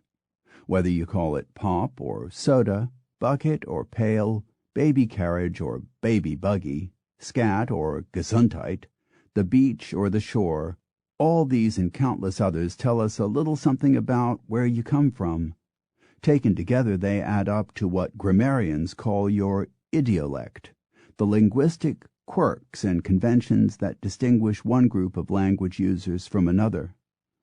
A paradox of accents is that in England, where people from a common heritage have been living together in a small area for thousands of years, there is still a huge variety of accents, whereas in America, where people from a great mix of backgrounds have been living together in a vast area for a relatively short period, people speak with just a few voices. As Simeon Potter puts it would be no exaggeration to say that greater differences in pronunciation are discernible in the north of England between Trent and Tweed, a distance of about 100 miles, than in the whole of North America. Our Language, page 168. Surely we should expect it to be the other way around. In England, the prolonged proximity of people ought to militate against differences in accent, while in America the relative isolation of many people ought to encourage regional accents. And yet people as far apart as New York State and Oregon speak with largely identical voices. According to some estimates, almost 2/3 of the American population, living on some 80% of the land area, speak with the same accent, a quite remarkable degree of homogeneity. Some authorities have suggested that once there was much greater diversity in American speech than now. As evidence, they point out that in Huckleberry Finn, Mark Twain needed 7 separate dialects to reflect the speech of various characters, even though they all came from much the same area. Clearly, that would not be necessary or even possible today. On the other hand, it may be that thousands of regional accents exist out there, and that we're simply not as alert to them as we might be. The study of dialects is a relatively recent thing. The American Dialect Society was founded as long ago as 1889, and the topic has been discussed by authorities throughout the 20th century. Even so, systematic scientific investigation did not begin until well into the 20th century. Much of the most important initial work was done by Professor Hans Kurrat of the University of Michigan, who produced the seminal A Word Geography of the Eastern United States in 1949. Kurrat carefully studied the minute variations in speech to be found along the eastern seaboard, differences in vocabulary, pronunciation, and the like, and drew lines called isoglosses that divided the country into 4 main speech groups: Northern, Midland, Southern, and New England. Later work by others enabled these lines to be extended as far west as Texas and the Prairie States. Most authorities since then have accepted these 4 broad divisions. If you followed Kurrat's isoglosses carefully enough, you could go to a field in, say, northern Iowa, and stand with one foot in the northern dialect region and the other foot in the Midland region. But if you expected to find that people on one side of the line spoke a variety of American English distinctively different from people on the other side, you would be disappointed. It is not as simple as that. Isoglosses are notional conveniences for the benefit of geographical linguists. There is no place where one speech region begins and another ends. You could as easily move the line in that Iowa field 200 yards to the north, or 14 miles, or perhaps even 100 miles, and be no less accurate. It is true that people on the northern side of the line tend to have characteristics of speech that distinguish them from people on the Midland side, but that's about as far as you can take it. Even within a single region, speech patterns blur and blur again into an infinitude of tiny variations. A person in Joliet sounds quite different from a person in Texarkana, yet they are both said to live in the Midland speech area. Partly to get around this problem, Midland is now usually subdivided into North Midland and South Midland, but we are still dealing with huge generalities, so only in the very baldest sense can we divide American speech into distinct speech areas. Nonetheless, these speech areas do have certain broad characteristics that set them apart from one another. People from the northern states call it frosting. To southerners, it's icing. Northerners say greasy. Others say greasy. In the east, groceries are put in a bag. In the south, in a poke, and everywhere else in a sack, except in one small part of Oregon, where they rather mysteriously also say poke. Northerners tend to prefer the oo sound to the u sound in words like duty, Tuesday, and newspaper, saying duty instead of duty, and so on. The northern and northern Midland accents are further distinguished by a more clipped pattern, as evidenced by a pronounced tendency to drop words at the beginning of sentences, as in this your house and you coming. People from the same area have less ability to distinguish between rounded vowel sounds like aw and aw, such as exist between caught and caught. In the South, on the other hand, there is a general reluctance or inability to distinguish clearly between fall and foal, oil and all, poet and poet, morning and moaning, peony and penny, fire and far, sour and sour, courier and courier, ahs and eyes, are and hour, and many others. Sometimes these speech preferences can pinpoint speakers to a fairly precise area. People in South Carolina, for instance, say vegetables, but in North Carolina it's vegetables. North Carolinians also give themselves away when they say, "She's still in the bed," and "Let's do this one at the time." People in Philadelphia don't say attitude, they say attitude. And they don't have a downtown, they have a center city, which is divided not into blocks but squares. In one small area of eastern Virginia, people tend to say about and house as Canadians do, saying, roughly, a boot and hoose. These linguistic pockets are surprisingly numerous. In southern Utah, around St. George, there's a pocket where people speak a peculiar dialect called, no one seems quite sure why, Dixie, whose principal characteristics are the reversal of AR and OR sounds, so that a person from St. George doesn't park his car in a carport, but rather porks his core in a corepart. The bright objects in the night sky are stores, while the heroine of The Wizard of Oz is Dorothy. When someone leaves a door open, Dixie speakers don't say, "Were you born in a barn?" They say, "Were you barn in a born?" Add all these regional peculiarities together, and it might be possible to trace any one person with considerable precision. A sufficiently sophisticated computer could probably place with reasonable accuracy, sometimes to within a few miles, almost any English-speaking person, depending on how he pronounces the following 10 words: caught, cart, bomb, oil, house, horse, good, and water. Just 4 of these words, bomb, caught, and caught, could serve as regional shibboleths for almost every American, according to the dialectologist W. Nelson Francis. When an American airline received anonymous telephone threats, the linguistics authority William Laboff of the University of Pennsylvania was able to identify the caller as coming from within a 75-mile radius of Boston. His testimony helped to clear a man from Greater New York accused of the crime, cited in American Talk, page 2.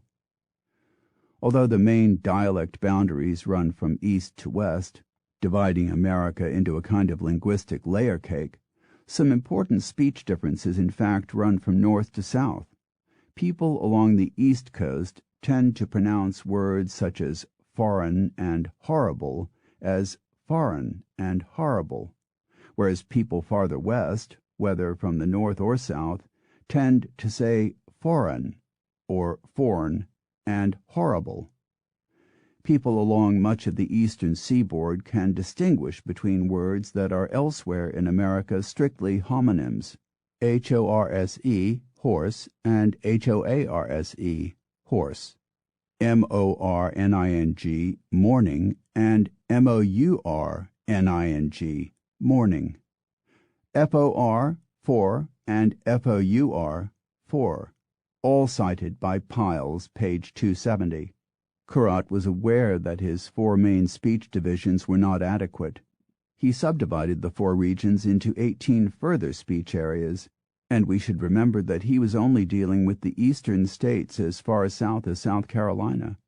If we were to project those divisions onto the rest of the country, and bearing in mind that regional differences tend to diminish as we move west, we could expect to find perhaps 50 or 60 sub-areas.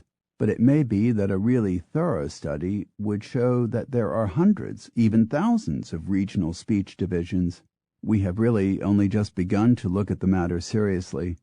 The most famous large-scale study of American dialects, the Dictionary of American Regional English, DARE, began work only in 1963 under the direction of Frederick Cassidy.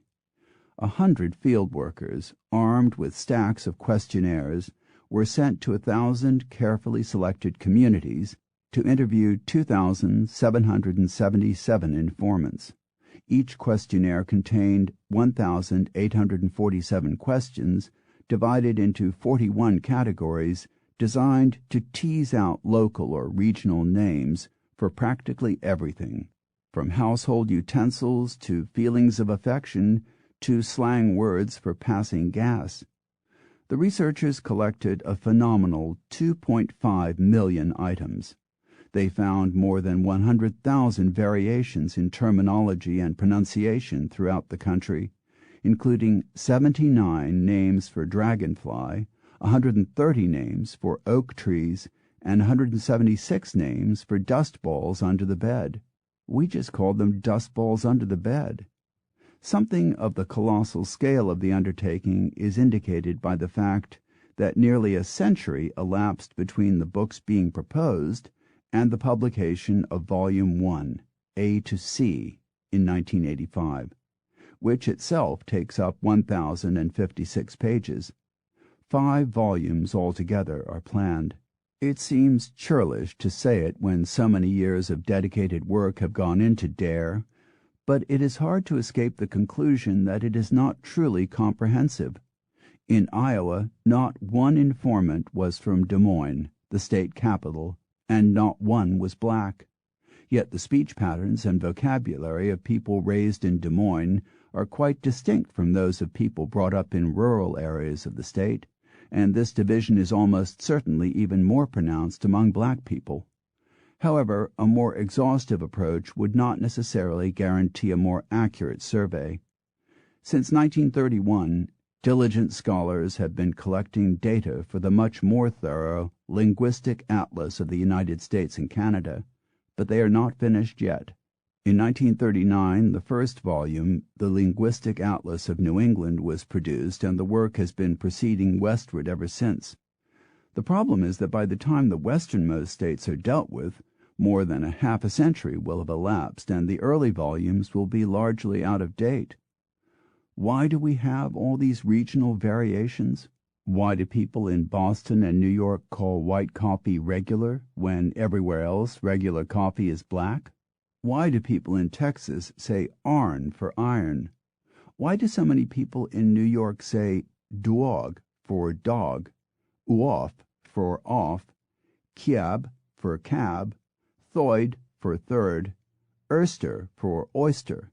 There is certainly no shortage of theories, some of which may be charitably described as being less than half-baked. Charlton Laird, generally a shrewd and reliable observer of the vagaries of English, writes in The Miracle of Language, the New York City variant of doy for die, boy for buy, thoid for a third, suggests forms in Yorkshire, which are reflections of the strong influence of Old York upon the New York. This is just nonsense. People in Yorkshire simply do not speak that way and never have. Robert Hendrickson, in American Talk, cites the interesting theory, which he attributes to a former professor of Hofstra University, that the New York accent may come from Gaelic. The hallmark of the New York accent is, of course, the oi diphthong, as in thoity-thoid for 33rd and moida for murder. And Hendrickson points out that oi appears in many Gaelic words, such as taoiseach, the Irish term for prime minister. However, there are one or two considerations that suggest this theory may need further work. First, oi is not pronounced oi in Gaelic. Taoiseach is pronounced tisac. Second, there is no tradition of converting IR sounds to OI ones in Ireland, such as would result in murder becoming moida. And third, most of the Irish immigrants to New York didn't speak Gaelic anyway. But there are other factors at work, such as history and geography. The colonists along the eastern seaboard naturally had closer relationships with England than those colonists who moved inland. That explains at least partly why the English of the eastern seaboard tends to have so much in common with British English, the tendency to put a U sound into words like stew and Tuesday, the tendency to have broader and rounder A and O sounds, the tendency to suppress R sounds in words like car and horse. There are also similarities of vocabulary. Queer is still widely used in the South in the sense of strange or odd. Common still has a pejorative flavor, as in she's so common, that it lacks elsewhere in America. Ladybugs, as they are known in the North, are still called ladybirds in the South, and sidewalks in some areas are called pavements, as they are in Britain. All of these are a result of the closer links between such East Coast cities as Boston, Savannah, and Charleston, and Britain.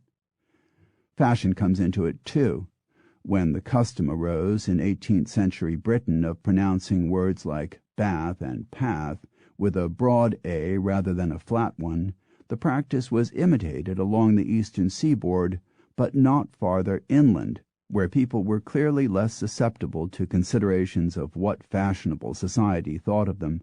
In Boston, the new fashion was embraced to such an extent that up to the middle of the 19th century, according to H.L. Mencken, people used the broad A in such improbable words as apple, hammer, practical, and Saturday.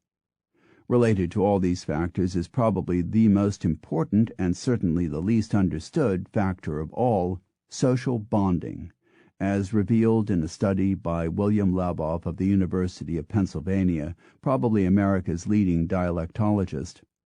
Laboff studied the accents of New York City and found that they were more complicated and diverse than was generally assumed. In particular, he studied the sound of R's in words like more, store, and car. As recently as the 1930s, such R's were never voiced by native New Yorkers, but over the years they have come increasingly to be spoken, but only sometimes. Whether or not people voiced the R in a given instance was thought to be largely random, but Laboff found that there was actually much more of a pattern to it. In a word, people were using the R's as a way of signaling their social standing, rather like the flickerings of fireflies. The higher one's social standing, the more often the R's were flickered, so to speak. Upper middle class speakers pronounced the R about 20% of the time in casual speech, about 30% of the time in careful speech, and 60% of the time in highly careful speech, when asked to read a list of words. The comparable figures for lower class speakers were 10% for the first two and 30% for the third. More than that, Laboff found, most people used or disregarded R's as social circumstances demanded. He found that sales assistants in department stores tended to use many more R's when addressed by middle-class people than when speaking to lower-class customers. In short, there was very little randomness involved. Even more interestingly, Laboff found that certain vowel sounds were more specific to one ethnic group or another.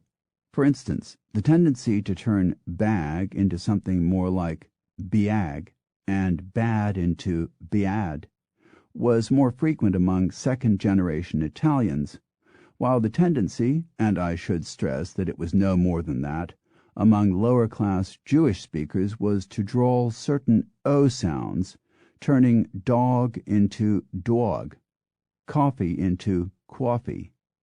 The suggestion is that this is a kind of hyper-correction. The speakers are unconsciously trying to distance themselves from their parents' foreign accents. Yiddish speakers tended to have trouble with certain unfamiliar English vowel sounds. They tended to turn cup of coffee into cop of coffee. The presumption is that their children compensated for this by overpronouncing those vowels, hence the accent. So while certain distinctive pronunciations like doer or dua for door, off for off, kiab for cab, moida for murder, and so on, are all features of the New York accent, almost no native New Yorker uses more than a few of them. Outside New York, regional accents play an important part in binding people together, sometimes in unexpected ways. On Martha's Vineyard, the ow sound of house and loud was traditionally pronounced house and loud. With the rise of tourism, the normal, sharper American house pronunciation was introduced to the island, and for a while threatened to drive out the old sound. but a study reported by Professor Peter Trudgill in Sociolinguistics, page 23, found that the old pronunciation was on the increase, particularly among people who had left the island to work and later come back. They were using the old accent as a way of distinguishing themselves from off-islanders. Dialects are sometimes said to be used as a shibboleth. People in Northern Ireland are naturally attentive to clues as to whether a person is Catholic or Protestant, and generally assume that if he has a North Down or East Belfast accent, he is Protestant, and that if he has a South Armagh or West Belfast accent, he is Catholic. But the differences in accent are often very slight. West Belfast people are more likely to say that for that, while people in East Belfast say han for hand, and not always reliable. In fact, almost the only consistent difference is that Protestants say H for the 8th letter of the alphabet, while Catholics say H. Though whether this quirk has been used by both the IRA and the UDR to determine the fate of their captives, as the story of English suggests, is perhaps doubtful. It is, after all, difficult to imagine circumstances in which a captive could be made to enunciate the letter H without being aware of the crucial importance for his survival of how he pronounced it. Dialects are not just matters of localities and regions. There are also occupational dialects, ethnic dialects, and class dialects. It is not too much to say, given all the variables, that dialects vary from house to house, indeed from room to room within each house, that there are as many dialects in a language as there are speakers. As Mario Pei has noted, no two people in any language speak the same sounds in precisely the same way. That is, of course, what enables us to recognize a person by his voice. In short, we each have our own dialect. National accents can develop with considerable speed. Within only a generation or so of its colonization, visitors to Australia were beginning to notice a pronounced accent. In 1965, one Paperback Lauder published a book called Let's Talk Strine that wittily celebrated the national accent. Among the words dealt with were skona, a meteorological term, as in skonarine. Dimension, defined as the customary response to thank you, and airfridge, a synonym for ordinary, middling. Other strinisms noted by Lauder and others are emmachizit, for how much is it, emmanex, for what you have for breakfast, and fair airs, for a long time, as in I waited for heirs and heirs. A striking similarity between Australia and America is the general uniformity of speech compared with Britain. There are one or two differences in terminology across the country. A tub of ice cream is called a bucket in New South Wales and a pixie in Victoria, but hardly more than that. It appears that size and population dispersal have little to do with it. It is far more a matter of cultural identity. When the first inhabitants of the continent arrived in Botany Bay in 1788, they found a world teeming with flora, fauna, and geographical features such as they had never seen. It is probably not too much to say, wrote Otto Jespersen, that there never was an instance in history when so many new names were needed. Among the new words the Australians devised, many of them borrowed from the Aborigines, were billabong, for a brackish body of water, didgeridoo, for a kind of trumpet, bombora, for a navigable stretch of river containing dangerous rocks, and of course boomerang, koala, outback, and kangaroo. The new natives also quickly showed a gift for colorful slang. Tucker for food, slygrogging for sneaking a drink, bonzer for excellent, nong for an idiot, having the shits for being irritable, and, more recently, technicolor yawn for throwing up. Often these are just everyday words shortened. Postie for postman, footy for football, arvo for the afternoon, roo for kangaroo, compo for compensation. And then, of course, there are all those incomparable Australian expressions, scarce as rocking horse manure, about as welcome as a turd in a swimming pool. Don't come the raw prawn. Don't try to fool me. Rattle your dags. Get a move on. Although historically tied to Britain, linguistically Australia has been as receptive to American influences as to British ones. In Australia, people eat cookies, not biscuits. Politicians run for office, not stand, as in Britain. They drive station wagons rather than estate cars, give their money to a teller rather than a cashier in a bank, wear cuffs on their pants, not turn-ups, say mail, not post, and cover small injuries with a Band-Aid rather than a plaster. They spell many words in the American way, L-A-B-O-R rather than L-A-B-O-U-R, for instance, and perhaps most significantly, the national currency is the dollar, not the pound. Canada, too, exhibits a fair measure of hybridization, preserving some British words, tap for faucet, scones, porridge, Zed as the pronunciation for the last letter of the alphabet, that are largely unknown in America.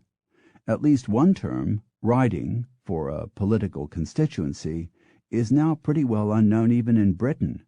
There are said to be 10,000 Canadianisms, words like skookum, strong, and reeb, a mare, though the bulk of these are used only in small areas and are not necessarily familiar even to other Canadians.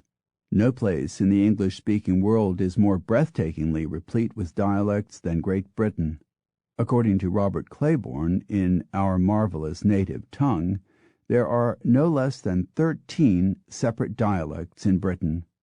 Mario Pei puts the number of dialects as 9 in Scotland, 3 in Ireland, and 30 in England and Wales, but even that is probably an underestimate. If we define dialect as a way of speaking that fixes a person geographically, then it is scarcely an exaggeration to say that in England there are as many dialects as there are hills and valleys. Just in the 6 counties of northern England, an area about the size of Maine, there are 17 separate pronunciations for the word house. Professor Higgins boasted in Pygmalion that he could place any man in London within 2 miles, sometimes within 2 streets. That isn't as rash an assertion as it sounds. Most native Londoners can tell whether someone comes from north or south of the Thames. Outside London, even greater precision is not uncommon. I live in a dale in Yorkshire that is just 5 miles long, but locals can tell whether a person comes from up the dale or down the dale by how he speaks. In a nearby village that lies half in Lancashire and half in Yorkshire, people claim to be able to tell which side of the main street a person was born on. There may be some hyperbole attached to that, but certainly Yorkshire people can tell in an instant whether someone comes from Bradford or Leeds, even though the 2 cities are contiguous. Certain features of British dialects can be highly localized. In Trust an Englishman, John Noller notes that he once knew a man whose odd pronunciation of the letter R he took to be a speech impediment, until he happened to visit the man's childhood village in an isolated part of Northumberland and discovered that everyone there pronounced R's in the same peculiar way. In England, dialects are very much more a matter of class and social standing than in other countries, as George Bernard Shaw well understood when he wrote that it is impossible for an Englishman to open his mouth without making some other Englishman despise him. At the top end of the social range is the dialect called Frafley, also largely the work of the tireless Paperback Lauder, based on the aristocratic pronunciation of frightfully, as in "We're so frightfully glad you could come."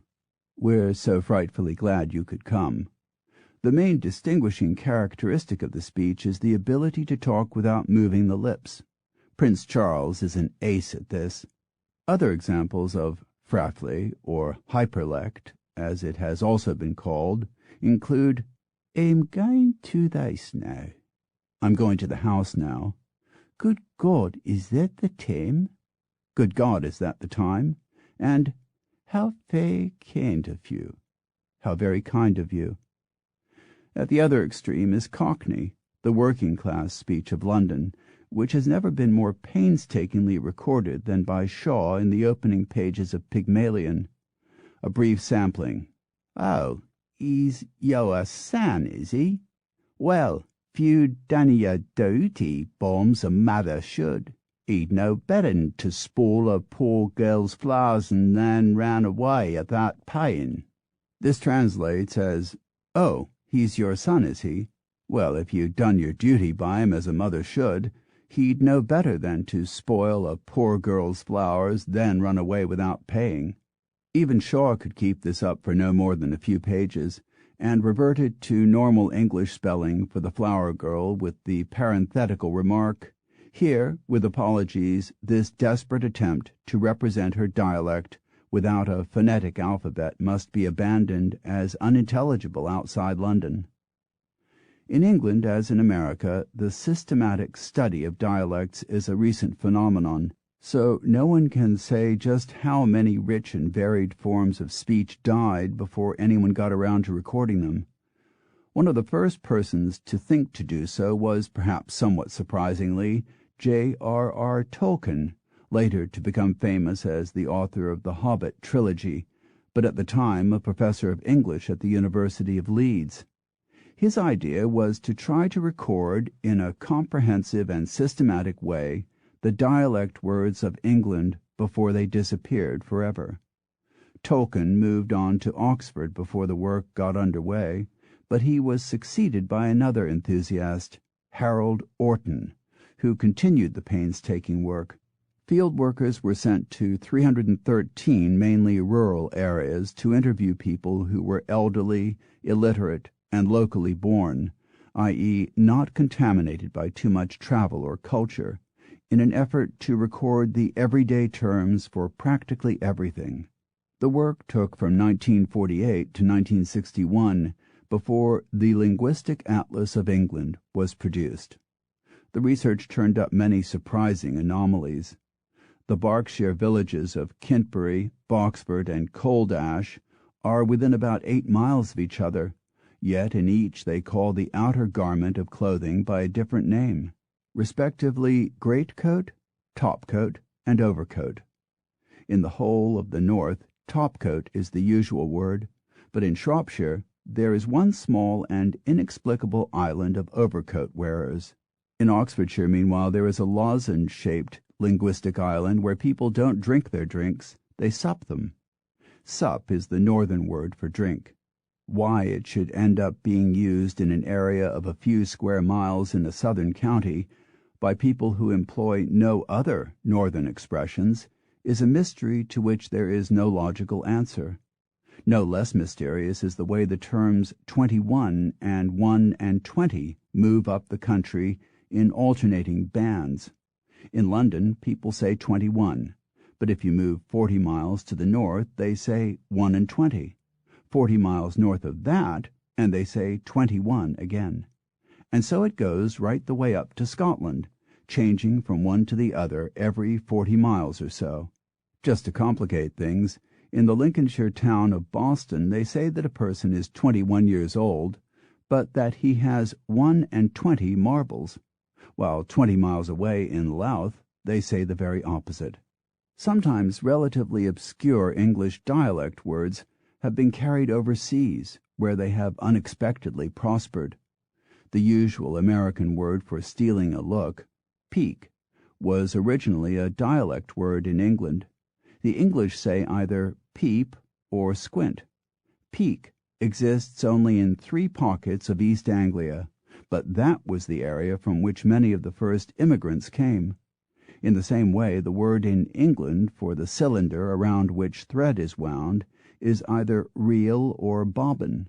Spool, the main American word, is limited to 2 compact areas of the Midlands.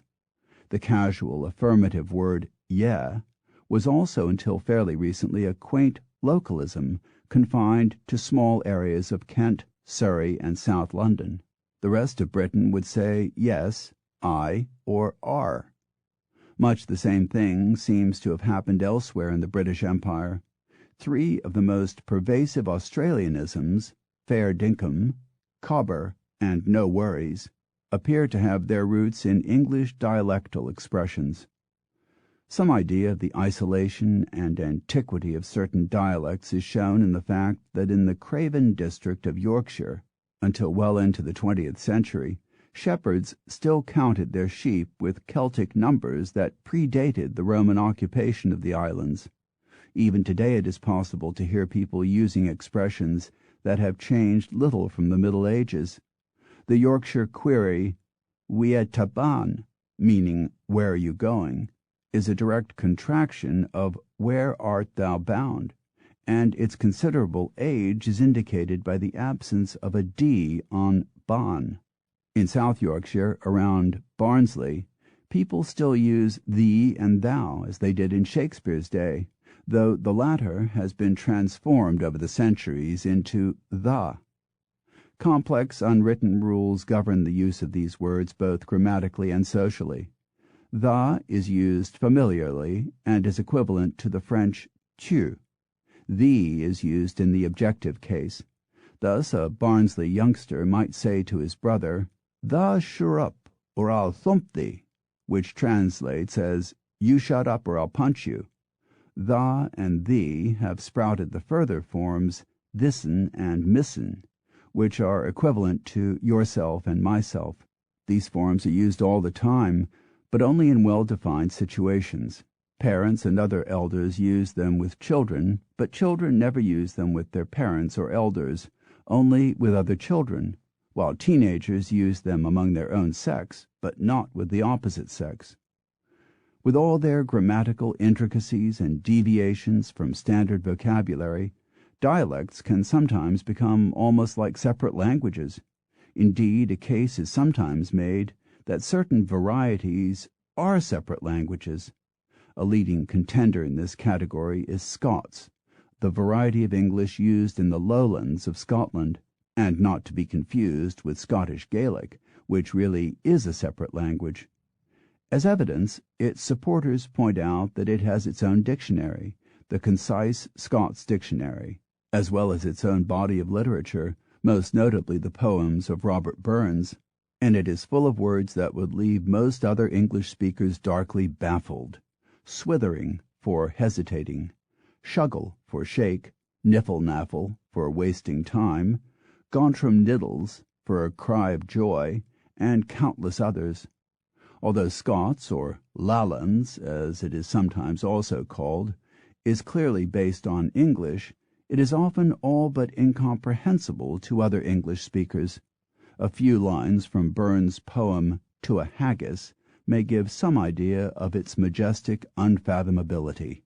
Fair for your honest sonsy face, great chieftain o' the puddin' race, aboon them ye tak your place, painch, trip, or thame, weel are ye worthy o' a grace, as lang's my arm. In America, a case is sometimes made to consider Cajun a separate tongue. Cajun is still spoken by 250,000 people, or more, depending on whose estimates you follow, in parts of Louisiana. The name is a corruption of Acadian, the adjective for the French-speaking inhabitants of Acadia, based on Nova Scotia, but taking in parts of Quebec and Maine, who settled there in 1604 but were driven out by the British in the 1750s. Moving to the isolated bayous of southern Louisiana, they continued to speak French but were cut off from their linguistic homeland and thus forced to develop their own vocabulary to a large extent. Often it is more colorful and expressive than the parent tongue. The Cajun for hummingbird, sucfleur, flower sucker, is clearly an improvement on the French oiseau-mouche.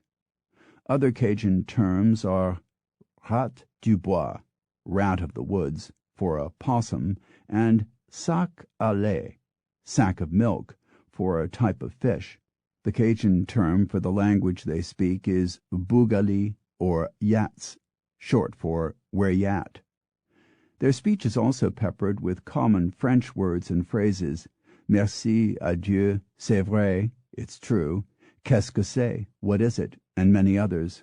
The pronunciation has a distinctly Gallic air, as in their way of turning long A sounds into S sounds, so that bake and lake become beck and lek. And finally, as with most adapted languages, there's a tendency to use non-standard grammatical forms, bestest and don't nobody know. A similar argument is often put forward for gullah, still spoken by up to 250,000 people, mostly on the Sea Islands of Georgia and South Carolina. It is a peculiarly rich and affecting blend of West African and English. Gullah, the name may come from the Gullah tribe of West Africa, is often called Geechee by those who speak it, though no one knows why. Those captured as slaves suffered not only the tragedy of having their lives irretrievably disrupted, but also the further misfortune of coming from one of the most linguistically diverse regions of the world, so that communication between slaves was often difficult.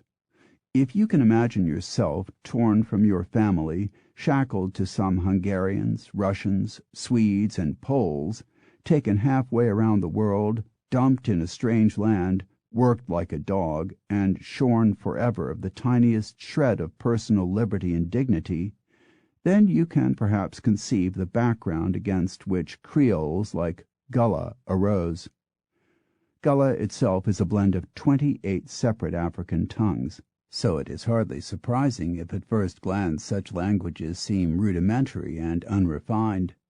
As Robert Hendrickson notes in his absorbing book, American Talk, the syntactic structure or underlying grammar of Gullah is extraordinarily economical, making the language quickly and readily accessible to new learners.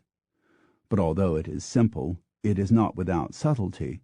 Gullah is as capable of poetry and beauty as any other language. One of the first serious investigations into Gullah was undertaken by Joel Chandler Harris, known for his Uncle Remus stories. Harris, born in 1848 in Eatonton, Georgia, was a painfully shy newspaperman with a pronounced stammer who grew up deeply ashamed that he was illegitimate. He became fascinated with the fables and language of former slaves during the period just after the Civil War, and recorded them with exacting diligence in stories that were published first in the Atlanta Constitution and later compiled into books that enjoyed a considerable popularity both in his lifetime and after it. The formula was to present the stories as if they were being told by Uncle Remus to the small son of a plantation owner. Among the best known were Nights with Uncle Remus, 1881, The Tar Baby, 1904, and Uncle Remus and Brer Rabbit, 1906. All of these employed the patois spoken by mainland blacks, but Harris also produced a series of Gullah stories based on a character called Daddy Jack. This was a considerably different dialect, though Harris thought it simpler and more direct. It had, indeed still has, no gender, no plurals. Dem can refer to one item or to hundreds. Apart from a few lingering West African terms like chura for splash, dafa for fat, and yeti or yeri for here, the vocabulary is now almost entirely English, though many of the words don't exist in mainstream English. Day clean, for instance, means dawn, and truthmout, literally truth mouth, means a truthful speaker. Other words are truncated and pronounced in ways that make them all but unidentifiable to the uninitiated. Need is Gullah for underneath, learn is lun, thirsty is tusty, the other is turer, going is guan. Without any doubt the most far-flung variety of English is that found on Tristan da Cunha, a small group of islands in the mid-Atlantic roughly halfway between Africa and South America. Tristan is the most isolated inhabited place in the world, 1,500 miles from the nearest landfall, and the local language reflects the fact, although the inhabitants have the dark looks of the Portuguese who first inhabited the islands. The family names of the 300-odd islanders are mostly English, as is their language. though with certain quaint differences reflecting their long isolation from the rest of the world. It is often endearingly ungrammatical. People don't say, "How are you?" but "How you is." It also has many wholly local terms. Penniman is a penguin. Watram is a stream. But perhaps most strikingly, spellings are often loose. Many islanders are called Donald, but the name is always spelled Dondall. Evidently, one of the first users misspelled it that way generations ago, and the spelling stuck. Chapter 8. Spelling. The mainland of Europe never produced an alphabet of its own. Our own alphabet has its roots in pictographs. Our letter A comes from the Semitic aleph, meaning ox, and originally was a rough depiction of an ox's head. B comes from the Semitic bet, meaning house. But the people of the Near East, unlike those of the Far East, made an important leap in thought of almost incalculable benefit to us. They began to use their pictographs to represent sounds rather than things. The Egyptian symbol for the word re began to stand not just for the sun, but for any syllable pronounced re. To appreciate the wonderfully simplifying beauty of this system, you have only to look at the problems that bedevil the Chinese and Japanese languages. There are two ways of rendering speech into writing. One is with an alphabet such as we have, or a pictographic, ideographic system such as the Chinese use. Chinese writing is immensely complicated. The basic unit of the Chinese written word is the radical. All words in Chinese are formed from 214 radicals. Radicals can stand alone or be combined to form other words. Eye and water make teardrop. Mouth and bird make song. 2 women means quarrel, and 3 women means gossip. Since every word requires its own symbol, Chinese script is immensely complicated. It possesses some 50,000 characters, of which about 4,000 are in common use. Chinese typewriters are enormous, and most trained typists cannot manage more than about 10 words a minute. But even the most complex Chinese typewriter can only manage a fraction of the characters available. If a standard Western typewriter keyboard were expanded to take in every Chinese ideograph, it would have to be about 15 feet long and 5 feet wide, about the size of 2 ping-pong tables pushed together. Dictionaries, too, are something of a nightmare. Without an alphabet, how do you sensibly arrange the words? The answer is that in most dictionaries the language is divided into 214 arbitrary clusters based on their radicals, but even then you must hunt randomly through each section until you stumble across the spelling you seek. The consequences of not having an alphabet are enormous. There can be no crossword puzzles, no games like Scrabble, no palindromes, no anagrams, no Morse code. In the age of telegraphy, to get around this last problem, the Chinese devised a system in which each word in the language was assigned a number. Person, for instance, was 0086. This process was equally cumbersome, but it did have the advantage that an American or Frenchman who didn't know a word of Chinese could translate any telegram from China simply by looking in a book. To this day in China and other countries such as Japan, where the writing system is also ideographic, there is no logical system for organizing documents. Filing systems often exist only in people's heads. If the secretary dies, the whole office can fall apart. However, Chinese writing possesses one great advantage over other languages. It can be read everywhere. Chinese is not really a language at all, but more a family of loosely related dialects. A person from Fujian can no more understand the speech of the people of Shanghai than a Londoner can understand what people are saying in Warsaw or Stockholm.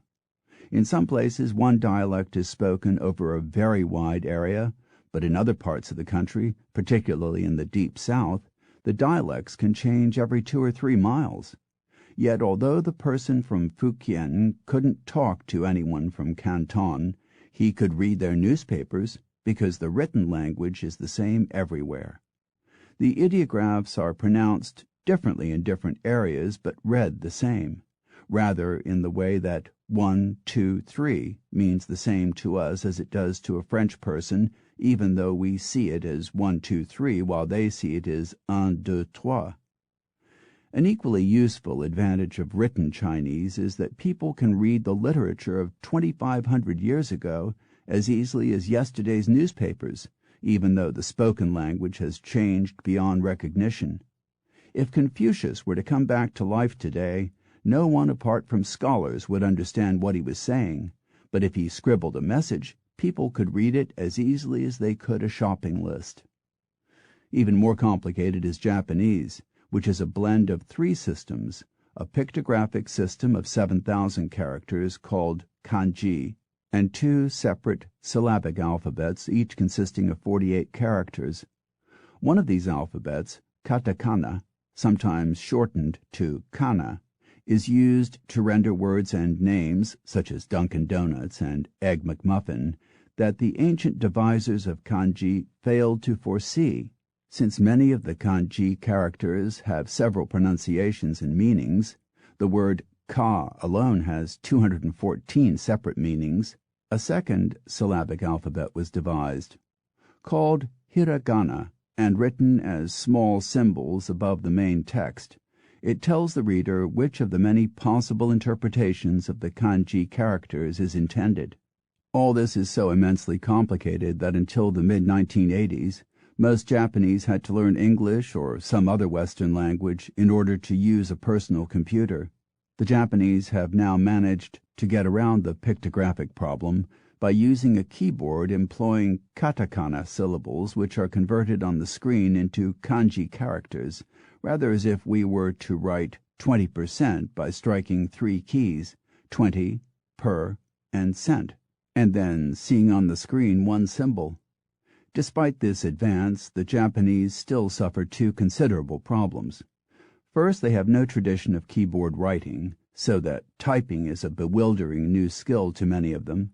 And second, each computer must be immensely more powerful than a Western model just to deal with the fact that it takes 7,000 symbols to write Japanese against 100 or so for most Western languages, and that whereas Western letters can be represented on computer screens by as few as 35 dots of light, Japanese characters can require up to 576 dots to be clearly distinguishable. It is a disarming reflection of their determination and ingenuity that they have become such a technological powerhouse with such a patently inefficient system of orthography. In comparison, the Western way of writing begins to look admirably simple and well-ordered, and yet, in its way, it is itself a pretty imperfect system for converting sounds into thoughts. English is particularly hit or miss. We have some 40 sounds in English, but more than 200 ways of spelling them. We can render the sound sh, in up to 14 ways. Shoe, sugar, passion, ambitious, ocean, champagne, etc. We can spell O, long O, in more than a dozen ways. Go, bow, B-E-A-U, stow, sew, S-E-W, dough, D-O-E, though, escargot, etc., and A, long A, in a dozen more. Hay, H-E-Y, stay, make, made, M-A-I-D, freight, great, etc. If you count proper nouns, the word in English with the most varied spellings is air, with a remarkable 38. A-I-R-E, A-Y-R, H-E-I-R, E'-E-R, E-R-E, and so on. Spellings in English are so treacherous, and opportunities for flummoxing so abundant, that the authorities themselves sometimes stumble. The first printing of the second edition of Webster's New World Dictionary had M-I-L-L-E-N-N-I-U-M spelled M-I-L-L-E-N IUM, in its definition of that word, while in the first edition of the American Heritage Dictionary you can find VICHYSOISSE instead of VICHYSSOISE, vichyssoise instead of vichyssoise.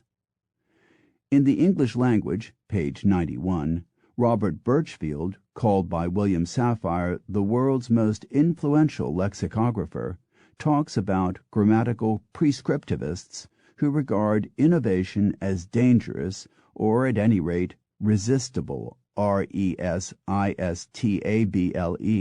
It should be R-E-S-I-S-T-I-B-L-E.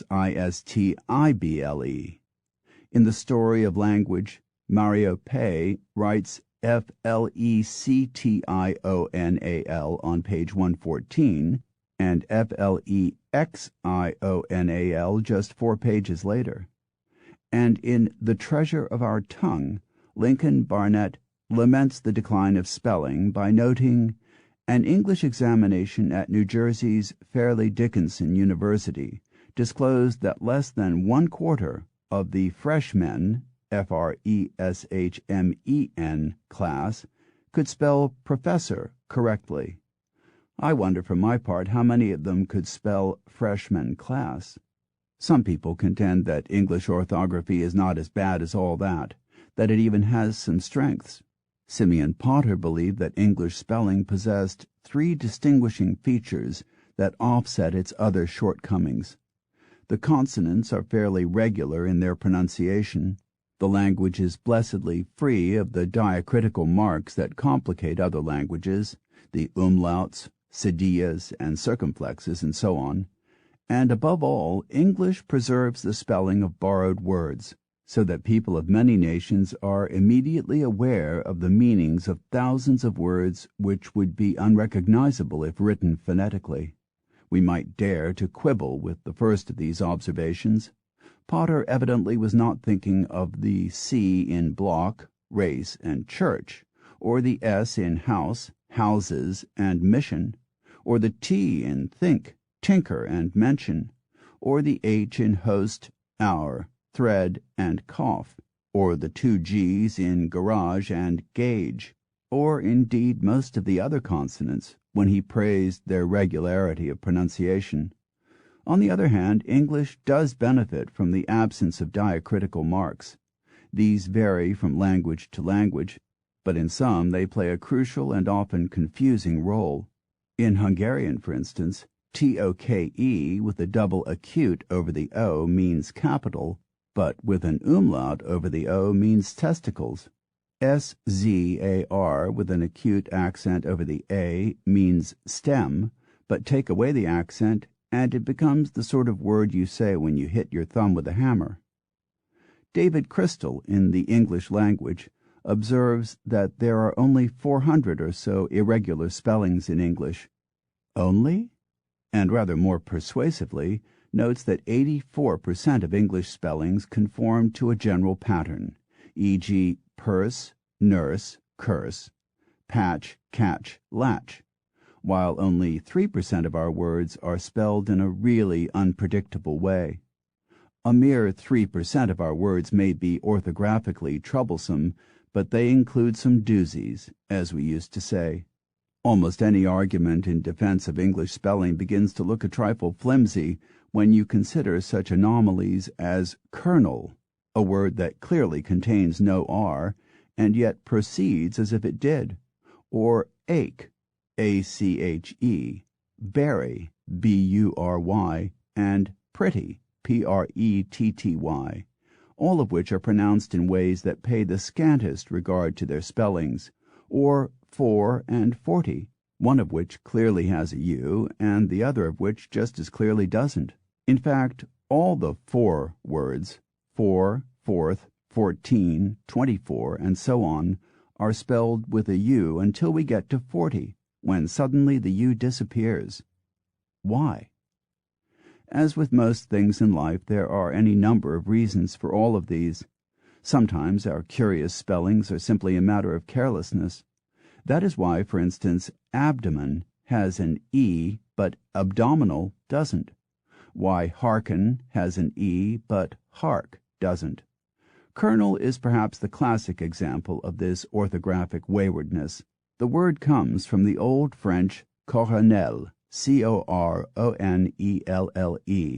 which the French adapted from the Italian colonnello, from which we get colonnade.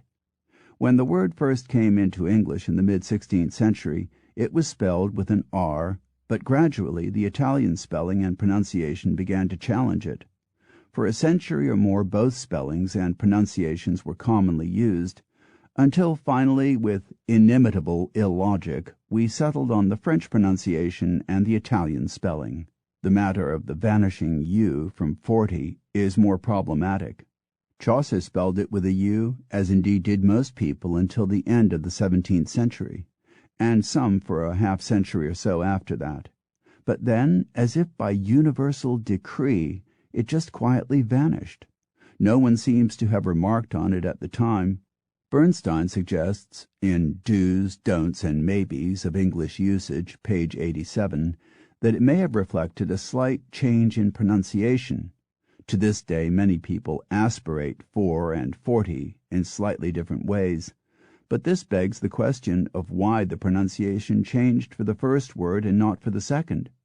In any case, it would be most unusual for the spelling of a word to change to reflect some minor adjustment of pronunciation. Usually in English we strive to preserve the old spelling at almost any cost to logicality. Take ache, A-C-H-E. The spelling seems desperately inconsistent today, as indeed it is. Up until Shakespeare's day, ache was pronounced H when it was a noun. As a verb it was pronounced ache, but also, rather sensibly, was spelled A-K-E. This tendency to fluctuate between CH and K sounds was once fairly common. It accounts for such pairs as speech, speak, stench, stink, and stitch, stick. But ache, for reasons that defy logic, adopted the verb pronunciation and the noun spelling. English spelling has caused problems for about as long as there have been English words to spell. When the Anglo-Saxons became literate in the 6th century, they took their alphabet from the Romans, but quickly realized that they had 3 sounds for which the Romans had no letters. These they supplied by taking 3 symbols from their old runic alphabet, W, thorn, and F, the latter of which is still used in Ireland. The first symbol, literally double U, represented the sound W as it is pronounced today. The other 2 represented the TH sound. The first Norman scribes came to England and began grappling with what to them was a wholly foreign tongue, a fact clearly evident in many of the spellings from the Domesday Book. In just one small parish in Yorkshire, Hanlith, Hanlith, was recorded as Hagenlith, Hagenlith,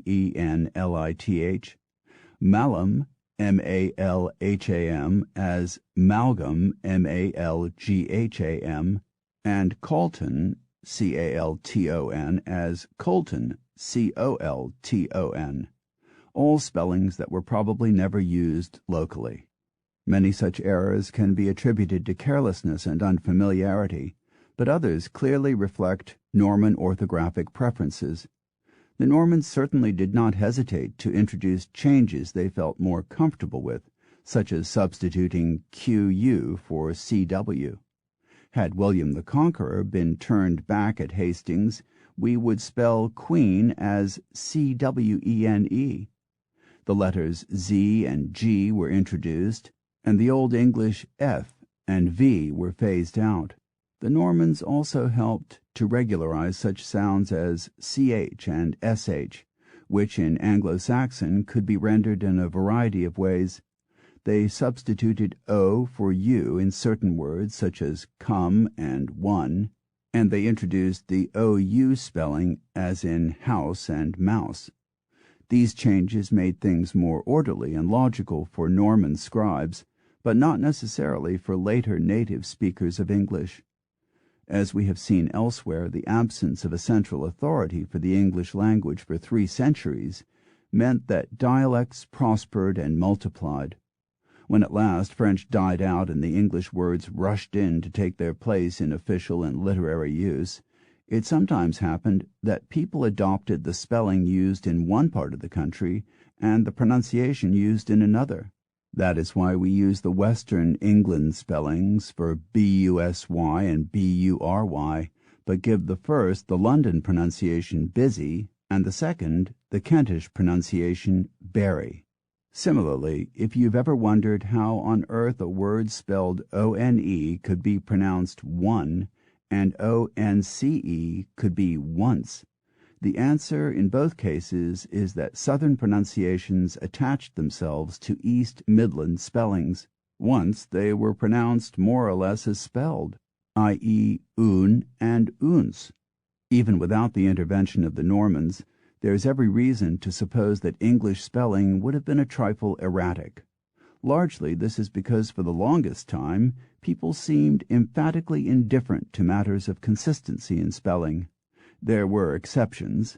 As long ago as the 13th century, a monk named Orm was calling for a more logical and phonetic system for English spelling. His proposals, predictably, were entirely disregarded, but they tell scholars more about the pronunciation of the period than any other surviving document. Even so, it is true to say that most people throughout much of the history of the English language have seemed remarkably unconcerned about niceties of spelling, even to the point of spelling one word two ways in the same sentence, as in this description of James I by one of his courtiers, in which just 8 words come between 2 spellings of clothes. He was of middle stature, more corpulent, though, in his clothes, clothes, than in his body, yet fat enough, his clothes, cloathes, being ever made large and easy.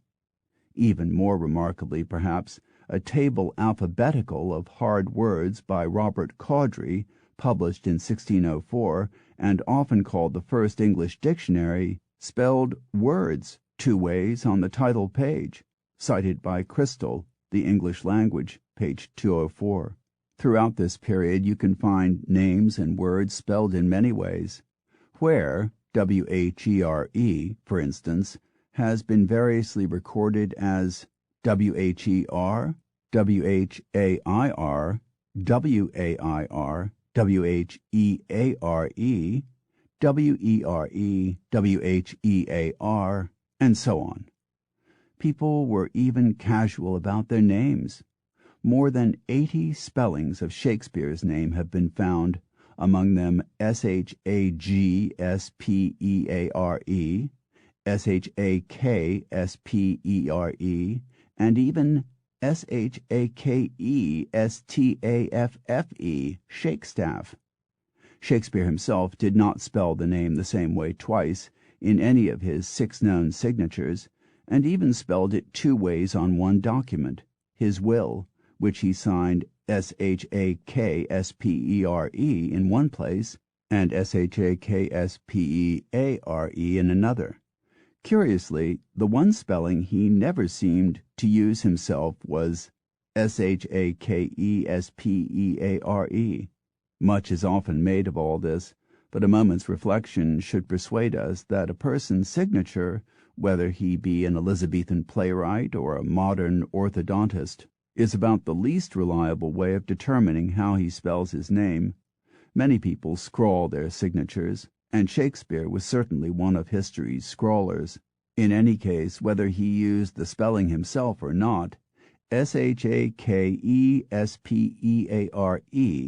is how his name appears on most of the surviving legal documents concerning him, as well as on the title pages of his sonnets, and on 22 of the 24 original quarto editions of his plays. Still, there is no gainsaying that people's names in former times were rendered in a bewildering variety of ways, some of which bore scant resemblance to the owner's preferred name.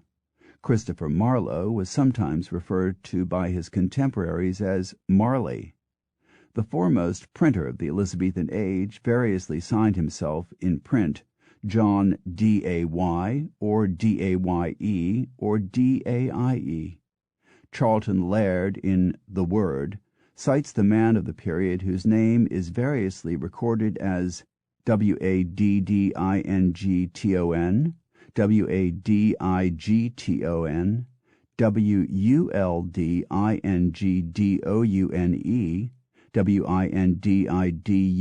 Wuldingdoune, Windidune, Waddingdon, and many others.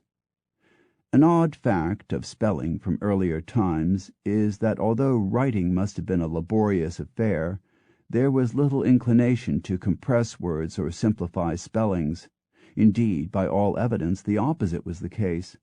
Cromwell habitually spelled it as I-T-T, not as N-O-T-T, B-E as B-E-E, and at as A-T-T-E, and such cumbersome spellings can be found in manuscripts right up until the modern period. It seems curious indeed that people were not driven to more compact spellings by writer's cramp, if not by urgency. Before 1400 it was possible to tell with some precision where in Britain a letter or manuscript was written just from the spellings. By 1500 this had become all but impossible. The development that changed everything was the invention of the printing press.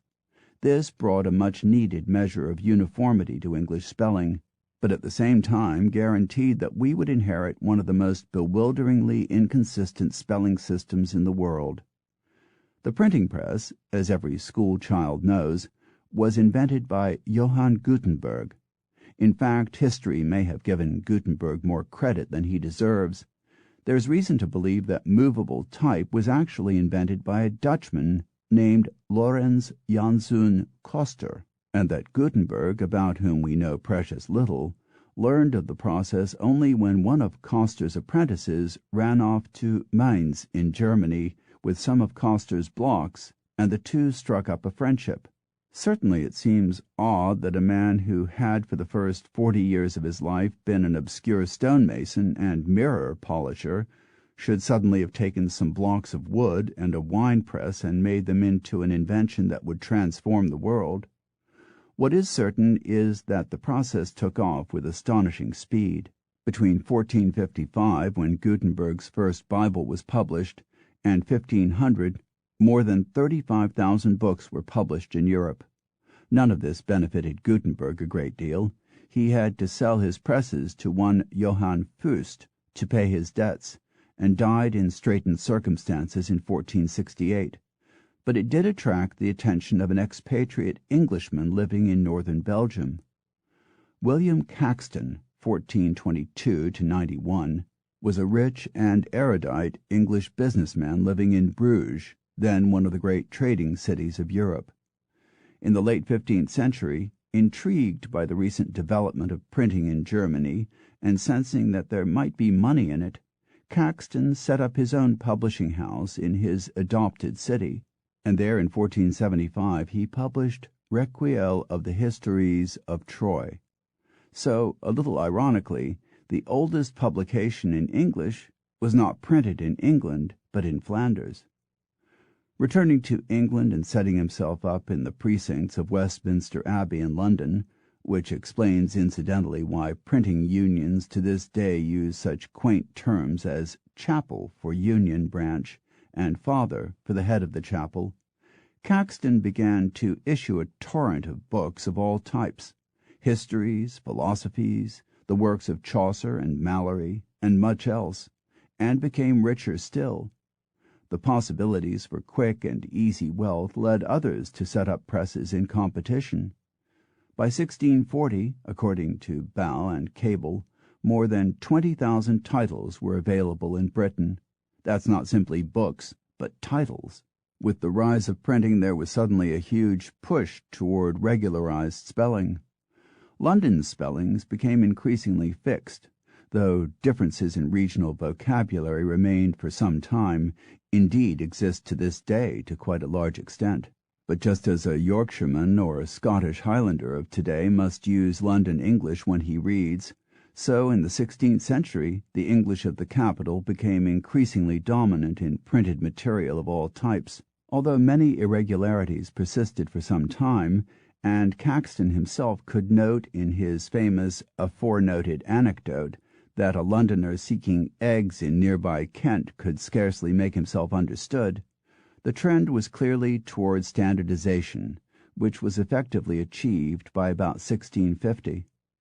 Unluckily for us, English spellings were becoming fixed just at the time when the language was undergoing one of those great phonetic seizures that periodically unsettle any tongue. The result is that we have today in English a body of spellings that, for the most part, faithfully reflect the pronunciations of people living 400 years ago. In Chaucer's day, the K was still pronounced in words like knee and no. Knight, Knight, would have sounded, more or less, like Kanikata, with every letter enunciated. The G was pronounced in naw and nat, as was the L in words like folk, wood, and alms. In short, the silent letters of most words today are shadows of a former pronunciation. Had Caxton come along just a generation or so later, English would very probably have had fewer illogical spellings like AISLE, BREAD, EIGHT, and ENOUGH. But it didn't end there. When in the 17th century the English developed a passion for the classical languages, certain well-meaning meddlers began fiddling with the spellings of many other words in an effort to make them conform to a Latin ideal. Thus, B's were inserted into det and doubt, which had previously been spelled DETTE and DOUTE, out of deference to the Latin originals debitum and dubitare. Receipt picked up a P by the same method. Island gained its S, scissors its C, anchor its H. Tight and delight became consistent with night and right, though without any etymological basis. Rhyme, R-I-M-E, became R-H-Y-M-E. In several instances, our spelling became more irregular rather than less. Sometimes these changes affected the pronunciation of words, as when DESCRIVE or DESCRYVE became describe, PERFET or PARFET became perfect, VERDIT became verdict, and AVENTURE had a D hammered into its first syllable. At first all these inserted letters were silent as the B in det, but eventually they became voiced.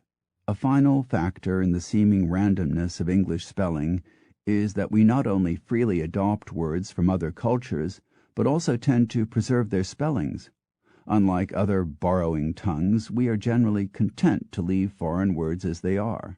So when, say, we need a word to describe a long counter from which food is served, we absorb BUFFET, pronounced buffet, unconcerned that it jars with the same word meaning to hit, but pronounced buffet. In the same way, it seldom bothers us that words like brusque, BRUSQUE, garage, GARAGE, and chutzpah, CHUTZPAH, all flout the usual English pattern. Speakers of many other languages would not abide such acoustic inconsistency. As time went on, many English speakers grew to feel the same way. By the end of the 18th century, people were beginning to call for a more orderly and reliable system of spelling.